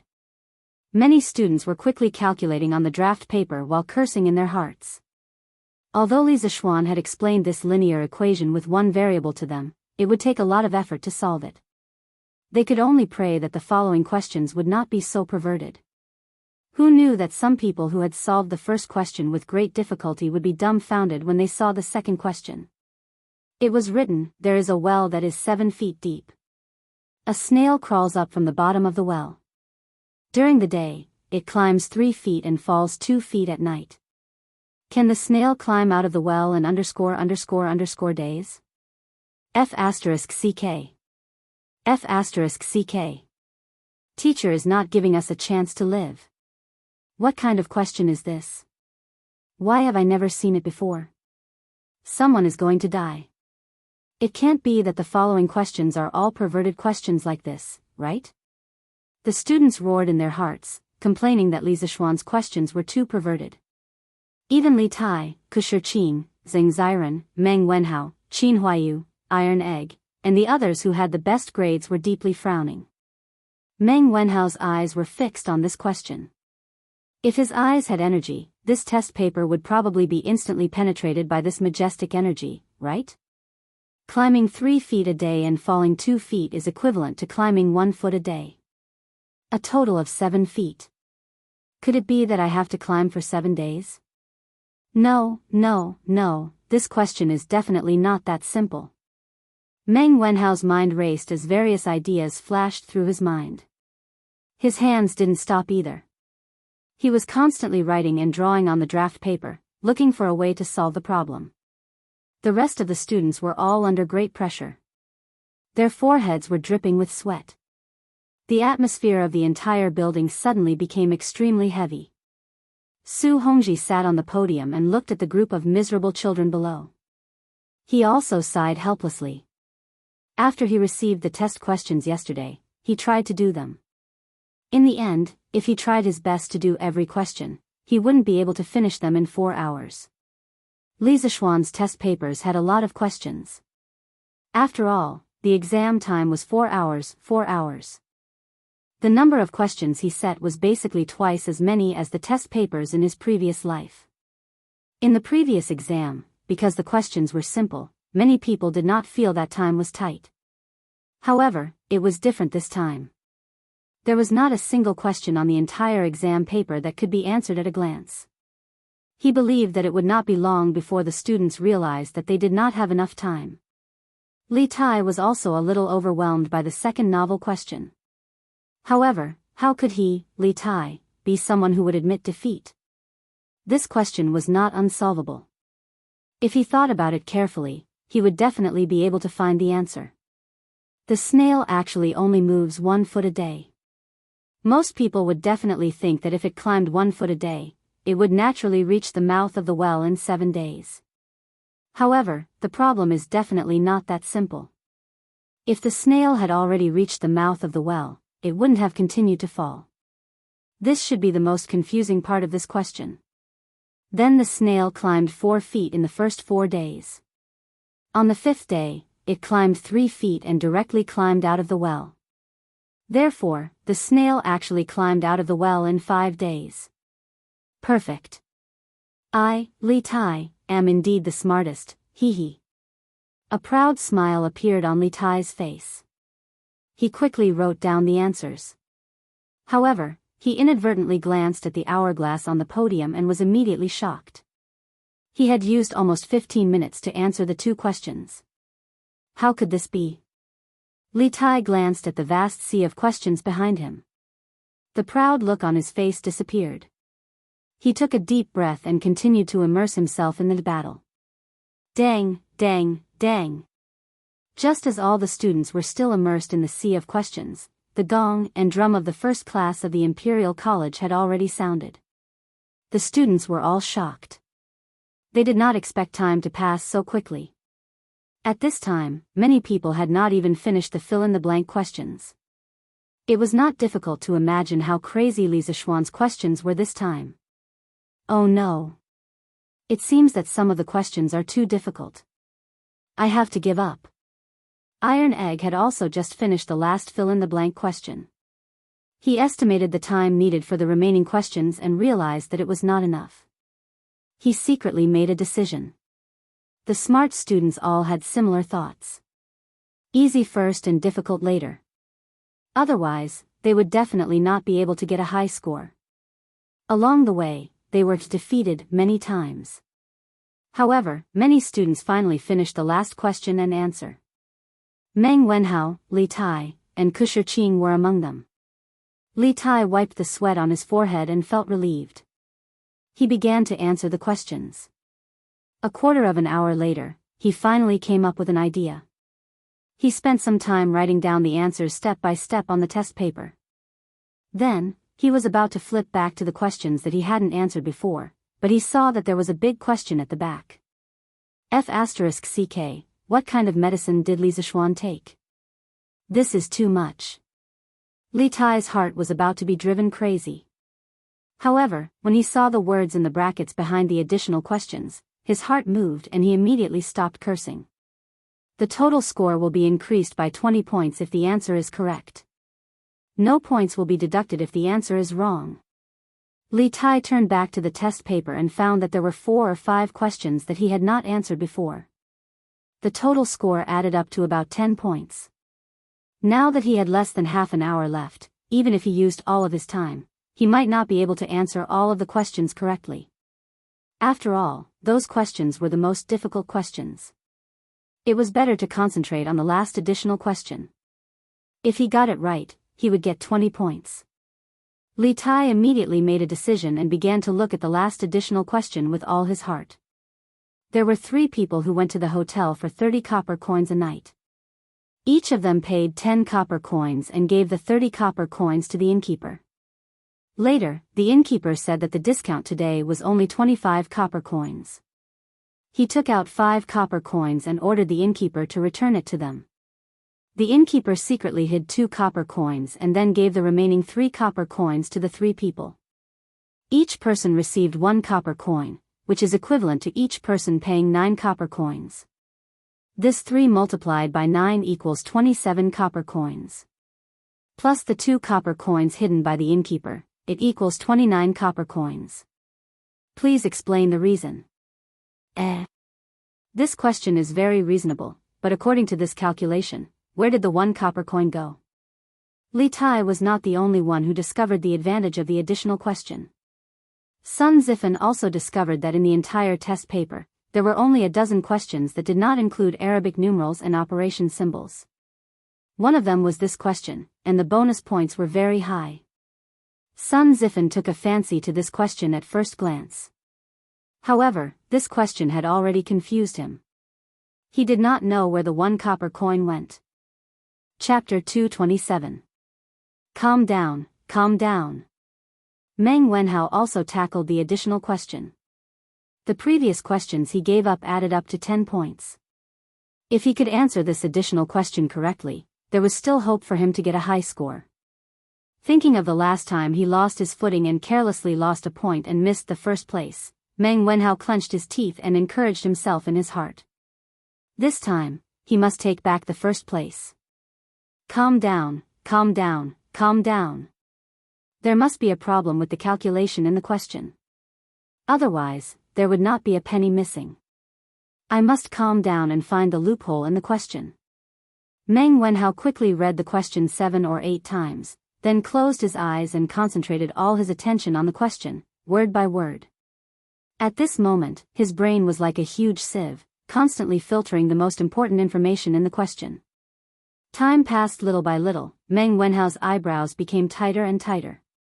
At this time, the atmosphere in the classroom became more and more serious and quiet. It was so quiet that he could hear his own breathing. The serious and tense atmosphere made everyone feel the pressure multiplied. But for some people, pressure meant motivation, such as Meng Wenhao. After a quarter of an hour of deliberation, and thinking, Meng Wenhao finally opened his eyes. If one looked carefully, one could see a trace of joy and confidence in his eyes. Found it. I found the loophole in the question. These 20 points, Meng Wenhao, will take them. At this moment, Meng Wenhao was really like a god. The pen in his hand trembled rapidly, and even shook out a series of afterimages. In a few breaths, Meng Wenhao wrote down the answer that he had been thinking about for a long time on the test paper. At this time, he had time to breathe a sigh of relief. Phew. With these 20 points in hand, I feel much more at ease. Let's look at the previous questions. Maybe I can find some inspiration. Although there was less than a quarter of an hour left, Meng Wenhao still wanted to try his luck and see if he could answer the questions that he gave up before. After all, no one would complain about having a high score. Dang dang dang. After a while, the sound of gongs and drums was heard. Stop writing. Stop writing. Quickly stop writing. Students in the last row, get up and collect the test papers. Su Hongji's spirit was lifted, and he immediately stood up and shouted. Hey! Sun Zifan, stop writing, or you'll get 0 marks. Sun Zifan had just arrived at the School of Mathematics and Mathematics. He did not know the rules and wanted to write for a while more, but he was warned by Su Hongji. Feeling helpless, he could only put down the pen in his hand and stand up to collect the papers. In the past, it was Qing Chimo who collected the papers in this row. Now that he was sitting at the back, according to the rules, it was his turn to collect the papers. A moment later, all the test papers were sent to Su Hongji. Su Hongji checked the test papers. After confirming that there were no mistakes, he coughed twice and said, according to Professor Li's instructions, everyone will have a break in the afternoon. Today's questions are a little difficult. Everyone must have worked very hard. Go back and have a good rest. Oh. I got another half-day off. The students who had just been tortured to death immediately roared when they heard this. Among them, Sun Zifen's roar was the loudest. This little bastard had just transferred here today, and he was almost tortured to death. He had been depressed for the whole morning. Previously, when he was in the School of Imperial Studies, although his results were not the best, they were still above average. After experiencing this exam in the morning, he felt that he was going to be the last. He could not stand it. No matter how naughty a child was, he still had a sense of shame. He did not want to be the last.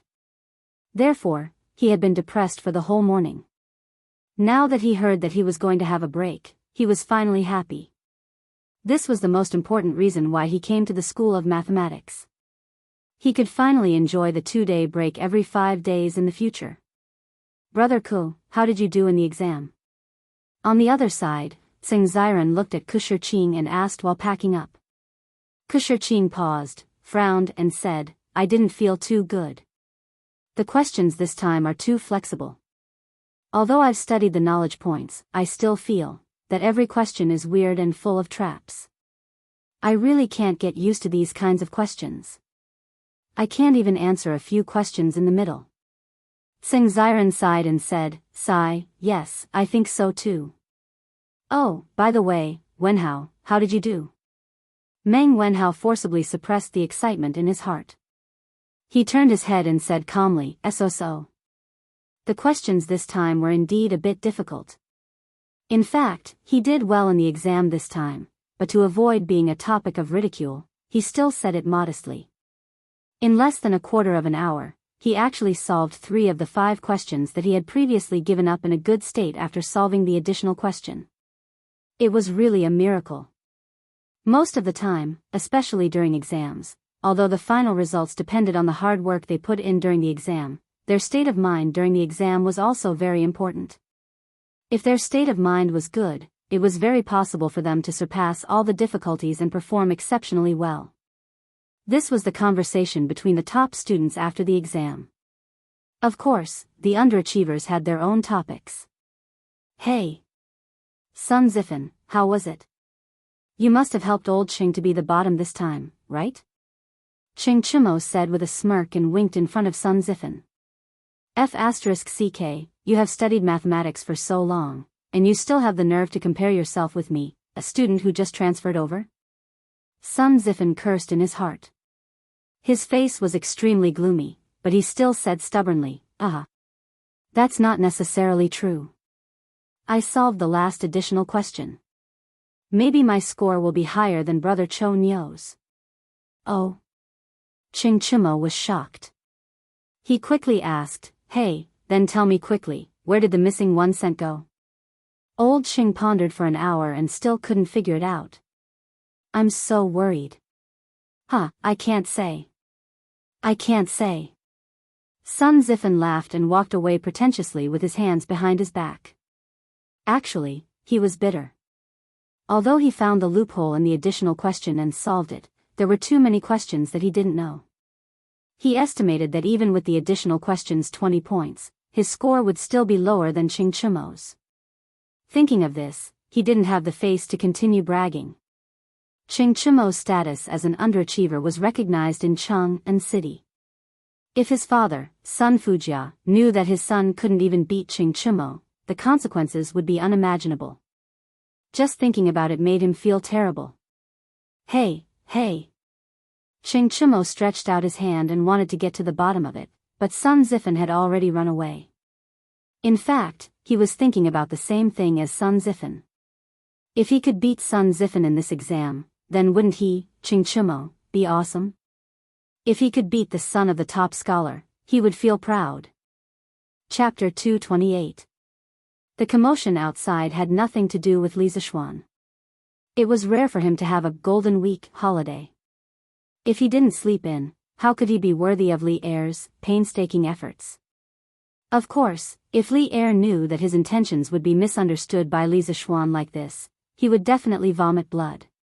He got up late in the morning. After eating breakfast and resting for a while, Li Zishuan returned to his small courtyard and began to practice his swordsmanship. Yes, practicing swordsmanship, not practicing swordplay. It had been a long time since he practiced his swordsmanship. When he suddenly picked up the wind-chasing sword, he actually felt a little awkward. Li Zishuan couldn't help but frown. He thought to himself, it's all Li Er's fault for forcing me to do things. My martial arts aptitude is so high, yet he wants me to be a teacher. It's simply a waste of talent. Suppressing the discomfort in his heart, Li Zishuan forced himself to practice the 9 Taishian swords a few times. It should only be 5 swords now. When the awkwardness disappeared, he put away the wind-chasing sword and took a deep breath. Young master, the way you practiced your swordsmanship just now was really nice. Xiaoxi excitedly ran over and wiped Li Zishuan's sweat with a wet towel as she said happily. Yes, it looked like a sword immortal. Xiaoxi was so excited that her face turned red. She also ran over and echoed. Although Li Zishuan's swordsmanship had slightly declined compared to last month, this small gap could not be seen unless one was an expert. The 2 little girls were easily captivated by Li Zishuan's graceful movements when he was practicing his swordsmanship. Of course, it was also because Li Zishuan was handsome to begin with. In any case, the worship and fanaticism in their eyes greatly satisfied Li Zishuan's vanity. She should be considered as this young master's little fangirl. Li Zishuan was proud in his heart, but he pretended to be calm on the surface. He took the towel from Xiaoxi's hand and casually wiped himself. He looked at Xiaoxi and joked, Xiaoxi, do you know what a sword immortal looks like? Xiaoxi raised her chin proudly, shook her little head, and said, of course I know. The storyteller said it before. 3 parts of the sword chi, chivalrous and gentle heart, a sword immortal banished to the world, valiant and formidable. Xiaoxi feels that these are all describing young master. The little girl's mouth is so sweet today. Did you put honey on it? Let me have a taste. Li Zishuan laughed to his heart's content. He looked like he was about to pounce. Xiaoxi was so scared that she screamed and quickly ran away. Young master, why are you like this? Xiaoxi doesn't want to talk to you anymore, humph. With that, she blushed and ran away. This little girl. Li Zishuan looked at the fleeing figure of Xiaoxi and shook his head with a smile.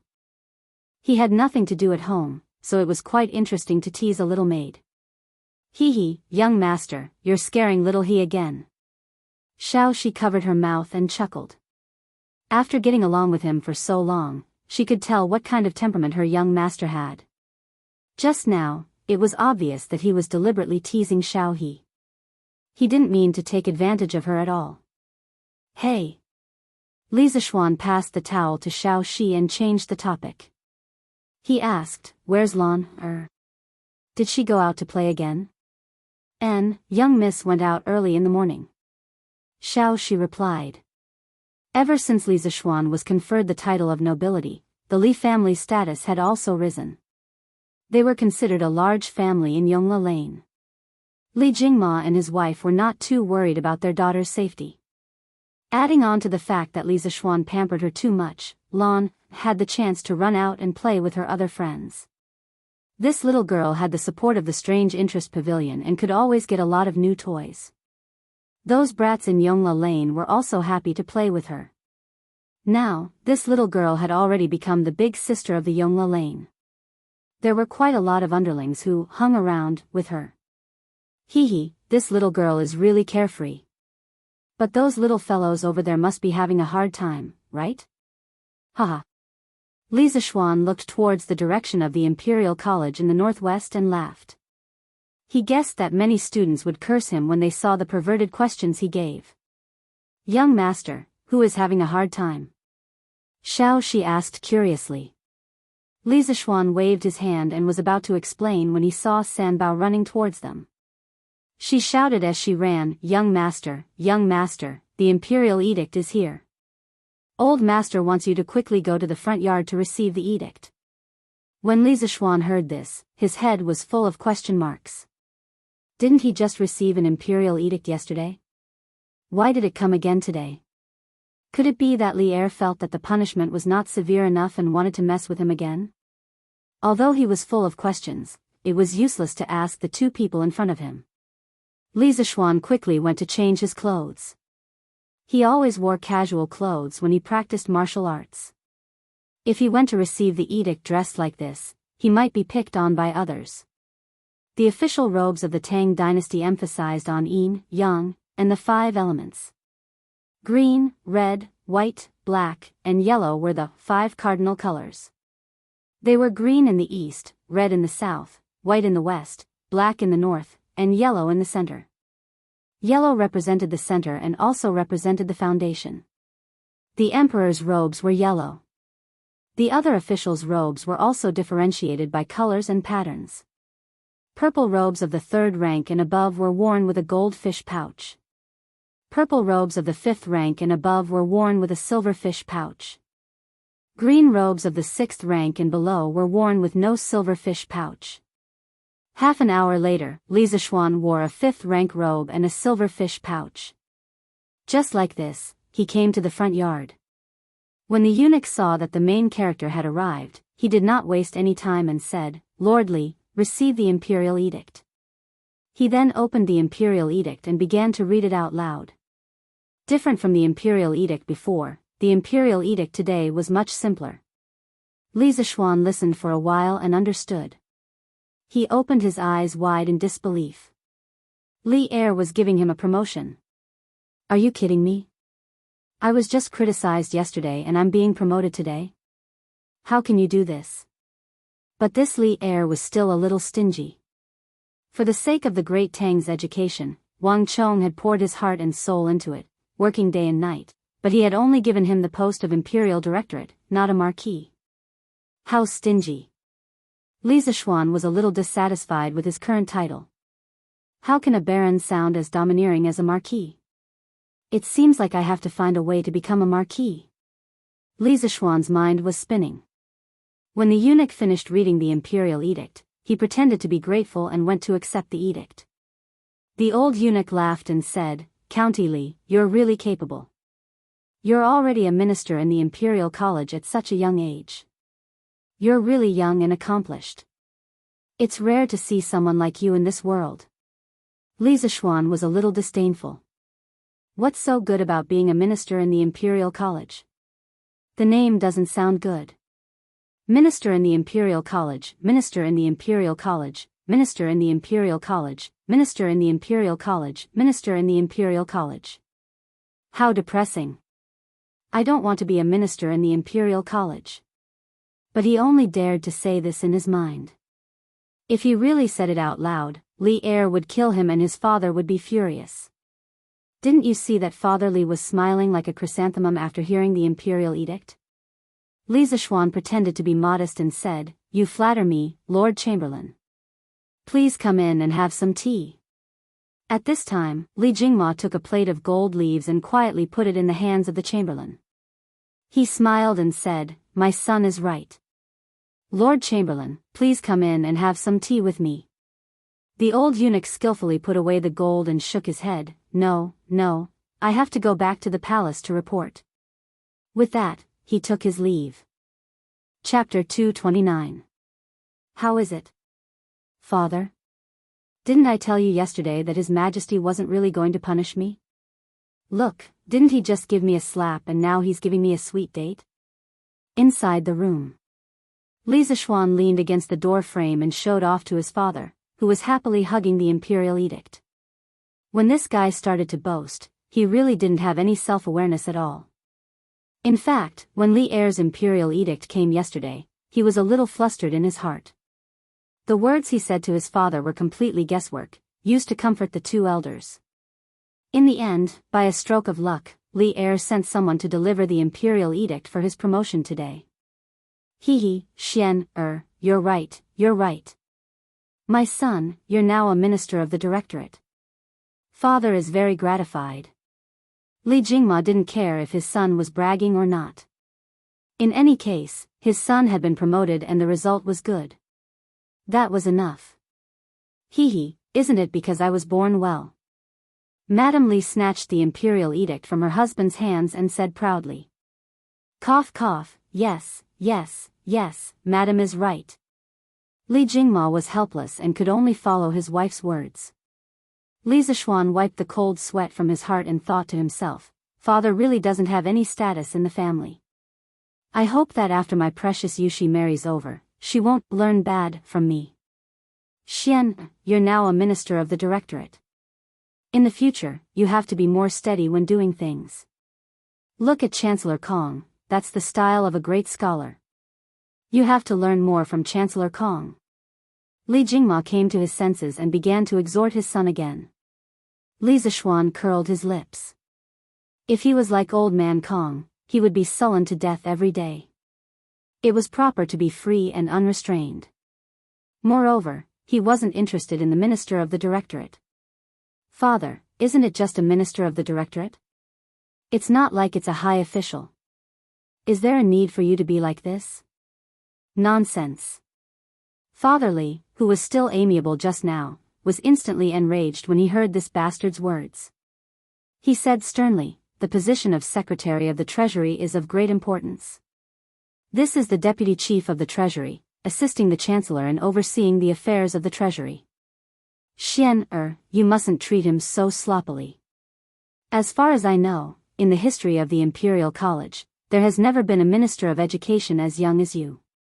His Majesty thinks so highly of you. Don't let him down.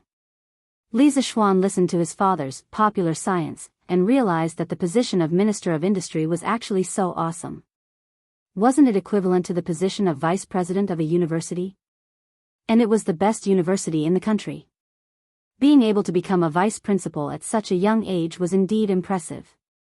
Thinking about it this way, Li Zishuan was more satisfied with this position.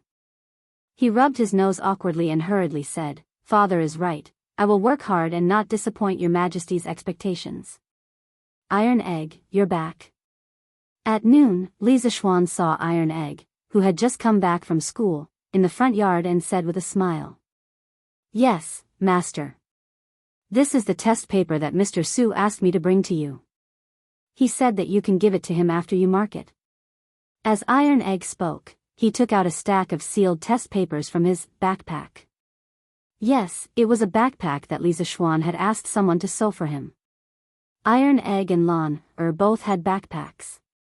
When Lan had cried and begged to go to school with them, Li Zishuan had asked someone to sew a backpack for her. After all, the ancient examination boxes used by scholars were too cumbersome. Why didn't Mr. Su mark it himself? Looking at the test papers in front of him, Li Zishuan was speechless. He didn't expect that he would still have work when he was on vacation. This was unreasonable. Iron Egg scratched his head awkwardly. He knew that his master was lazy, but he didn't expect him to be this lazy. He thought for a moment and said, Mr. Su said that he didn't know the standard answers for some of the questions, so he could only let you mark them yourself. F***ck, Li Zishuan really wanted to chop off his hands. He asked you to set such a difficult test paper. Did you dig your own grave? Well, you can take the test papers to the west courtyard. Come to the front courtyard to eat later. Li Zishuan waved his hand helplessly and said gloomily.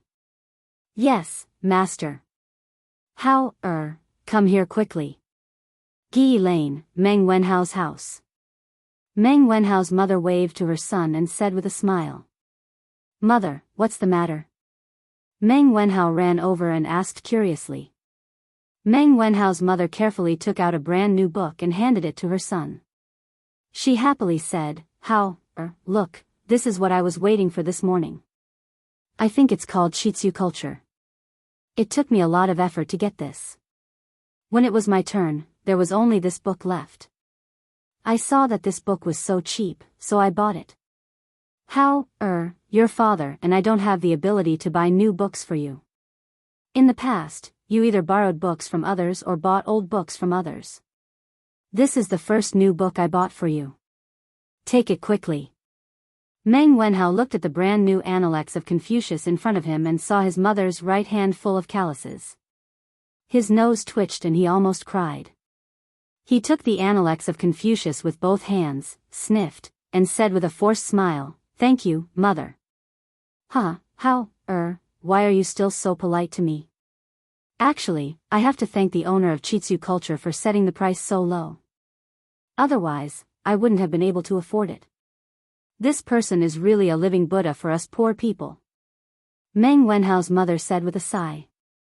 Mother, actually, the owner of Chitsu culture is our master. Ah. It's actually Li Xianji?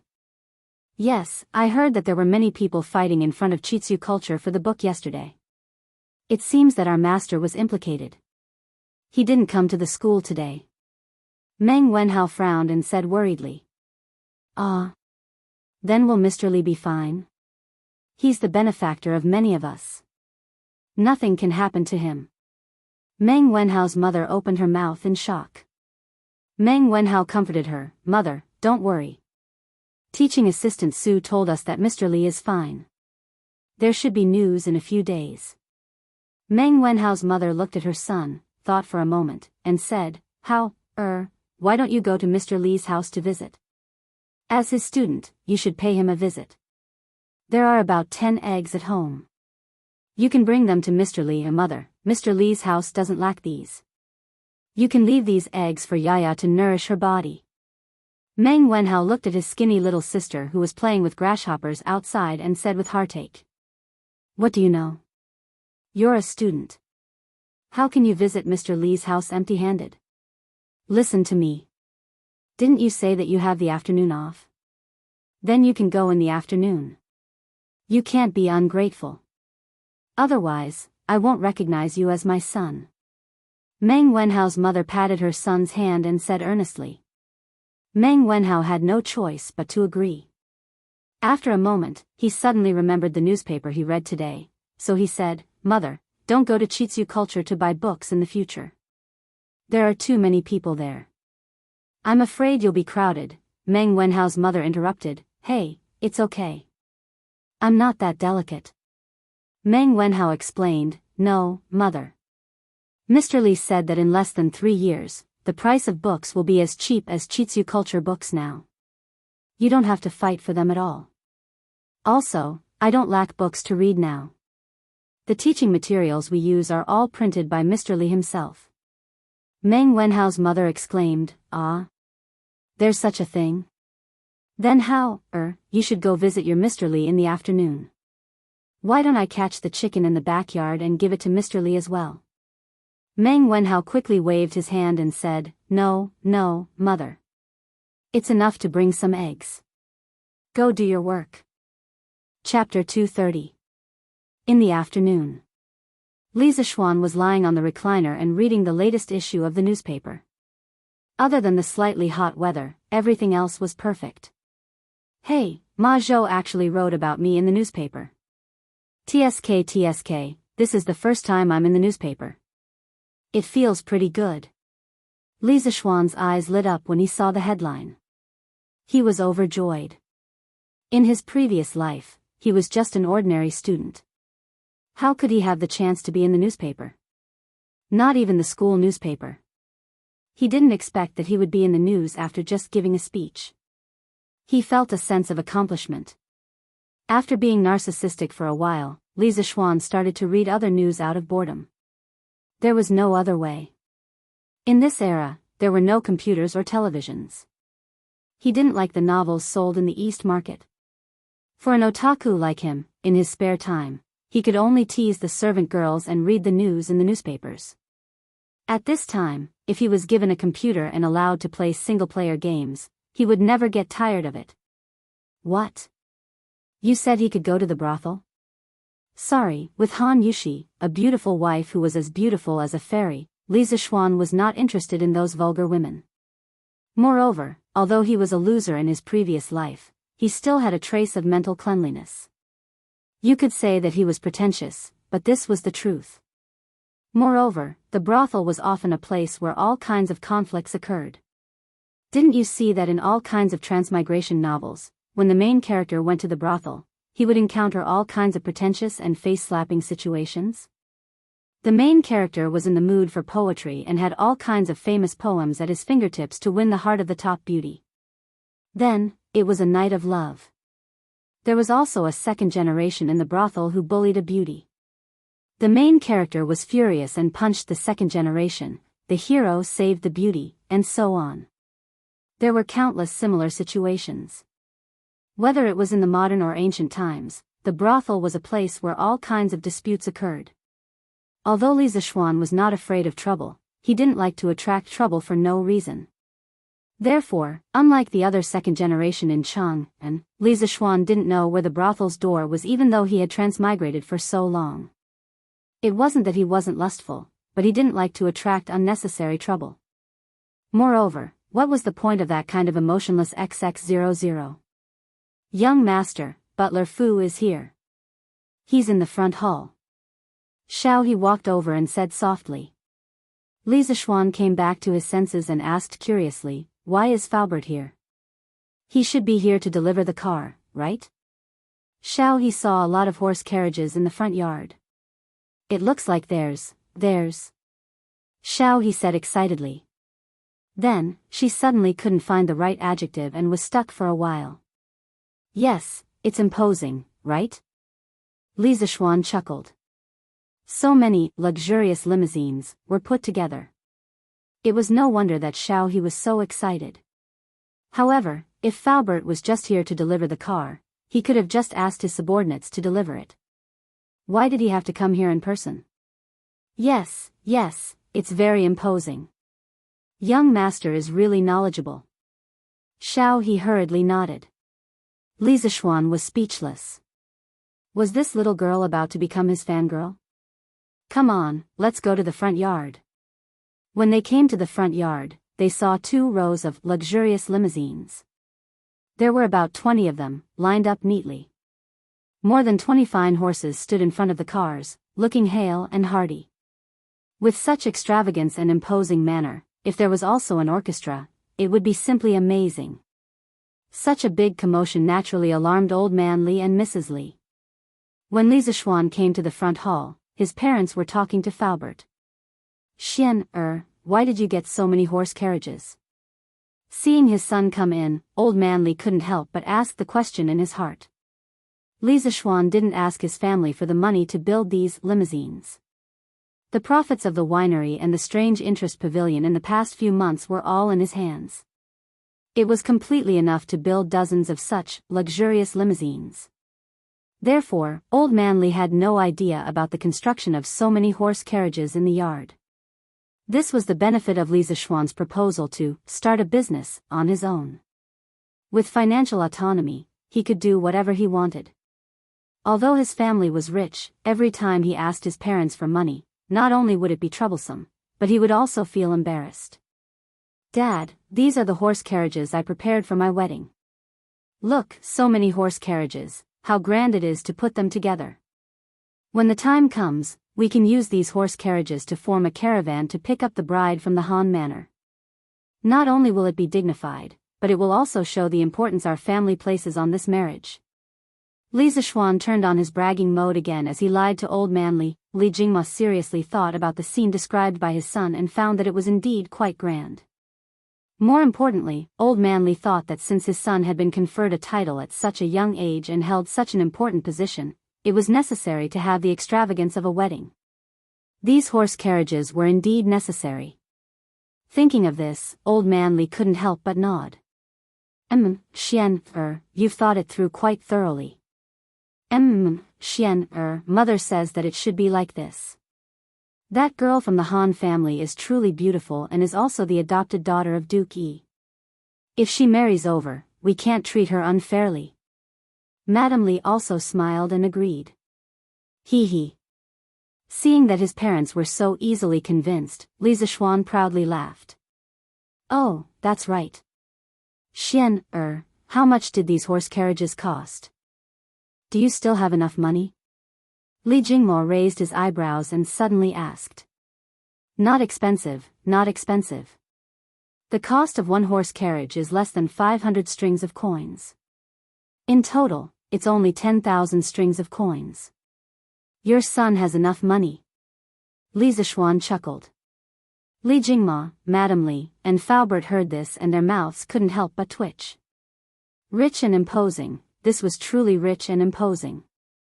Although Li Jingma was a tycoon in the capital, he wouldn't casually throw out 10,000 strings of coins for such a senseless matter.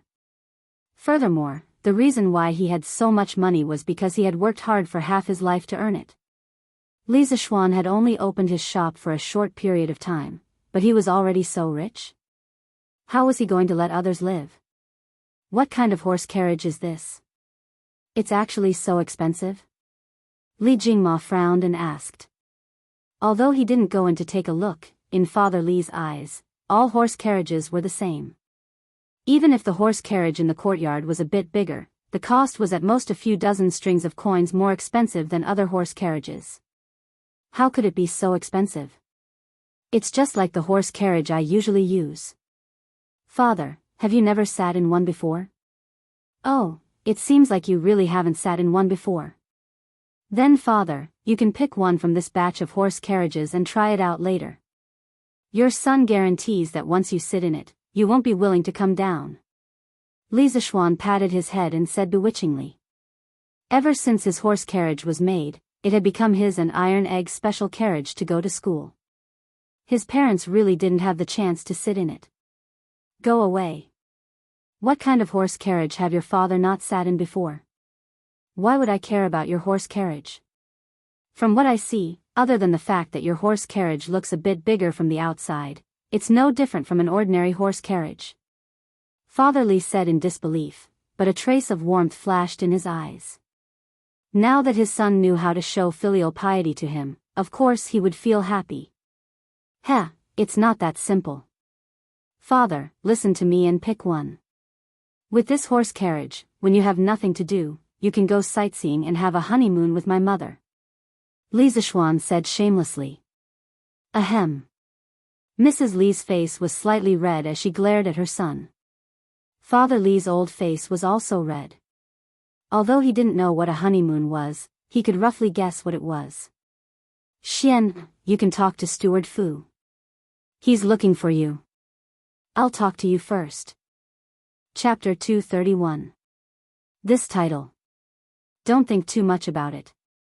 Young master, other than delivering the car, this old man came here today to discuss something with you. In the front hall. After old man Li and Mrs. Li left, Faubert said with a serious expression. Faubert, if you have something to say, just say it. You don't have to be restrained here, just say whatever you want. Li Zishuan said warmly. Faubert said with a smile, young master, a group of businessmen came to the workshop today. They want to advertise their shops in the newspaper, which is what you said before. They are also willing to pay for it. One of the barbarian businessmen even offered 500 strings of cash to buy a spot in the newspaper to advertise his restaurant.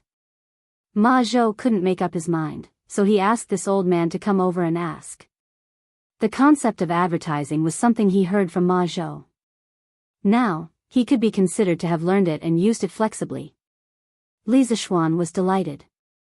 The real profitable business of the newspaper was finally here. It seemed that some people had a keen sense of smell. Li Zishuan had asked Ma Zhou to estimate the cost of the newspaper. Even with the paper machine and movable type printing technology, the cost of a newspaper was still a little more than 3 copper coins on average. Calculating it this way, the newspaper itself wasn't profitable. Li Zishuan was keen on the newspaper not only to satisfy his own interests, but also because of the huge potential value behind the newspaper. For example, advertising revenue and the control of public opinion. Controlling public opinion didn't mean that Li Zishuan wanted to rebel and cause trouble. It was just to give himself an extra layer of protection. If others didn't come looking for trouble, he wouldn't take the initiative to cause trouble. Uncle Fu, you can agree to this, but you can only advertise in the middle column of every issue of the newspaper. There should be 8 spots on both sides. How about this? In the future, our newspaper will hold an advertisement auction every 7 days. We'll let the merchants come and bid for it. The highest bidder will get it. Li Zishuan pondered for a moment and said, Young master's method is not bad. Then this old man will go back first. Faubert was already used to Li Zishuan's ability to make money. He was only a little surprised in his heart when he heard this. He quickly recovered and nodded with a smile. Then take care, Faubert. On the other side. After old man Li left the front hall, he really went to the yard to pick an RV. In fact, there wasn't much to pick. They were all the same, high-end RV. After old man Li found that they were all the same, he randomly picked one. Master, you're really picky? Mrs. Li said in annoyance. Our son is paying to build a carriage for us, how can we not accept it? Madam, quickly get into the carriage with your husband and see if this place is as good as says. Li Jingma pulled his wife and said eagerly. Under Li Zishuan's influence, he was now more thick-skinned than before. He had already thought through some things. His martial arts were no match for his son's, and his knowledge was no match for his son's. As for his ability to make money, he was no match for him now. He might as well enjoy his life in peace. Anyway, his son was successful, and the family could rely on their previous savings to not have to worry about food and clothing. Why should he live such a tiring life? Therefore, he didn't go to the shop much now. The shopkeepers were enough. His son was now an official, and they wouldn't dare to fool him. Go away. You don't care about your face, but I do. You have the nerve to ask for the carriage that your son prepared for his wedding. You're really shameless. Mrs. Li had always loved her son dearly, and she wasn't as thick-skinned as Li Jingma. Hey, I didn't ask him for it. Wanted to give it to me himself. Madam, quickly come with me to see it. Without any explanation, Li Jingma dragged his wife along, wanting to experience this RV. Hey, let go. Mrs. Li was so angry that she wanted to break free, but she couldn't resist the strength of Li Jingma's grip. After a while, the couple entered the carriage. Hiss. This carriage doesn't look like much from the outside, but after entering, I realized that it's really spacious. It's like a small room. Li Jingma exclaimed the moment he entered. Old master, why is the shape of this stool so strange? It's so comfortable to sit on. What is it made of? After Mrs. Li entered and saw the various strange decorations in the carriage, she forgot what she said outside. She took a fancy to the sofa at first glance and couldn't help but try to sit on it. After that, she didn't want to get up. When Li Jingma heard that, he curiously sat on the sofa opposite his wife. His entire body sank into the sofa. This is really comfortable.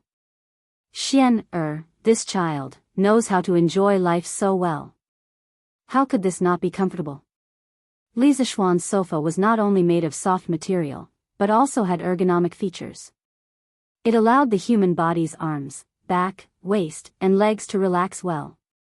Compared to the people of the Tang dynasty who had to kneel on a couch or sit on a stool without a backrest, being able to sit on this sofa was of course an extremely luxurious experience.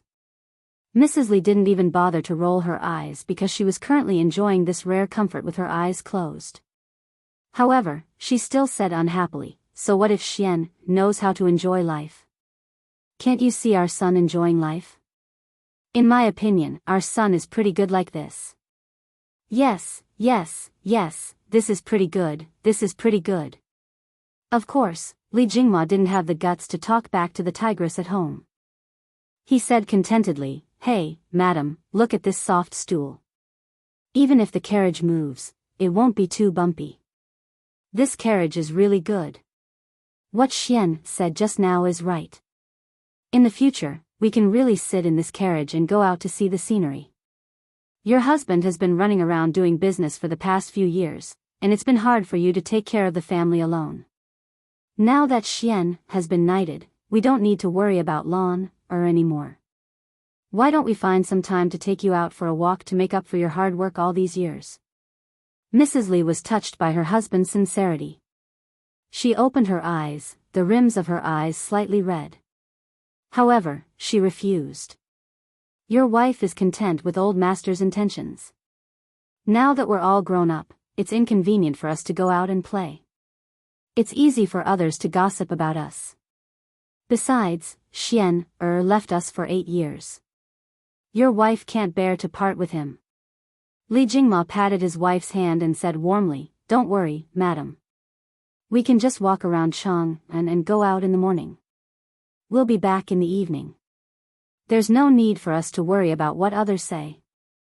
I'm sure Xian also hopes that you can go out more often and relax." Mrs. Li thought for a moment, then nodded. "All right, I'll listen to old master." "Haha. Look, madam, there are 2 small rooms inside. Let's go take a look." Chapter 232. Ahem, Sanbao, take this carriage to the east courtyard. Where's Sanbao? The servants outside had heard the commotion in the carriage and guessed that their master and madam were showing off their love in the carriage. How would they, as servants, dare to eavesdrop on such a private matter? Not long after old man Li got on the carriage, the servants, coachmen, and servants around the carriage all retreated far away. Thus, when Li Jingma got off the carriage with his wife, he habitually called out to Sanbao. However, he realized that there was no one around. Coming. Master, are you calling for me?" Sanbao, who was hiding in a corner in the west of the courtyard, saw that Li Jingma seemed to be looking for her after coming out, so she quickly ran over and bowed with a smile. Madame Li looked up at the servants far away and immediately understood. She angrily pinched her husband. Although the customs of the Tang dynasty were more liberal, it was not to this extent. Li Jingma grimaced and resisted the urge to cry out in pain. He quickly said to Sanbao, Yes. You take this carriage to the east courtyard." "Yes, master." Meng Wenhao carried a small basket of eggs and entered Yongla Lane. He looked all the way to the Li residence and saw the tall gate and the picturesque pavilions in the courtyard from afar. He couldn't help but stop in his tracks.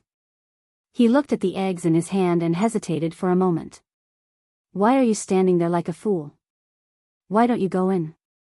At this moment, a voice suddenly came from behind. Meng Wenhao, who was in a dilemma, was shocked. He turned his head and saw that the person who came was Li Tai. He quickly cupped his hands and bowed. "Greetings, Your Highness Prince Wei." In the Imperial College, they were classmates and didn't need to be so polite. However, outside of the Imperial College, he had to pay attention to the etiquette between a monarch and a subject. Li Tai waved his hand. He looked at Meng Wenhao's outfit and asked, "Are you here to look for Mr. Li?" Yes. "Then why don't you go in? Won't the gatekeeper let you in?" "That's not right. Their gatekeeper shouldn't make things difficult for people." This," Meng Wenhao scratched his head in embarrassment. Li Tai looked at the egg in Meng Wenhao's hand and saw his embarrassed look. He instantly understood and laughed. "Wenhao, don't worry about it. Mr. Li's family is richer than mine. If you are worried about the importance of the gift, I'm afraid that there are not many people in Chang and who can give Mr. Li a gift. It's the thought that counts. As long as you're here to see him, I'm sure he's already very satisfied." Li Tai's words also contained some intention of explaining things, but to be able to be explained by Li Tai was in itself a kind of honor. For a smart person like Meng Wenhao, who had no conflict of interest with him, Li Tai approved of him in his heart and was willing to make friends with him. Perhaps this was the appreciation between smart people.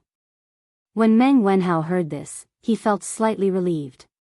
He cupped his hands and said with a smile, "Thank you for your explanation, Your Highness. Then let's go in together. It just so happens that I have some matters to discuss with Mr."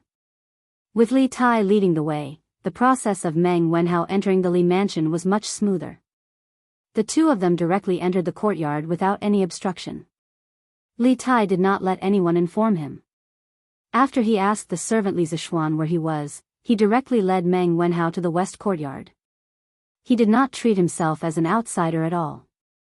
Sigh, Meng Wenhao was just about to ask if this was too rude, but he saw that the surrounding servant girls and retainers didn't seem surprised at all. He could only shut his mouth and obediently follow Li Tai to the west courtyard. Along the way, there were pavilions, artificial mountains, lotus ponds, and trees. Meng Wenhao was dazzled. He thought to himself, Prince Wei was right. Mister's family is really rich. When I earn money in the future, I will also buy a big house like this for my parents to enjoy. Wow! There are so many carriages. They are actually the same as the ones Mister usually uses. When Li Tai entered the west courtyard, the first thing he saw was the 20 or so luxurious caravans. He immediately threw the purpose of his visit to the back of his mind and eagerly jumped into a carriage to enjoy the view. After Old Man Li pulled his carriage away, Li Zishuan also asked people to move the rest of the carriages to the west courtyard. After all, it was not appropriate for them to be piled up in the front courtyard. Anyway, his west courtyard was large, so there was nothing to be afraid of if there were 20 more carriages. At this moment, Li Zishuan was sitting in a pavilion not far away to enjoy the cool air. When he saw this little fatty like a bandit entering a village, he could not help but be speechless.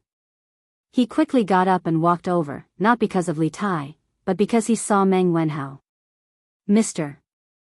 Meng Wenhao was also shocked by the number of luxurious caravans. However, when he saw Li Zishuan walking over, he quickly regained his senses and cupped his hands in greeting. Wenhao, why are you here? Li Zishuan nodded and smiled gently. He was not surprised that Li Tai was here, but he was curious about Meng Wenhao's visit. Mister did not go to the Imperial College today, and I heard about the conflict between the students in front of the Strange Culture Center yesterday. I was a little worried about Mister's situation. However, my information is limited, so I could only come here to see for myself. I hope Mister can forgive me for disturbing you. Meng Wenhao bowed and cupped his hands in greeting. Li Zishuan's heart warmed. It seemed that he was quite successful as a teacher. At this moment, he finally understood the feelings of those teachers in his previous life when they saw their students come to visit them. It was a kind of gratification and joy from the bottom of their hearts. It was indescribable and irreplaceable. Hee, Wenhao, don't worry.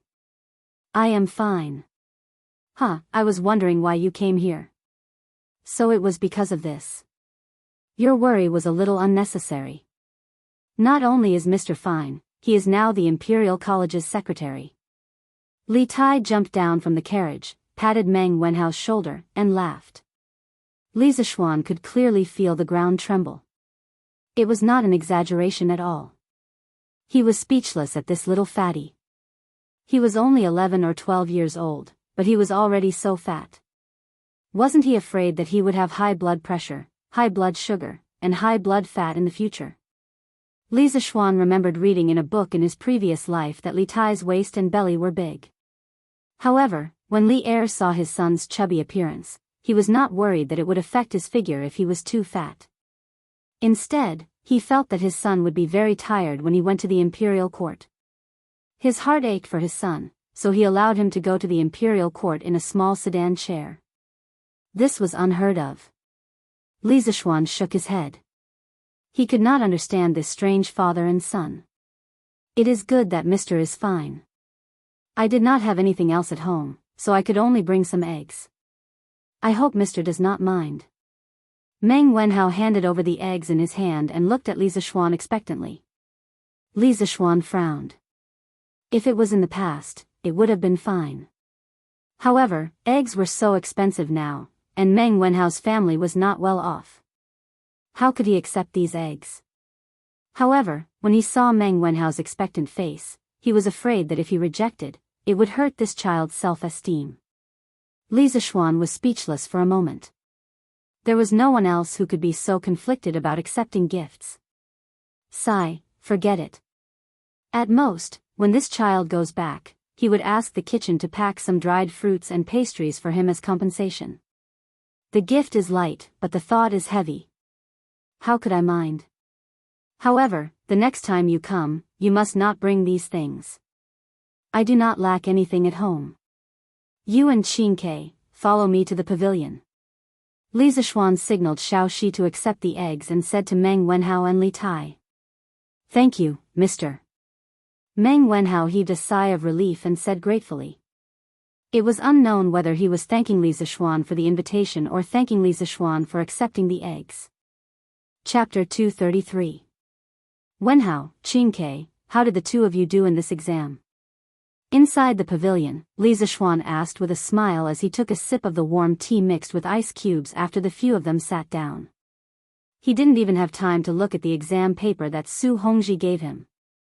This was why only students with good grades were willing to visit a teacher's house. After visiting, the teacher would inevitably ask about your grades. Therefore, the number of times Ching Chimo came to visit Li Zishuan had significantly decreased. This fellow would also feel flustered and embarrassed. Meng Wenhao said, not bad. Li Tai waved his hand and said, not bad. Mister, you have so many carriages here, how about giving me one?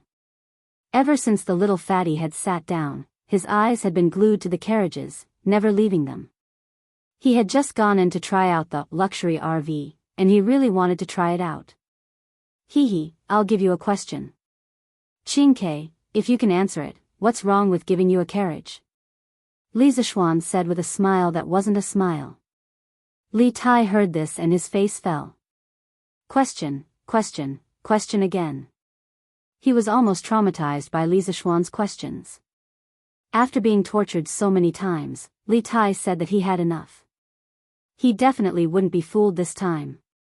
No need. Mister, just tell me how much you want to sell this carriage for. I'll buy it with money. The little fatty shook his head like a rattle drum.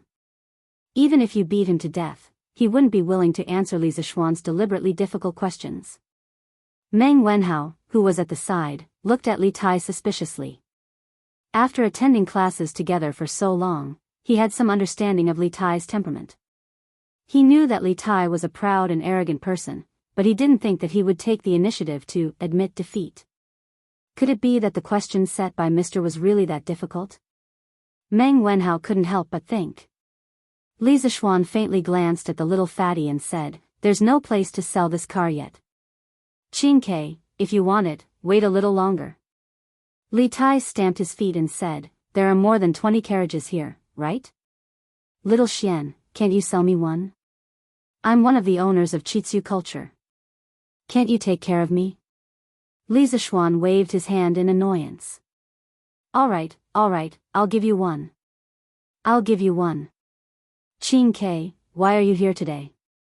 If you're done, then let's go.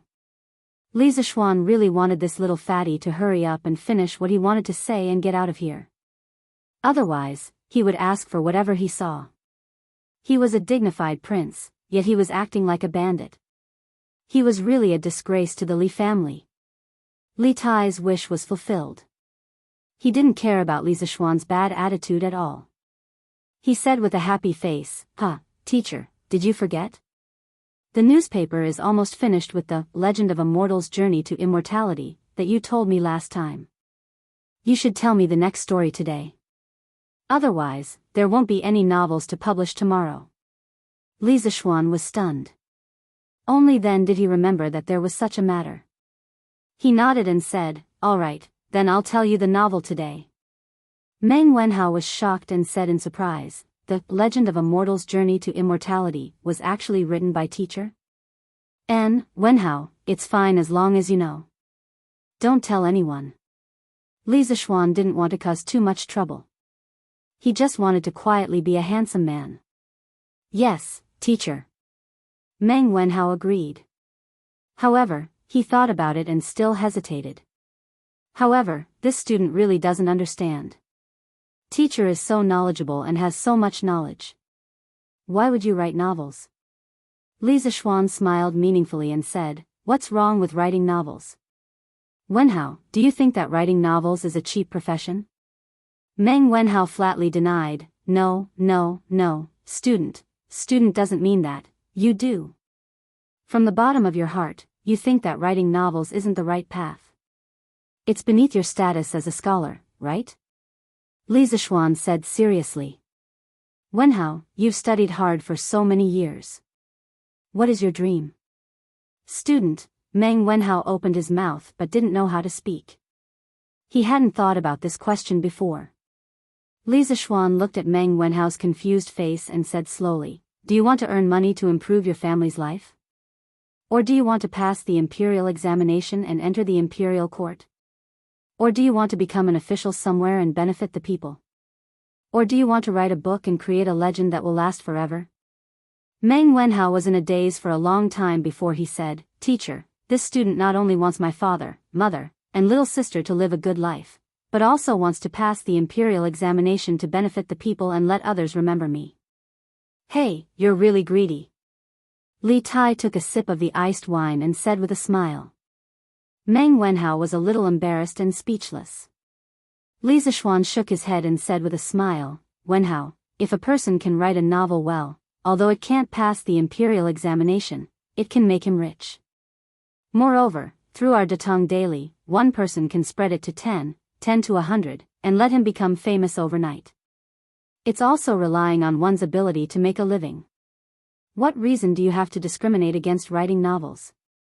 Li Tai said in disbelief, can writing novels make so much money? Hee, of course. Qingke, if you don't believe me, just wait and see. As the scale of Datong daily becomes bigger and bigger, the sales will increase. At that time, whether it's writing articles for the newspaper or writing novels for the newspaper, the income will be very high. I think, at that time, there will be a lot of scholars who are constrained to write novels or articles. Li Zishuan said confidently. He had his own reasons for saying so. The entertainment in this era was very monotonous. The launch of the newspaper could not only bring people spiritual entertainment, but also provide a way for many scholars to make a living. Li Tai's eyes lit up and said excitedly, doesn't that mean, at that time, I will have many kinds of novels to read? Li Zishuan and Meng Wenhao's mouth both twitched. This little fatty's thinking was always on a different channel than others. Wenhao, think about it carefully. I don't think your thinking is good. There is no noble or lowly in the industry. The books you read didn't teach you to discriminate against others, did they? No matter what profession, those who rely on their own efforts to make a living are worthy of your respect. This includes farmers, merchants, and even waiters in restaurants. As a teacher, I don't wish to teach students who are arrogant, and don't eat the hardships of the world. Also, about your dream, whether it's for your family or for an official, if you can only choose one, I hope you can give priority to your family. I don't think a person who doesn't know how to be grateful and doesn't recognize his family can be a good official. I also don't want you to become a cold-blooded and heartless person for fame and fortune. Li Zishuan didn't pay attention to the little fatty's antics. Instead, he looked at Meng Wenhao and said sincerely, Student will remember teacher's teachings. Meng Wenhao stood up and cupped his hands respectfully to Li Zishuan. Li Zishuan nodded with gratification and said, Okay, then let's start talking about novels. Chapter 234. Good story. Under the pavilion, Li Tai heard this and was so excited that he almost clapped. Meng Wenhao also showed an expression of interest. Previously, he was only surprised that Li Zishuan wrote The Legend of a Mortal's Journey to Immortality. However, he was also quite fond of the story itself. It was not easy to find a young person in Chang and who did not know about The Legend of a Mortal's Journey to Immortality. Recently, there were even some items from The Legend of a Mortal appearing in the market. For example, the Eternal Spring Arts Secret Manual and Han Li's Mysterious Bottle. Of course, these items were not real, but they still attracted many mortal fans to buy them. The popularity of The Legend of a Mortal's Journey to Immortality could be seen from this. Where did we leave off last time? Li Zishuan saw that the two of them were willing to listen. Since he had nothing to do, he prepared to speak, but once he opened his mouth, he forgot where to start. Teacher said that Han Li dripped the green liquid from the small mysterious bottle onto a stalk of green 3-crow grass. After 2 months, it grew into a stalk of rare 1,000-year-old 3-crow grass. Li Tai had obviously done sufficient preparation. When he heard Li Zishuan's question, he answered without thinking. Oh. Li Zishuan nodded his head. After recalling for a while, he began to speak. This time, the test was very successful.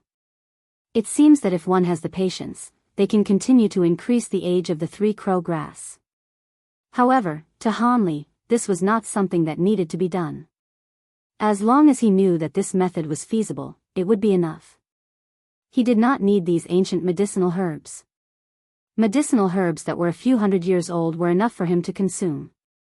After this long series of tests, Han Li could finally rest and think about it properly. At this time, it has been quite some time since Dr. Mo left the mountain.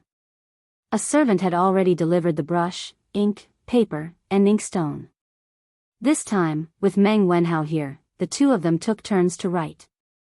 Li Tai's work was much easier. From time to time, he would even have time to drink some iced tea. It was very comfortable. In the blink of an eye, 5 chapters had passed. As the plot unfolded step by step, Li Tai and Meng Wenhao gradually became immersed in the story. After Han Li discovered the effects of the bottle, he was unable to cultivate freely. He still had to fight a battle of wits and courage with Dr. Mo, who wanted to take over his body. At this moment, Li Tai and Meng Wenhao finally understood how difficult Han Li's cultivation process was. This medicine is called insect corpse pill. It's not really a medicine, but an egg made from some kind of secret method. After you eat it, it will hide in your body for a year. Don't worry, it will be absolutely safe for a year, and it won't affect you from doing other things. After a year, as long as you take the special antidote, it will automatically dissolve, and there won't be any hidden dangers left. But if you don't take the antidote after a year, the egg will absorb enough nutrients and hatch out of its shell. It will then eat all the internal organs of the human body clean, causing the human to wail in pain for 3 days and 3 nights before slowly dying. Dr. Mo finally lost his patience with Han Li. In order to let Han Li reach the 4th level of the Eternal Spring Arts as soon as possible, he forced Han Li to swallow the insect corpse pill. When Li Tai and Meng Wenhao heard this, their faces were filled with anger, but there was nothing they could do. After all, Han Li was definitely not Dr. Mo's opponent. They could only watch from the sidelines and worry. Li Zishuan drank a few mouthfuls of the gentle wine and read 5 chapters of A Mortal's Journey to Immortality to them. Then, he clapped his hands and stood up. Okay, today's lecture will end here. We will continue tomorrow. Qing Ke, leave the manuscript here. The 2 of you can go back now. Ah. It's still early. Mister, please talk for a while more. Li Tai was enjoying listening to the lecture and was unwilling to end it like this. However, Li Zishuan did not fall for his tricks. If he continued talking for a while more, there would definitely be no end to it. I won't talk anymore. Xiao Shi, quickly bring the things I asked you to prepare. He had asked Xiao Shi to prepare some pastries and intended to let Meng Wenhao bring them back. After all, he couldn't just go and not come back, right? It's here. Young master. Here, Madam heard that your student was coming over and specially packed some of the best pastries and dried fruits in the residence. Madam was afraid of disturbing you, so she didn't come over personally. Xiao Shi handed over a heavy package and said with a smile. Previously, when Madame Li heard that her son's student had come to visit her son, she was even happier than Li Zishuan. She was filled with a sense of accomplishment. Hence, she asked Xiao Shi to prepare some dried fruits and pastries for Meng Wenhao to bring back. Li Zishuan took over the package and passed it to Meng Wenhao. Here, Wenhao, there are some dried fruits and pastries inside. They aren't worth much. Take it. As the saying goes, courtesy demands reciprocity. Since you brought gifts here, how can I let you leave empty-handed? Mister, this. I don't. Meng Wenhao waved his hand and wanted to decline. You don't dare to decline a gift from an elder. Just take it since he asked you to. Furthermore, you can't even eat the pastries from Mister's house. Li Tai slapped Meng Wenhao's shoulder and said loudly. This. Thank you, Mr. Meng Wenhao had no choice but to bow and thank him. Hee, if there's nothing else, you can go back first. Li Zishuan waved his hand and smiled. The two of them then left. Qingke, why did you come back again? Li Zishuan asked Xiao Shi to help him tidy up the manuscripts. Just as he finished, he saw the little fatty Li Tai come again. He couldn't help but ask curiously. Xiao Xian, there's something I forgot to tell you. Once there were no outsiders around, he was unwilling to call Li Zishuan Mr. anymore. At this moment, he ran over and said. Li Zishuan was too lazy to argue with him and asked, what's the matter? Li Tai took a deep breath and said, the 3 strategies you mentioned before have all been accepted by my father. The notice of reducing taxes by raising chickens has also been gradually sent to every state and county from today onwards. My father also ordered my uncle Li Shaogong to prepare 500 ships to the South Sea within 5 days.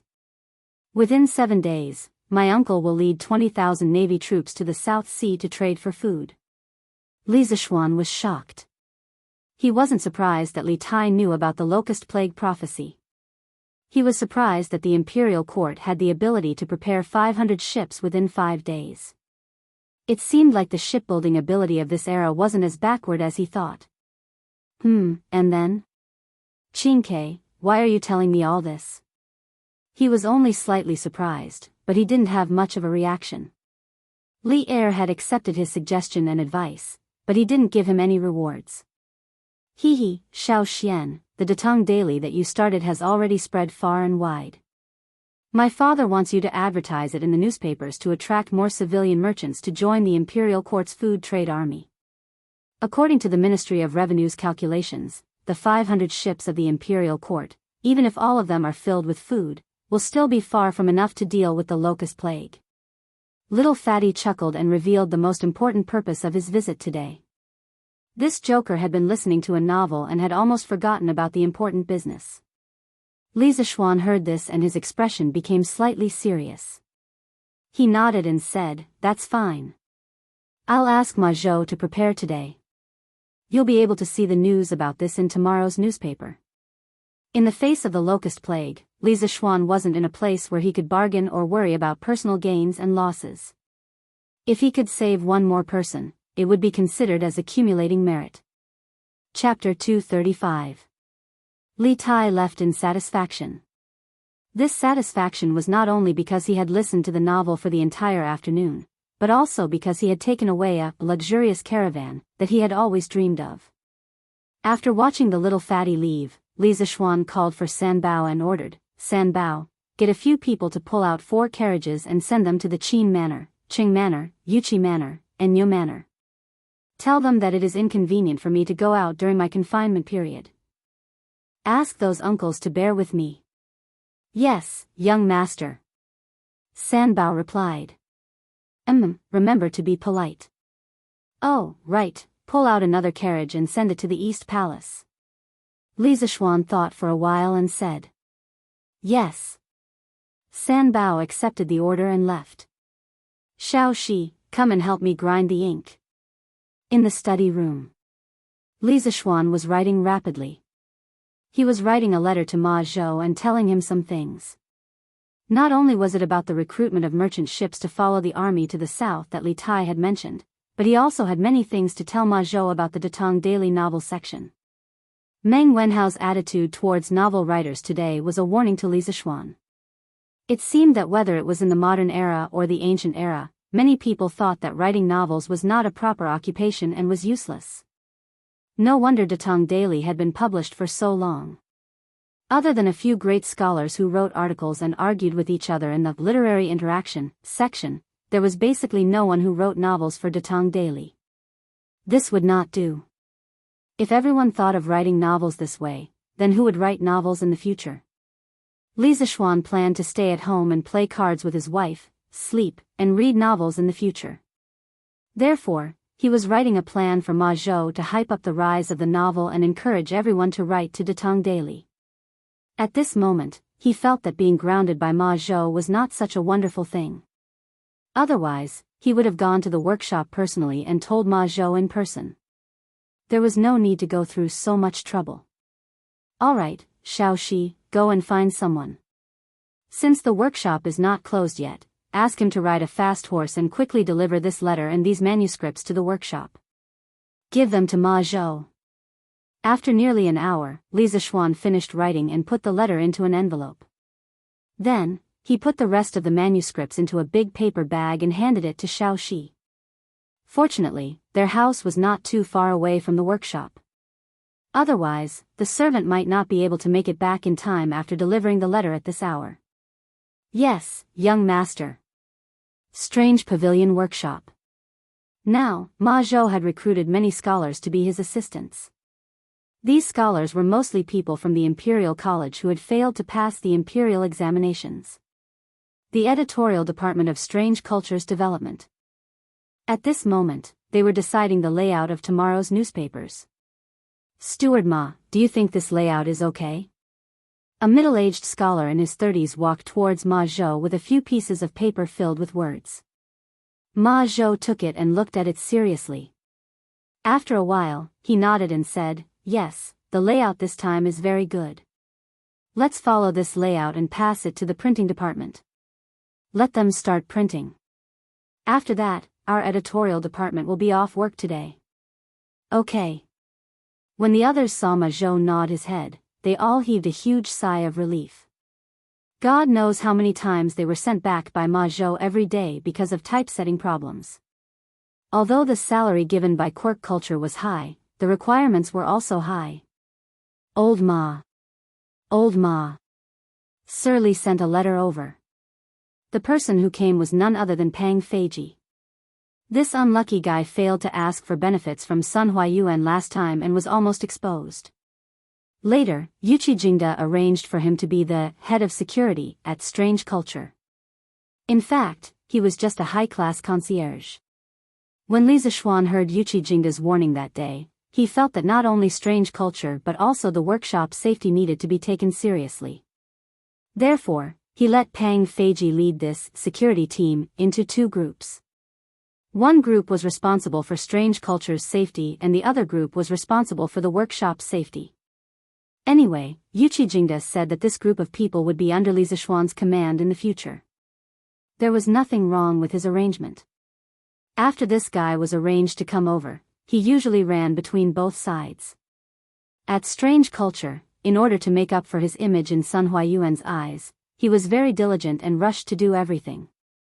At first, the rest of the people were worried sick. Pang Feiji was stealing their jobs. Therefore, these 2 days, Sun Huayuan clearly felt that the people in the workshop were much more enthusiastic than before. However, Pang Feiji was not a greedy person. When he was serious, he was quite loyal. After all, this guy had been in the military for so long. He was very experienced in dealing with people. In the past 2 days, there were quite a number of people who had received small favors from him. In private, everyone called him Brother G, or Brother Chicken. At the workshop, Ma Zhou was one of the big bosses in the workshop. Of course, he was also someone Brother Chicken wanted to curry favor with. This way, even if Sun Huayuan told Li Zixuan about his black material, there would be someone to speak up for him. He wouldn't die too miserably, right? Today, Brother Chicken came to the workshop to work. When he encountered the matter of delivering a letter to Ma Zhou, Brother Chicken did not hesitate to take over Song Xiaoxi's job and come personally to deliver the letter. Ma Zhou took the big bag of documents curiously. As he opened it, he said politely, "Thank you for your trouble, Pang Sigi." "Hee, it's nothing. Take your time, Master Ma. I'll take my leave first." Brother Chicken knew very well that he had to make up for his sins even if he had to kneel down. Now that Sun Huayuan had something on him, in Strange Culture and the workshop, he had to act like a grandson until the end. Okay. Ma Zhou nodded. Brother Chicken slowly left. Ma Zhou opened the paper bag and took out the envelope and the manuscript of A Mortal's Journey to Immortality. He first put the manuscript aside, then opened the envelope. He opened the letter and read it seriously. Other than the occasional sound of other people packing up, the room was silent for a while. After a while, Ma Zhou put away the letter and said to the few editors who were packing up to go home, "Don't pack up anymore. Don't send the typesetting just now to the printing department. Redo it all. I'm afraid none of you will be able to go back tonight." Why is this happening? Steward Ma, what happened? If we don't go back now, where will we stay tonight? Yeah, if we don't leave now, there will be a curfew later. The editors were dumbfounded. Even though they knew that Ma Zhou had a high position in the workshop, in the face of such a rude request, they could not help but refute. Ahem, the boss has new instructions. Tomorrow's newspaper has to be redone. Everyone, work harder. Once you're done, you can rest in the workshop. Today's salary will be 5 times the usual salary. It was indeed unkind to ask people to work overtime at the last minute. Ma Zhou thought about it and decided that he could only use money to increase their work enthusiasm. Wow! 5 times. Let's do it. Let's do it. Chapter 236. Tisk, TSK. Xiao Xian sure knows how to enjoy life. This carriage will be my ride in the future. Haha. Qing Mansion. The servants of the Li residence were ordered to deliver the limousine. Qing Yaojin saw that the carriage's design was strange. Originally, he just wanted to take a look. After all, he liked to ride a horse and not sit in a carriage. But when he saw it, he immediately fell in love with the luxurious interior. He comfortably sat on the sofa and did not want to get down. "Dad, this carriage was given to me by Xiao Xian. I thought you don't like to ride in carriages?" Qing Chimo followed him into the carriage. When he heard the second half of Qing Yaojin's words, his face fell and he gloomily said, "Bullsh *T. Did Xiao Xian say that this carriage is for you? You're clearly giving it to me, okay? Besides, I used to like riding horses and not riding carriages, but that's because the carriages in the past can't be compared to this one." Qing Yaojin sat on the sofa and patted the table in front of him. He said to Qing Yaojin angrily, "Dad, when the first carriage was made, I asked Xiao Xian for it. Now that this one is here, you can't take it for yourself." Qing Chimo was not willing to give up just like that. "Humph. You old geezer, how dare you snatch things from your son?" At this time, a slightly stout woman in purple came up. She was Qing Chimo's mother, Qing Yaojin's wife, Pei Tsueyun, the daughter of Shanhai Pass's commander-in-chief Pei Rinji, and the elder sister of Sui and Tang's third hero Pei Yuanqing. For thousands of years, the Pei family had produced great figures in each generation. It was indeed a wonder in Chinese and foreign history. In China's historical dramas, there were several dramas that depicted the Pei family, such as Westlake, Li Hui Yang, Pei Heng's Encounter with the Immortal, and The Legend of the White Snake. In the famous drama, The Legend of the White Snake, Fahai was the son of the Tang dynasty politician and calligrapher Pei Xiu. In history, Fahai was a positive character. However, after the novels of the Ming and Qing dynasties came out, Fahai became a negative character. A while ago, Madame Pei brought her second son, Qing Chuliang, back to her hometown to visit her parents. She had not been in Chang'an for a long time. Madam, I was just joking with Cho Nyo." Haha. Qing Yaojin quickly got up and awkwardly smiled. "Humph." Madame Pei snorted. Only now did she look at the interior of the carriage. Gradually, the envy in her eyes became stronger and stronger. "Ah. The interior of this car is so beautiful. Ah. This seat is so comfortable. Master, with this carriage, in the future, this concubine will bring Chu Mo and Chu Liang back home to visit their parents. This concubine will not have to suffer the hardships of traveling." Madame Pei sat here and there in the carriage. After a while, she also liked this carriage. From her words, it seemed like she also wanted this carriage. Ching Chumo had a tragic look on his face. He had just chased away a vicious wolf, and now a fierce tiger had appeared. Qin Manor. Huayu, although this carriage is comfortable, I still prefer to ride a horse. This carriage is for you to use. Haha. Qin Xiong sat on the sofa in the carriage and took a sip of tea as he spoke to Qin Huayu. Recently, his health had improved a lot. He had no problem playing with a gun, riding a horse, or dabbling in hunting. If this carriage had been delivered a month ago, Qin Xiong would have gladly accepted it. However, he had finally recovered from his illness. How could he be willing to stay in a carriage? Thank you, father. Qin Huayu said happily. Qin Xiong did not care about this carriage, but it did not mean that Qin Huayu did not care about it. He had been eyeing Li Zishuan's carriage for a long time. Yes, although this carriage is comfortable, Huayu, you must not lose your ambition because of it. Qin Xiong stroked his beard and smiled. Yes. Eastern Palace. After the carriage was delivered, Li Qingxian immediately went in to enjoy it. Then, he sat on the sofa and did not want to get down. This thing was more comfortable than a bed. Why is there such a big carriage in front of Brother Crown Prince's palace? Changle's voice came from outside the carriage. Li Qingxian opened his eyes and shouted, Changle, I'm here. Ah. Brother Crown Prince, why are you sitting in a carriage for nothing? Changle suddenly heard Li Qingxian's voice and was shocked. Then, she said, Brother Crown Prince, I'm coming in too. After saying that, the little girl nimbly jumped into the carriage. Then, she opened the curtains and was dazzled by the luxurious interior.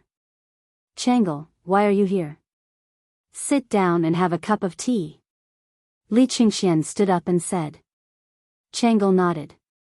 She walked to the opposite side of Li Qingxian and exclaimed, Brother Crown Prince, your carriage is really big. It's like a small room inside. Ah. The thing to sit on is so soft. How is it? Do you like it, Changle? Li Qingxian poured a cup of tea for his sister and said with a smile. Yes, I like it. Brother Crown Prince, are you giving this carriage to me? When Changle heard Li Qingxian's question, her two small eyes curved into two small crescents. Usually, after Li Qingxian's words, he would give her a carriage. No. Li Qingxian's face darkened. He hurriedly shook his head and said, I only said that if Changle likes it, you can come and sit here often. I didn't say that I would give it to you. He had just enjoyed it for a while. How could he bear to give this carriage to someone else? Even if it was his most beloved sister. If this kind of carriage was sold in the market, he would be willing to buy one for Changle. However, the problem was that he had already sent people to inquire about it. Obviously, there were no shops that sold this kind of carriage. Brother Crown Prince is so stingy. Changle wrinkled her cute little nose and said unhappily. Li Qingxian was sweating profusely. However, he was somewhat quick-witted. He rolled his eyes and said with a smile, Changle, if you want this carriage, you can ask Li Zishuan for it. I heard from Qingke that the Li residence has many of these carriages. Now, in the entire Tang dynasty, only Li Zishuan has these carriages. It is said that he specially built a batch of carriages to pick up his bride when he gets married. This move is called diverting trouble, Li Qingxian thought proudly in his heart. When Changle heard this, she didn't clamor to ask Li Zishuan for a carriage as Li Qingxian expected. Instead, he saw the little girl leaning on the table with one hand supporting her cheek. She said with a yearning expression, Brother Xiaoxian is so good to Sister Yushi. I wonder if Changle's future husband will be so good to Changle. Brother Crown Prince, it is said that the imperial family has no familial ties. The children of the imperial family have no love and have to follow their parents' orders. However, Changle doesn't want to be forced by father to marry someone she doesn't like. Brother Crown Prince, will you help Changle in the future? Li Qingxian looked at his sister's innocent face and longing eyes. He patted his sister's hand and comforted her, Don't worry, Changle. Brother Crown Prince won't watch you be forced to marry. Tranquil smiled and said, yes, yes. Brother Crown Prince is so nice. This soft couch is so comfortable. When Tranquil goes back later, can I bring it back to Tranquil Palace? Li Qingxian. Chapter 237. Newspaper for sale. Newspaper for sale. The freshly printed Tang Dynasty Daily. Today's headline: His Majesty wants to send Navy to escort fleet to the south to trade for food. Civilian merchant ships can also sign up. Early morning. The cheerful voice of the newspaper boy woke up the people who had just woken up and were still in a daze. Today's headline was exceptionally attractive. First of all, this was the first time the people had learned about the latest decree from the imperial court through this method. Secondly, the decree itself was already very attractive. Sending an army to escort merchant ships was something that the people and merchants had never heard of before. Xiao Lu, go buy me a copy of the newspaper. A voice full of vigor came from a luxurious carriage. Yes, master. Today, after hearing the headlines in the newspapers, the merchants who were interested in the news sent their servants to buy the newspapers. Zuixian Restaurant. Within 5 days, the imperial court will prepare a fleet of 500 ships. 7 days later, Hejin County Princely Xiaogong will personally lead a navy of 20,000 to escort the fleet to the south. They will trade silk and porcelain for food. In a small country like Nanyang, rice is ripe 3 times a season. Spices are everywhere. A piece of silk or porcelain can be exchanged for dozens of loads of food and countless spices. Hiss. The barren land of the South Sea is actually so rich. Brother Zhihua, you have traveled extensively and are very knowledgeable. Is what the newspaper says true? A plump middle-aged man in a blue shirt was reading the newspaper. He couldn't help but ask in surprise. The skinny man opposite him was reading the newspaper seriously. He didn't even raise his head when he heard the question. It should be true. I have heard many seafarers talking about this before. Moreover, this newspaper is from Chitsu culture, and Chitsu culture is Lord Li's business. I am very sure that this news is true. These two were the regulars of Zuixian restaurant who had tasted the immortal drunken wine. They were also wealthy merchants. Otherwise, they wouldn't have come to Zuixian restaurant every day. Then why don't we see any merchant ships going south to purchase goods? Feng Zhihua said impatiently, Brother Shifan, think about it. The vast ocean is filled with countless dangers. There are also pirates. Which merchant ships would dare to go out to sea? Oh, I see. But now, these problems are no longer problems. Shifan, continue reading. The ministers of the imperial court all agreed that 500 ships were far from enough. They specially recruited merchant ships from the common folk to accompany the army to the south. The army will protect the merchant ships, and the merchants will only have to pay 5% of their profits to the imperial court. Merchants who were willing to join the imperial court's fleet had to report to the Ministry of War within 7 days and send their ships to the Bar River in the east of the city. After 7 days, they would head south with the army. This was a business that was guaranteed to make a profit. And it's a huge profit. Feng Zhihua sighed after reading the news. Brother Zhihua, do you want to participate as well? Little brother, I remember that your family has more than a dozen large ships that often transport goods on the Grand Canal, right? Liao Shifan added. Feng Zhihua pondered for a moment, then he slapped the table and said, Participate, why wouldn't I participate? Shifan, if you want to go, I have a way to get you 8 big ships in a short period of time. It's up to you if you're willing.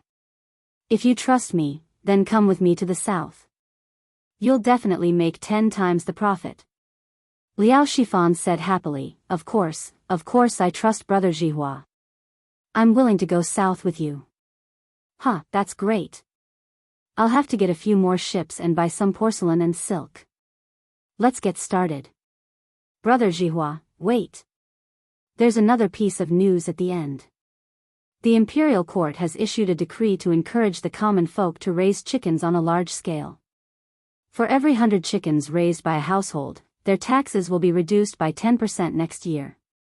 When the rent is collected next year, each village will calculate the number of chickens in each household and report it to the local government. The government will reduce the taxes based on the number of chickens reported. Brother Zhihua, what does the imperial court mean by this decree? I don't understand it anymore. Feng Zhihua paused and read the news carefully. He couldn't help but frown. I don't understand the imperial court's intention either. Liao Shifan thought for a moment. Suddenly, his eyes lit up. Brother Zhihua, I think there's something to be gained from this. Why don't we sell some chickens? Feng Zhihua was stunned for a moment, but after a moment, he shook his head and said, No, we don't have time recently. Compared to the small amount of money we can earn from selling the chicken seedlings, we can earn more by preparing the merchant ships to go south. That's dozens of times more profit. Shifan, you should seriously prepare to go south. Liao Sifan thought about it and agreed. He nodded and said, Brother Zhihua is right. We can't lose the big picture for the small. Ergoa, I bought a newspaper when I went into the city today. Read it to me. What's in the newspaper? Lu Village. A dark-skinned man in his 30s called over a naughty kid who was about 10 years old. Okay. Second Uncle Lu, let me read the newspaper. I haven't read today's Legend of a Mortal's Journey to Immortality yet. The naughty kid said excitedly when he heard that there was a free newspaper to read.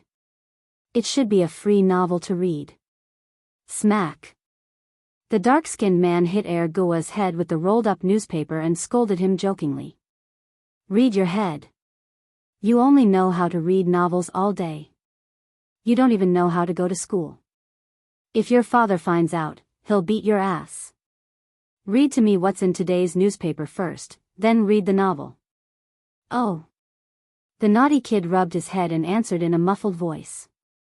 Then, he took the newspaper and asked in confusion, Second Uncle, where do I start? Start from that headline. Today, I heard the newspaper boy say that the imperial court is recruiting merchant ships to go south. Read it quickly, kid. The dark-skinned man thought for a while and said. Ergoa searched for a while and found today's headline. He started reading. Within 5 days, the imperial court will prepare a fleet of 500 ships. 7 days later, Hejin County Prince Li Shaogong will personally lead a navy of 20,000 to escort the fleet to the south. They will exchange silk and porcelain for food. TSK, too bad I don't have a ship. Otherwise, I could follow the imperial court's army to Nanyang and make a fortune. Ergoa, continue reading. Next one. The dark-skinned man sighed after listening to the headline. The imperial court has issued a decree to encourage people to raise chickens on a large scale. For every 100 chickens raised by a family, the tax next year will be reduced by 10%. When the rent is collected next year, the number of chickens in each family will be counted and reported to the local county office. The county office will reduce the corresponding tax according to the reported number. Stop. Ergoa, are you sure you're not mistaken? Is that really what it says? The dark-skinned man was as excited as a 300-pound child. He pressed on Ergoa's shoulder and said excitedly. It hurts, Second Uncle, let go of me first. The naughty kid was in so much pain that tears were about to flow out. The dark-skinned man let go of his hand embarrassedly and said, Cough, then quickly take a look again. Is it like what you said just now? The naughty kid looked at it again. After confirming that there was no mistake, he said affirmatively, Second Uncle, that's what it says. I'm sure I'm not mistaken. Hey, Second Uncle, where are you going? Don't you want your newspaper? Kid's mother, give me money. I want to go to the city to buy chicken seedlings. The dark-skinned man's excited cheers spread far and wide. Today was destined to not be peaceful. The 2 imperial court decrees written in Datong daily were like a storm that swept through the entire Chang and city and the surrounding villages in an instant. Chapter 238. The people who were swept away by the storm of the new policy started to move. Some bought chickens, some looked for boats. People came and went on the streets. It was very lively. Boss, do you still have any chicks? What? No more? The market has only been open for less than 2 hours. How can there be no more? In the East Market, a man in a gray undershirt was shouting at a vendor who was selling chicks. Boss, hey, don't go. How much are the remaining chicks? I want them all. What? 100 coins for one? Why don't you go rob a bank? Wasn't it 80 coins a while ago? Buy it or not? If you don't buy it now, it will be more expensive in the future. Previously, the Li and Qing families had bought chicks without restraint. At one time, the price of the chicks had been raised from 50 to 125 coins. Later, after Wang Rini had transported 80,000 chicks from the south, the Li and Qing families no longer bought chicks. The market of chicks in Cheng and had gradually calmed down. The price of chicks had gradually dropped from 125 coins to 125 coins.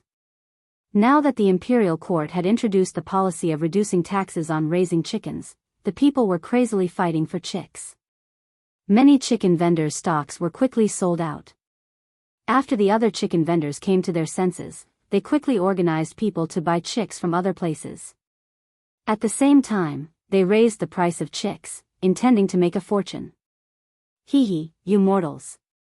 So pitiful. Mei Jun, who had come to Cheng and to sell eggs today, looked at the villagers who were rushing to buy chicks and sighed with a superior expression. Since Mei village had been divided into Li Zishuan's fief, they only needed to pay rent to Li Zishuan, the big landlord, every year. Moreover, Li Zishuan had already introduced the policy of reducing the rent on raising chickens. Therefore, the policy of the imperial court had no effect on them. Naturally, they did not need to rush to buy chicks with others. Big mouth Mei, why are you showing off here? Why don't you go and grab a place to sell eggs? Be careful that your wife won't forgive you when you go back. It was a skinny hand that suddenly patted Mei Jun's shoulder. Then came the slightly teasing voice of Second Master Lu. Compared to a few months ago, Second Master Lu looked more hale and hearty. Perhaps the old people would be more energetic once they had something to do. Second Master Lu, why are you making fun of me again? Mei Jun turned around and grinned.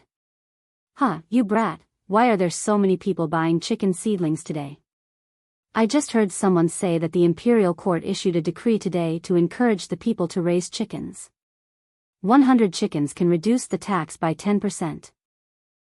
There's such a good thing. However, our plum village has long enjoyed such treatment. Moreover, it's free chicken seedlings, Second Master Lu said with a complacent smile, but his words provoked too much hatred. A man next to him immediately glared at him and said, "What did you say? Your village has been receiving such treatment for a long time. And the chicken seedlings are free? How could I lie to you? It's all thanks to Lord Li. Wang Furen, why is your family's boat still idling at the dock? Why aren't you reporting to the Ministry of War? Why do we need to report it? Didn't you read today's newspaper? The imperial court wants to send troops to escort the fleet to the south to trade for food. The food in the south is cheap, and so are the spices. We can take the silk and porcelain and follow the imperial court's army to Nanyang to purchase goods. When we come back and sell them, we will definitely make a huge profit." Really? But what if the newspaper is a scam? Silly. Don't you know who publishes this newspaper? Why would Lord Li, who is rich, lie to you? How much are you worth? Then wait for me, brother. My family has 10 big boats. Let's follow the imperial court's army to Nanyang to get some soup. This kind of conversation was definitely not the only one in Cheng and today. Businessmen often had the keenest sense of smell. The capital market had always been turbulent. Now, with the imperial court's decree, how could there not be a huge wave? Gi Lane. At Meng Wenhao's house. "Father, why are you back so early today?" Meng Wenhao was on leave today and teaching his little sister to write at home. Suddenly, the courtyard door was pushed open and a thin and dark middle-aged man came in. He was not tall and his body was not strong, but his slightly bent spine seemed to be full of infinite strength, as if he could hold up the sky. His gray clothes were full of sand and sand. It was impossible to tell whether he was wearing clothes or sand. Meng Wenhao heard the sound and looked up. Seeing that it was his father, he patted his little sister's head and hurried to greet him and said happily, "Well, there is not much work on Murky Street today. I finished my work and came back early." "How, are you still teaching Yaya to write?" The middle-aged man took off his shirt full of sand and sand, revealing his dark, thin, but very strong chest. He smiled and said to the son in front of him, who he was most proud of, "Well, father, Yaya has learned a lot of words recently. I also taught Yaya the pinyin invented by our teacher. In the future, Yaya may know more words than some rich kids." Meng Wenhao showed a rare innocent expression of a child and asked for credit from his father. Of course, Meng Wenhao's father didn't know what pinyin was, but he knew that his son was very good at reading and what he said must be reasonable. He said, "Well," to Meng Wenhao and went to wash his hands next to the well with a smile. At this time, the little girl in the house ran out and said with a giggle, Father, you are back?" The middle-aged man wiped his face, and out of nowhere, a sugar figurine wrapped in paper appeared. Then, he squatted down, squinted his eyes, and smiled at his daughter. "Come, Yaya, this is what I bought for you. Eat it quickly, and don't tell your mother." Yaya's slightly yellowed and malnourished face was like a blooming flower. It was so brilliant that even the sun paled in comparison. It was as if she was the most beautiful angel in the world. The little girl opened her small red mouth and revealed a pair of small rabbit teeth. She giggled, her voice as clear and melodious as a silver bell. "Ah! It's a candy man. Father is so good." Yaya happily took the candy man from Meng Wenhao's hand and opened the oil paper. Looking at the lifelike and cute little figure, the little girl hesitated for a moment and handed it back. She said in a crisp voice, "Father works hard to support the family. Father works the hardest. Father, eat first." Meng Wenhao's father looked at his daughter's innocent but persistent face and couldn't help but feel a lump in his throat. He sent the candy man to his daughter's mouth and forced a smile. "Father has long been sick of it. Yaya, eat it quickly." "Humph. Father, you are lying. You used to say that, but you have never eaten it. Father doesn't eat it, and Yaya doesn't eat it either." The little girl seemed to have become smarter recently and didn't fall for it at all. Okay. Father will eat a little." Meng Wenhao's father had no choice but to gently eat a corner of the candy man. The faint sweetness in his mouth couldn't wash away the bitterness in his heart. Suddenly, he thought of something and looked at his daughter with mixed feelings. "Brother, you have to go to school every day. Brother also needs to eat first." When Yaya saw that her father really ate it, she immediately sent the candy man to Meng Wenhao's side happily. With the lesson learned, Meng Wenhao didn't refuse. He gently bit off a corner of the candy man and patted his little sister's braids. He smiled and said, "Okay, brother has eaten too. Yaya, go play elsewhere." Okay. "Father, did something happen?" Meng Wenhao saw that Yaya had walked far away and then looked at his worried father and asked. Meng Wenhao's father's expression froze as he hurriedly said, "No, nothing. Father, something must have happened. Can you hide it from me? Tell me if you have something and we will think of a solution together." Meng Wenhao's father thought for a moment and said hesitantly, I might have to go on a long trip in a few days. I might be gone for 2 to 3 months. Father, where are you going?" Meng Wenhao asked anxiously. "Going overseas." Meng Wenhao's father stuttered and finally revealed the truth. However, this sentence was like a bolt from the blue, leaving Meng Wenhao stunned on the spot. Chapter 239. Father, why did you suddenly think of going overseas? Meng Wenhao was stunned for a while before asking with difficulty. Although he had never been to the sea, he knew that there were hidden dangers everywhere. Today, Boss Feng suddenly told me that he has a fleet going to Southeast Asia to purchase goods in 7 days. He needs to recruit a large number of crew members and the remuneration is very generous. I thought about it and agreed. Father Meng slowly told the truth. Father, how can you agree? You don't know how to operate a ship. Besides, the sea is so dangerous. You little brat, are you looking down on your father? Who said that I don't know how to operate a ship? Howard, don't worry. I'm good at swimming. I'll definitely be fine.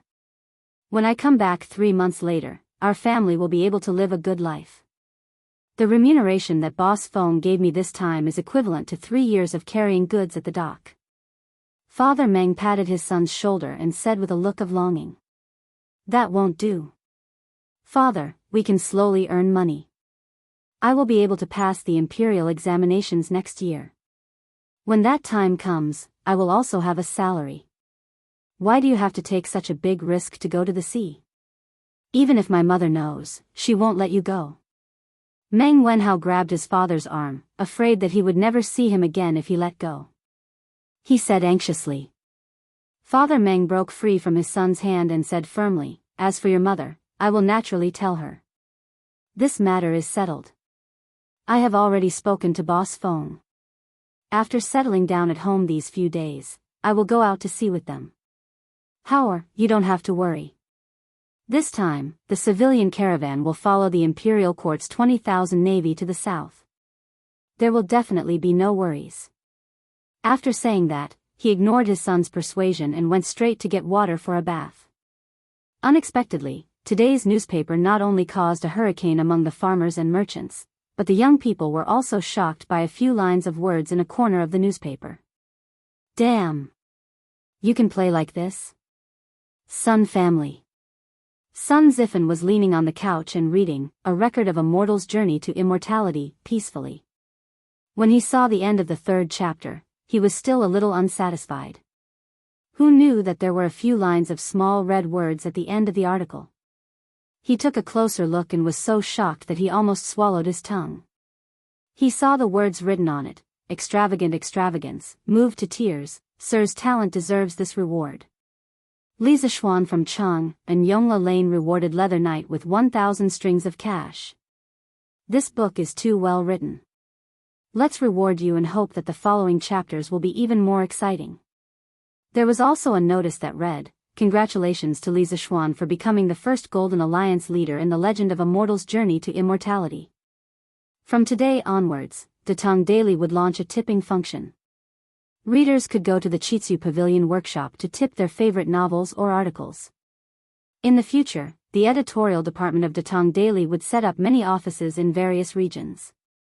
Readers who lived far away from the workshop could also head to the offices nearby to tip.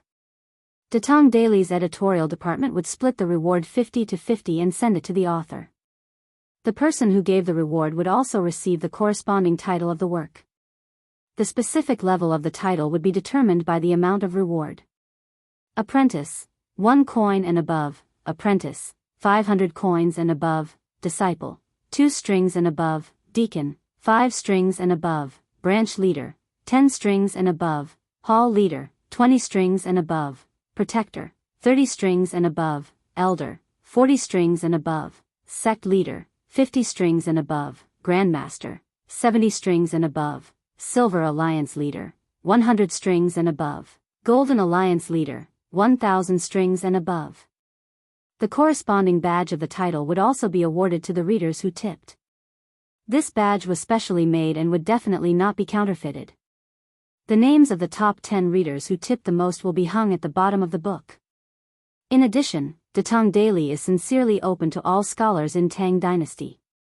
Once the novel is accepted, in addition to the split of the reward, we will also give you a guaranteed base price of at least 5 coins per 1,000 words. The salary will be paid monthly and will be sent to you by a special person. You are welcome to submit your work. Tisk TSK.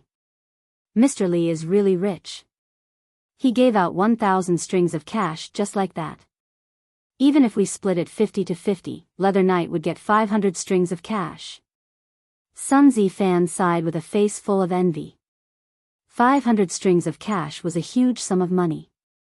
In the entire Chang and city, except for a few people, no one would look down on 500 strings of cash and casually give it away. It was the same for the Sun family.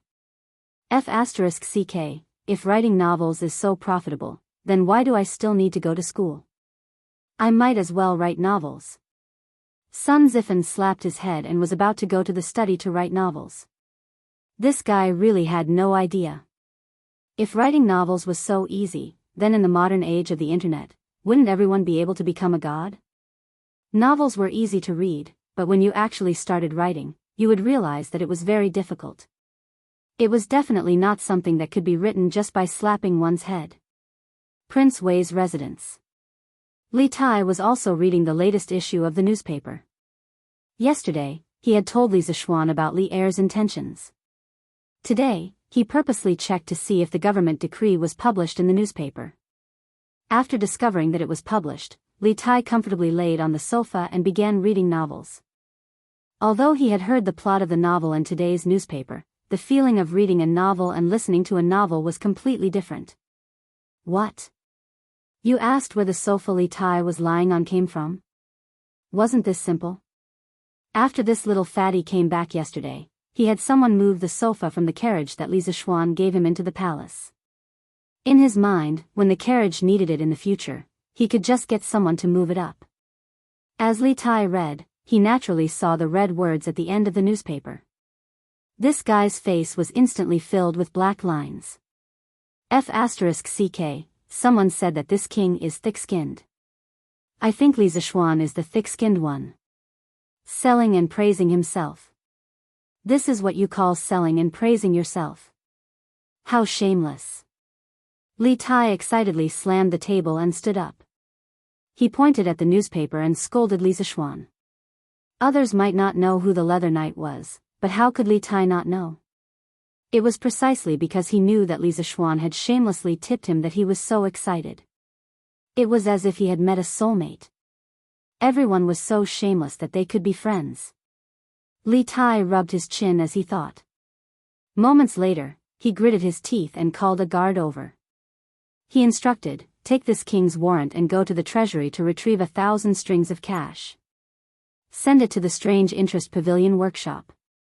Tell them that this king is rewarding the legend of a mortal's journey to immortality. The black-clothed guard was dumbfounded. He was definitely thinking, has the king of Wei gone crazy? Go, go. What are you standing there for? Have you gone crazy? The guard's face twitched slightly. He quickly cupped his hands and said, yes. Then, he quickly left. Li Tai nodded. He was not stupid. After the initial shock, he quickly understood Li Zishuan's intention. This was to attract scholars to join the mighty novel industry. Thinking about the various interesting novels to read in the future, Li Tai's heart trembled with excitement. Moreover, he himself liked The Legend of a Mortal's Journey to Immortality very much. After seeing Li Zishuan snatch the first Golden Alliance Master title, he was a little unhappy. How could he be willing to give up the second Golden Alliance Master title? Golden Alliance Master, this title sounded domineering. Although Li Tai felt the pinch of giving away 1,000 strings of cash, it was still a man's pride and a Buddha's desire to burn incense. Moreover, he still had 20% of the shares in Strange Interest Culture. It was considered an investment. When the time came, more people would be attracted to write novels and read newspapers. Li Tai would also get more money. What was there to be afraid of? Li Tai thought cunningly. Chapter 240. South of Chang and City, Jianghu Academy. On the stone bench under the pine forest, Hua Hongyi and the other two poor scholars gathered together to read the newspaper. Reading the newspaper had become their daily routine. If they didn't read it for a day, they would feel uncomfortable. Wow! Look at the last part of the newspaper. Lord Li is really rich. He gave out 1,000 strings of cash just like that. The newspaper has an additional reward function. Who said it wasn't? Lord Li has come up with a new trick again. TSK, Lord Li really knows how to play. But this way, that Leather Knight will be rich. Even if it's split 50 to 50, it's still 500 strings of cash.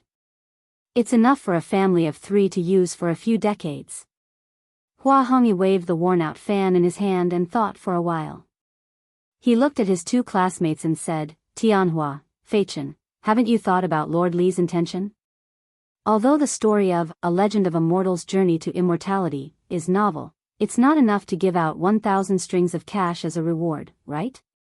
Brother Hongyi, did you discover something? Yes, I think Lord Li wants to attract scholars to write novels and then submit them to his Datong daily. Hiss. Looks like it's true. But Lord Li is too generous with his money. Hua Hongyi nodded and said, yes, when Lord Li makes a move, it's always a big deal. With him doing this, I'm afraid many people will rush to write novels. That would have to be written by them first. It has to be something that the supervisor of the workshop likes. Why don't we give it a try too? After all, Lord Li's reward is so generous. That's right, Feichen is right. What if Lord Li takes a fancy to what we write? Then even if no one gives us a reward, according to the guaranteed price they set, it's 5 strings of cash for 1,000 words. If we write 10,000 words a day, it'll be 50 strings of cash. That's close to 2 strings of cash a month. It's really not low.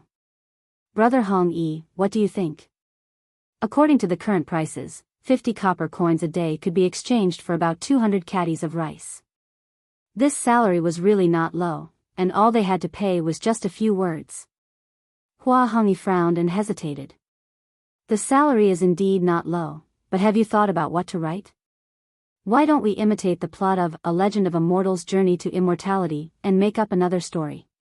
Yes, I think it's a good idea. The setting of A Legend of a Mortal's Journey to Immortality is so novel and interesting. I think this model can give rise to many other stories. Hua Hongyi shook his head and said, I don't want to do that. Imitation is always inferior. If I were to write it, I would definitely create a whole new story background and plot. You can try to imitate it first and see how it works. Who knows if it might succeed? Then let's start writing now. Qing Manor. TSK, little Xian is really rich. Qing Chumo also saw the last few paragraphs of the newspaper. Although he was a loyal fan of A Legend of a Mortal's Journey to Immortality, he didn't know that A Legend of a Mortal's Journey to Immortality was written by Li Zixuan. Therefore, when he saw the last few paragraphs, his first reaction was not to scold Li Zixuan for being shameless, but to sigh at how rich Li Zixuan was. He could throw out 1,000 strings of cash just like that. Golden Alliance Leader. TSK, this title is so impressive. Qing Chumo rubbed his chin and sighed with envy. He didn't agree with Li Tai. After all, he was a prince and had a certain amount of financial autonomy. He could squeeze out 1,000 strings of cash just by gritting his teeth. However, Qing Chumo was a pauper through and through. Although the Qing family and the Li family had cooperated on the Drunken Immortal and the Land of Warmth and Tenderness, and he had received a lot of pocket money recently, it definitely didn't add up to 1,000 strings of cash. He didn't have the guts to ask old Madame Qing for it. Therefore, when he saw Li Zixuan become the first Golden Alliance leader in A Legend of a Mortal's Journey to Immortality, he could only be envious. Although he really wanted it, he couldn't afford it.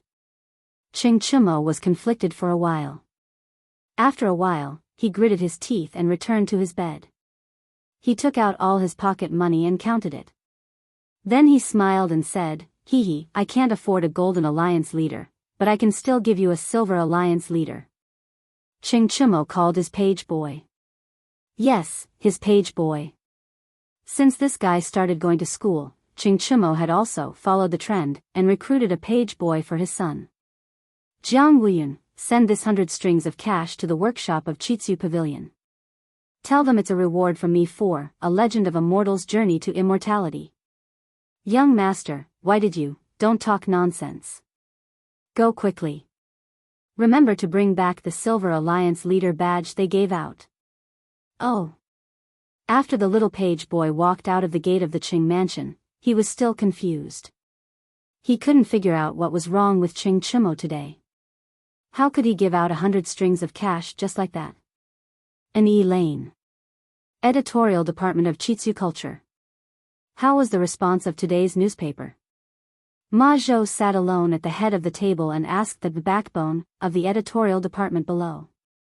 According to Li Zishuan's suggestion, special people should be sent out to investigate the response of the public before each issue of the newspaper was released. If there were any problems found, they could be corrected in time. A young man who looked to be only 17 or 18 years old stood up and replied, "The response of the people to the newspaper today was particularly great.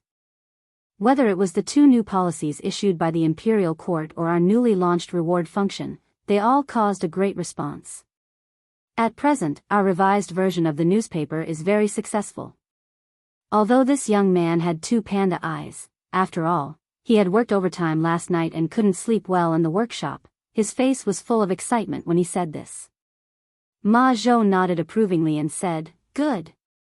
Chong Siwen, have you finished the badges for each title and level?" A gentle middle-aged man stood up and replied, "I handed the design drawings to Manager Fu yesterday. At present, they have only finished dozens of badges for the Gold Alliance Leader, Silver Alliance Leader, Guru, and Sect Leader of A Legend of a Mortal's Journey to Immortality. They are still rushing to make the badges for the other levels. Well, you should urge them on this matter. I expect many readers will come to reward them soon." "Yes. Godfather Ma. Godfather Ma. His Imperial Highness, Prince of Wei, has sent someone to reward us." Song Xiaoxi ran in, panting, and reported. "How much was the reward?" 1,000 strings of cash." "Hiss, then quickly go and give the Gold Alliance Leader badge to him." "Yes, Godfather Ma." Fan Xiaohui, in the future, you will be responsible for the registration of all rewards. You will also be responsible for the distribution of badges. Remember, there must be no mistakes." Ma Zhou said sternly. "Yes, Manager Ma." A middle-aged scholar in gray clothes and a gray hat stood up and cupped his hands. "Godfather Ma. Godfather Ma. The eldest young master of the Qing estate has sent someone to reward A Legend of a Mortal's Journey to Immortality with 100 strings of cash. Godfather Ma. Godfather Ma. Princess Changel has sent someone to reward A Legend of a Mortal's Journey to Immortality with 100 strings of cash. His Imperial Highness, the Crown Prince has sent someone to reward A Legend of a Mortal's Journey to Immortality with 100 strings of cash. Xinghua Square's eldest young master, Hu Yuanbao, has sent someone to reward A Legend of a Mortal's Journey to Immortality with 1,000 strings of cash. Azure Dragon Square's Wang Renbiao has sent someone to reward A Legend of a Mortal's Journey to Immortality with 1,000 strings of cash. Jinsheng Square's Murong Yunhai has sent someone to reward A Legend of a Mortal's Journey to Immortality with 200 strings of cash. Crazy. Crazy. That was the only word in everyone's mind. They knew that A Legend of a Mortal's Journey to Immortality was very popular and that many people would come to reward it in the future. However, they did not expect it to come so quickly and in such a large amount. Could it be that these people did not treat money as money? That's all for today. Everyone, quickly get back to your positions and continue with your work. Fan Xiaohui, quickly go to the front to receive the reward money and register it. Chong Siwen, quickly go to the workshop and urge them to make the badges quickly. Yes. Chapter 241. Gi Lane. Meng Wenhao tried to persuade his father but to no avail. He could only pray that his mother would come back in the afternoon and persuade his father.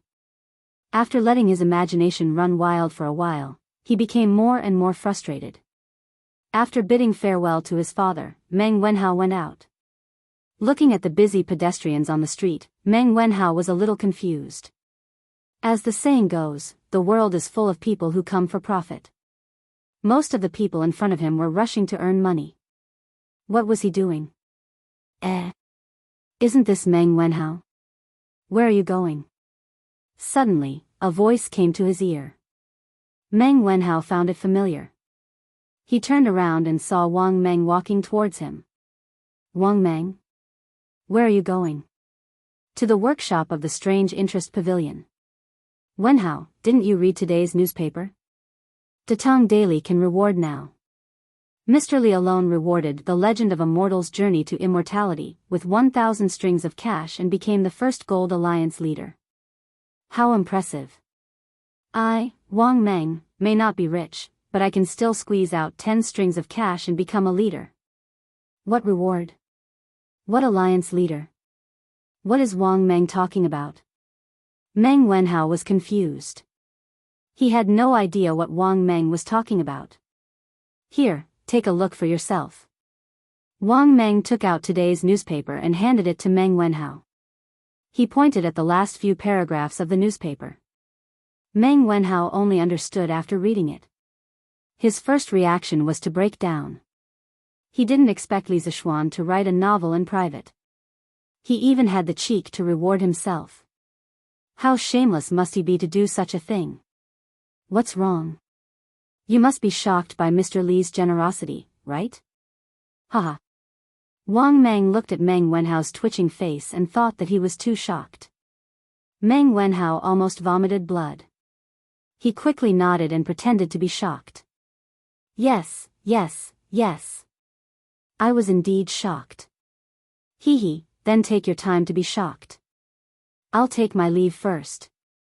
Wang Meng gave Meng Wenhao a look that said, I've been there before, so I understand. He patted Meng Wenhao's shoulder, turned around, and ran away. Hey, Wang Meng, your newspaper. Forget it, it's fine. Wenhao, take it first. Meng Wenhao shook his head helplessly. The gloominess in his heart had been diluted by the news he had just received. He had not expected his teacher to be so capricious and unconventional. Since he had nothing to do, he sat down on the pier of the bridge not far away and flipped through the newspaper. Naturally, he also saw the headlines today. He saw the news that the imperial court was recruiting trade caravans from the people to follow the army to the small Nanyang country to trade. So this is actually true. The imperial court's navy is really going south with them. Meng Wenhao muttered to himself. He had thought that his father was just trying to comfort him when he said that the imperial army would come along. He didn't expect it to be true. At this moment, he was slightly relieved. From this piece of news, he understood why Boss Feng suddenly decided to go out to sea. It was all because of this decree issued by the imperial court. But why would the imperial court make such a big move at this time to go south to exchange grain? Would there be a change in the grain supply of the Great Tang in the future? The intelligent Meng Wenhao soon thought of the deeper reason behind this decree. However, he was only guessing and could not be sure. Li residence. Li Zixuan was not idle at this moment. There were big shots coming to his house today. They were Qin Shubao and Li Shaogong. To the people, the decree issued by Li Heir to go south to exchange grain was very sudden and very puzzling. The highest commander of this decree was Li Shaogong. As a member of the Li Tang Empire and Li Heir's trusted right-hand man, Li Shaogong was of course one of the few people who knew the real reason for this military operation. It was because he knew that he had to come personally to see Li Zixuan. There were some things he needed to ask in person. However, he had never interacted with Li Zixuan before. It was very awkward for him to suddenly visit, so he asked Qin Xiong to be the middleman. Uncle Qin, you're here. This is? Li Zixuan, who had just practiced swordsmanship in the west courtyard, was told by San Bao that Qin Xiong was here. He quickly wiped his sweat and tidied his clothes. When he came to the front hall, he saw that there was someone else. Hee, Xiao Xian, this is Prince Hejian. He is the highest commander of the 20,000 navy going to Nanyang. Come and greet him. Qin Xiong stood up and smiled. Li Zixuan was shocked. Previously, Li Tai had told him that the navy this time was led by Li Shaogong. However, he did not expect to see him in person so soon. This Li Shaogong was amazing. He would be one of the 24 meritorious officials of the Lingyan Pavilion in the future. Moreover, he would be ranked second only to Zhangsun Wuji. Li Xiaogong's grandfather, Li Wei, was Li Hu's seventh son. Li Heir's grandfather, Li Wei, was Li Hu's third son. He was also Li Er's cousin. Looking at the Li Tang Empire, Li Xiaogong was considered a rather accomplished person. He was humble and did not claim credit, nor did he take power. He had a noble character and did not even want a big house. He was just a little lecherous. It was said that there were more than 100 singers and dancers in his back room. However, they did not steal or rob, so it was not a big problem. Greetings, Prince. Li Zishuan cupped his hands and bowed to the vigorous and ruddy man in front of him. Rise. Kid, you just finished practicing swordsmanship, right? This prince can still feel sword intent from your body. Li Zishuan was sizing up Li Zishuan, but Li Xiaogong was also sizing up Li Zishuan. He narrowed his eyes and felt the sword intent that Li Zishuan had just finished practicing swordsmanship. Li Xiaogong's pupils shrank, and he laughed boldly and asked. Prince's eyes are as sharp as torches. This kid admires you. Li Zishuan was slightly surprised. He did not expect to meet an expert. He could not see through Li Xiaogong's realm for a while because Li Xiaogong's blood qi was dozens of times more vigorous than Qin Xiong's. He had probably entered the Grandmaster realm many years ago. What a monster. This Li Xiaogong looked to be in his 30s. Not bad, not bad. Kid, your sword intent is pure and sharp. It is rare for someone your age. However, you still need to practice diligently. Your sword intent is too sharp. You must know that when it reaches its peak, it will decline. You must learn to control your sword intent and restrain it. Recently, this old man has heard that you have been fiddling with a lot of strange things. You are really not doing your job. How can the heart of martial arts not be calm? Kid, you have such a good foundation. How can you neglect your martial arts? Li Xiaogong put down his teacup, stood up, and patted Li Zishuan's shoulder as he said earnestly. Li Zishuan was speechless. Li Xiaogong was complaining that he had been causing too much trouble recently and was not doing his job. But now, he had forgotten what his real job was. Teaching, or practicing martial arts.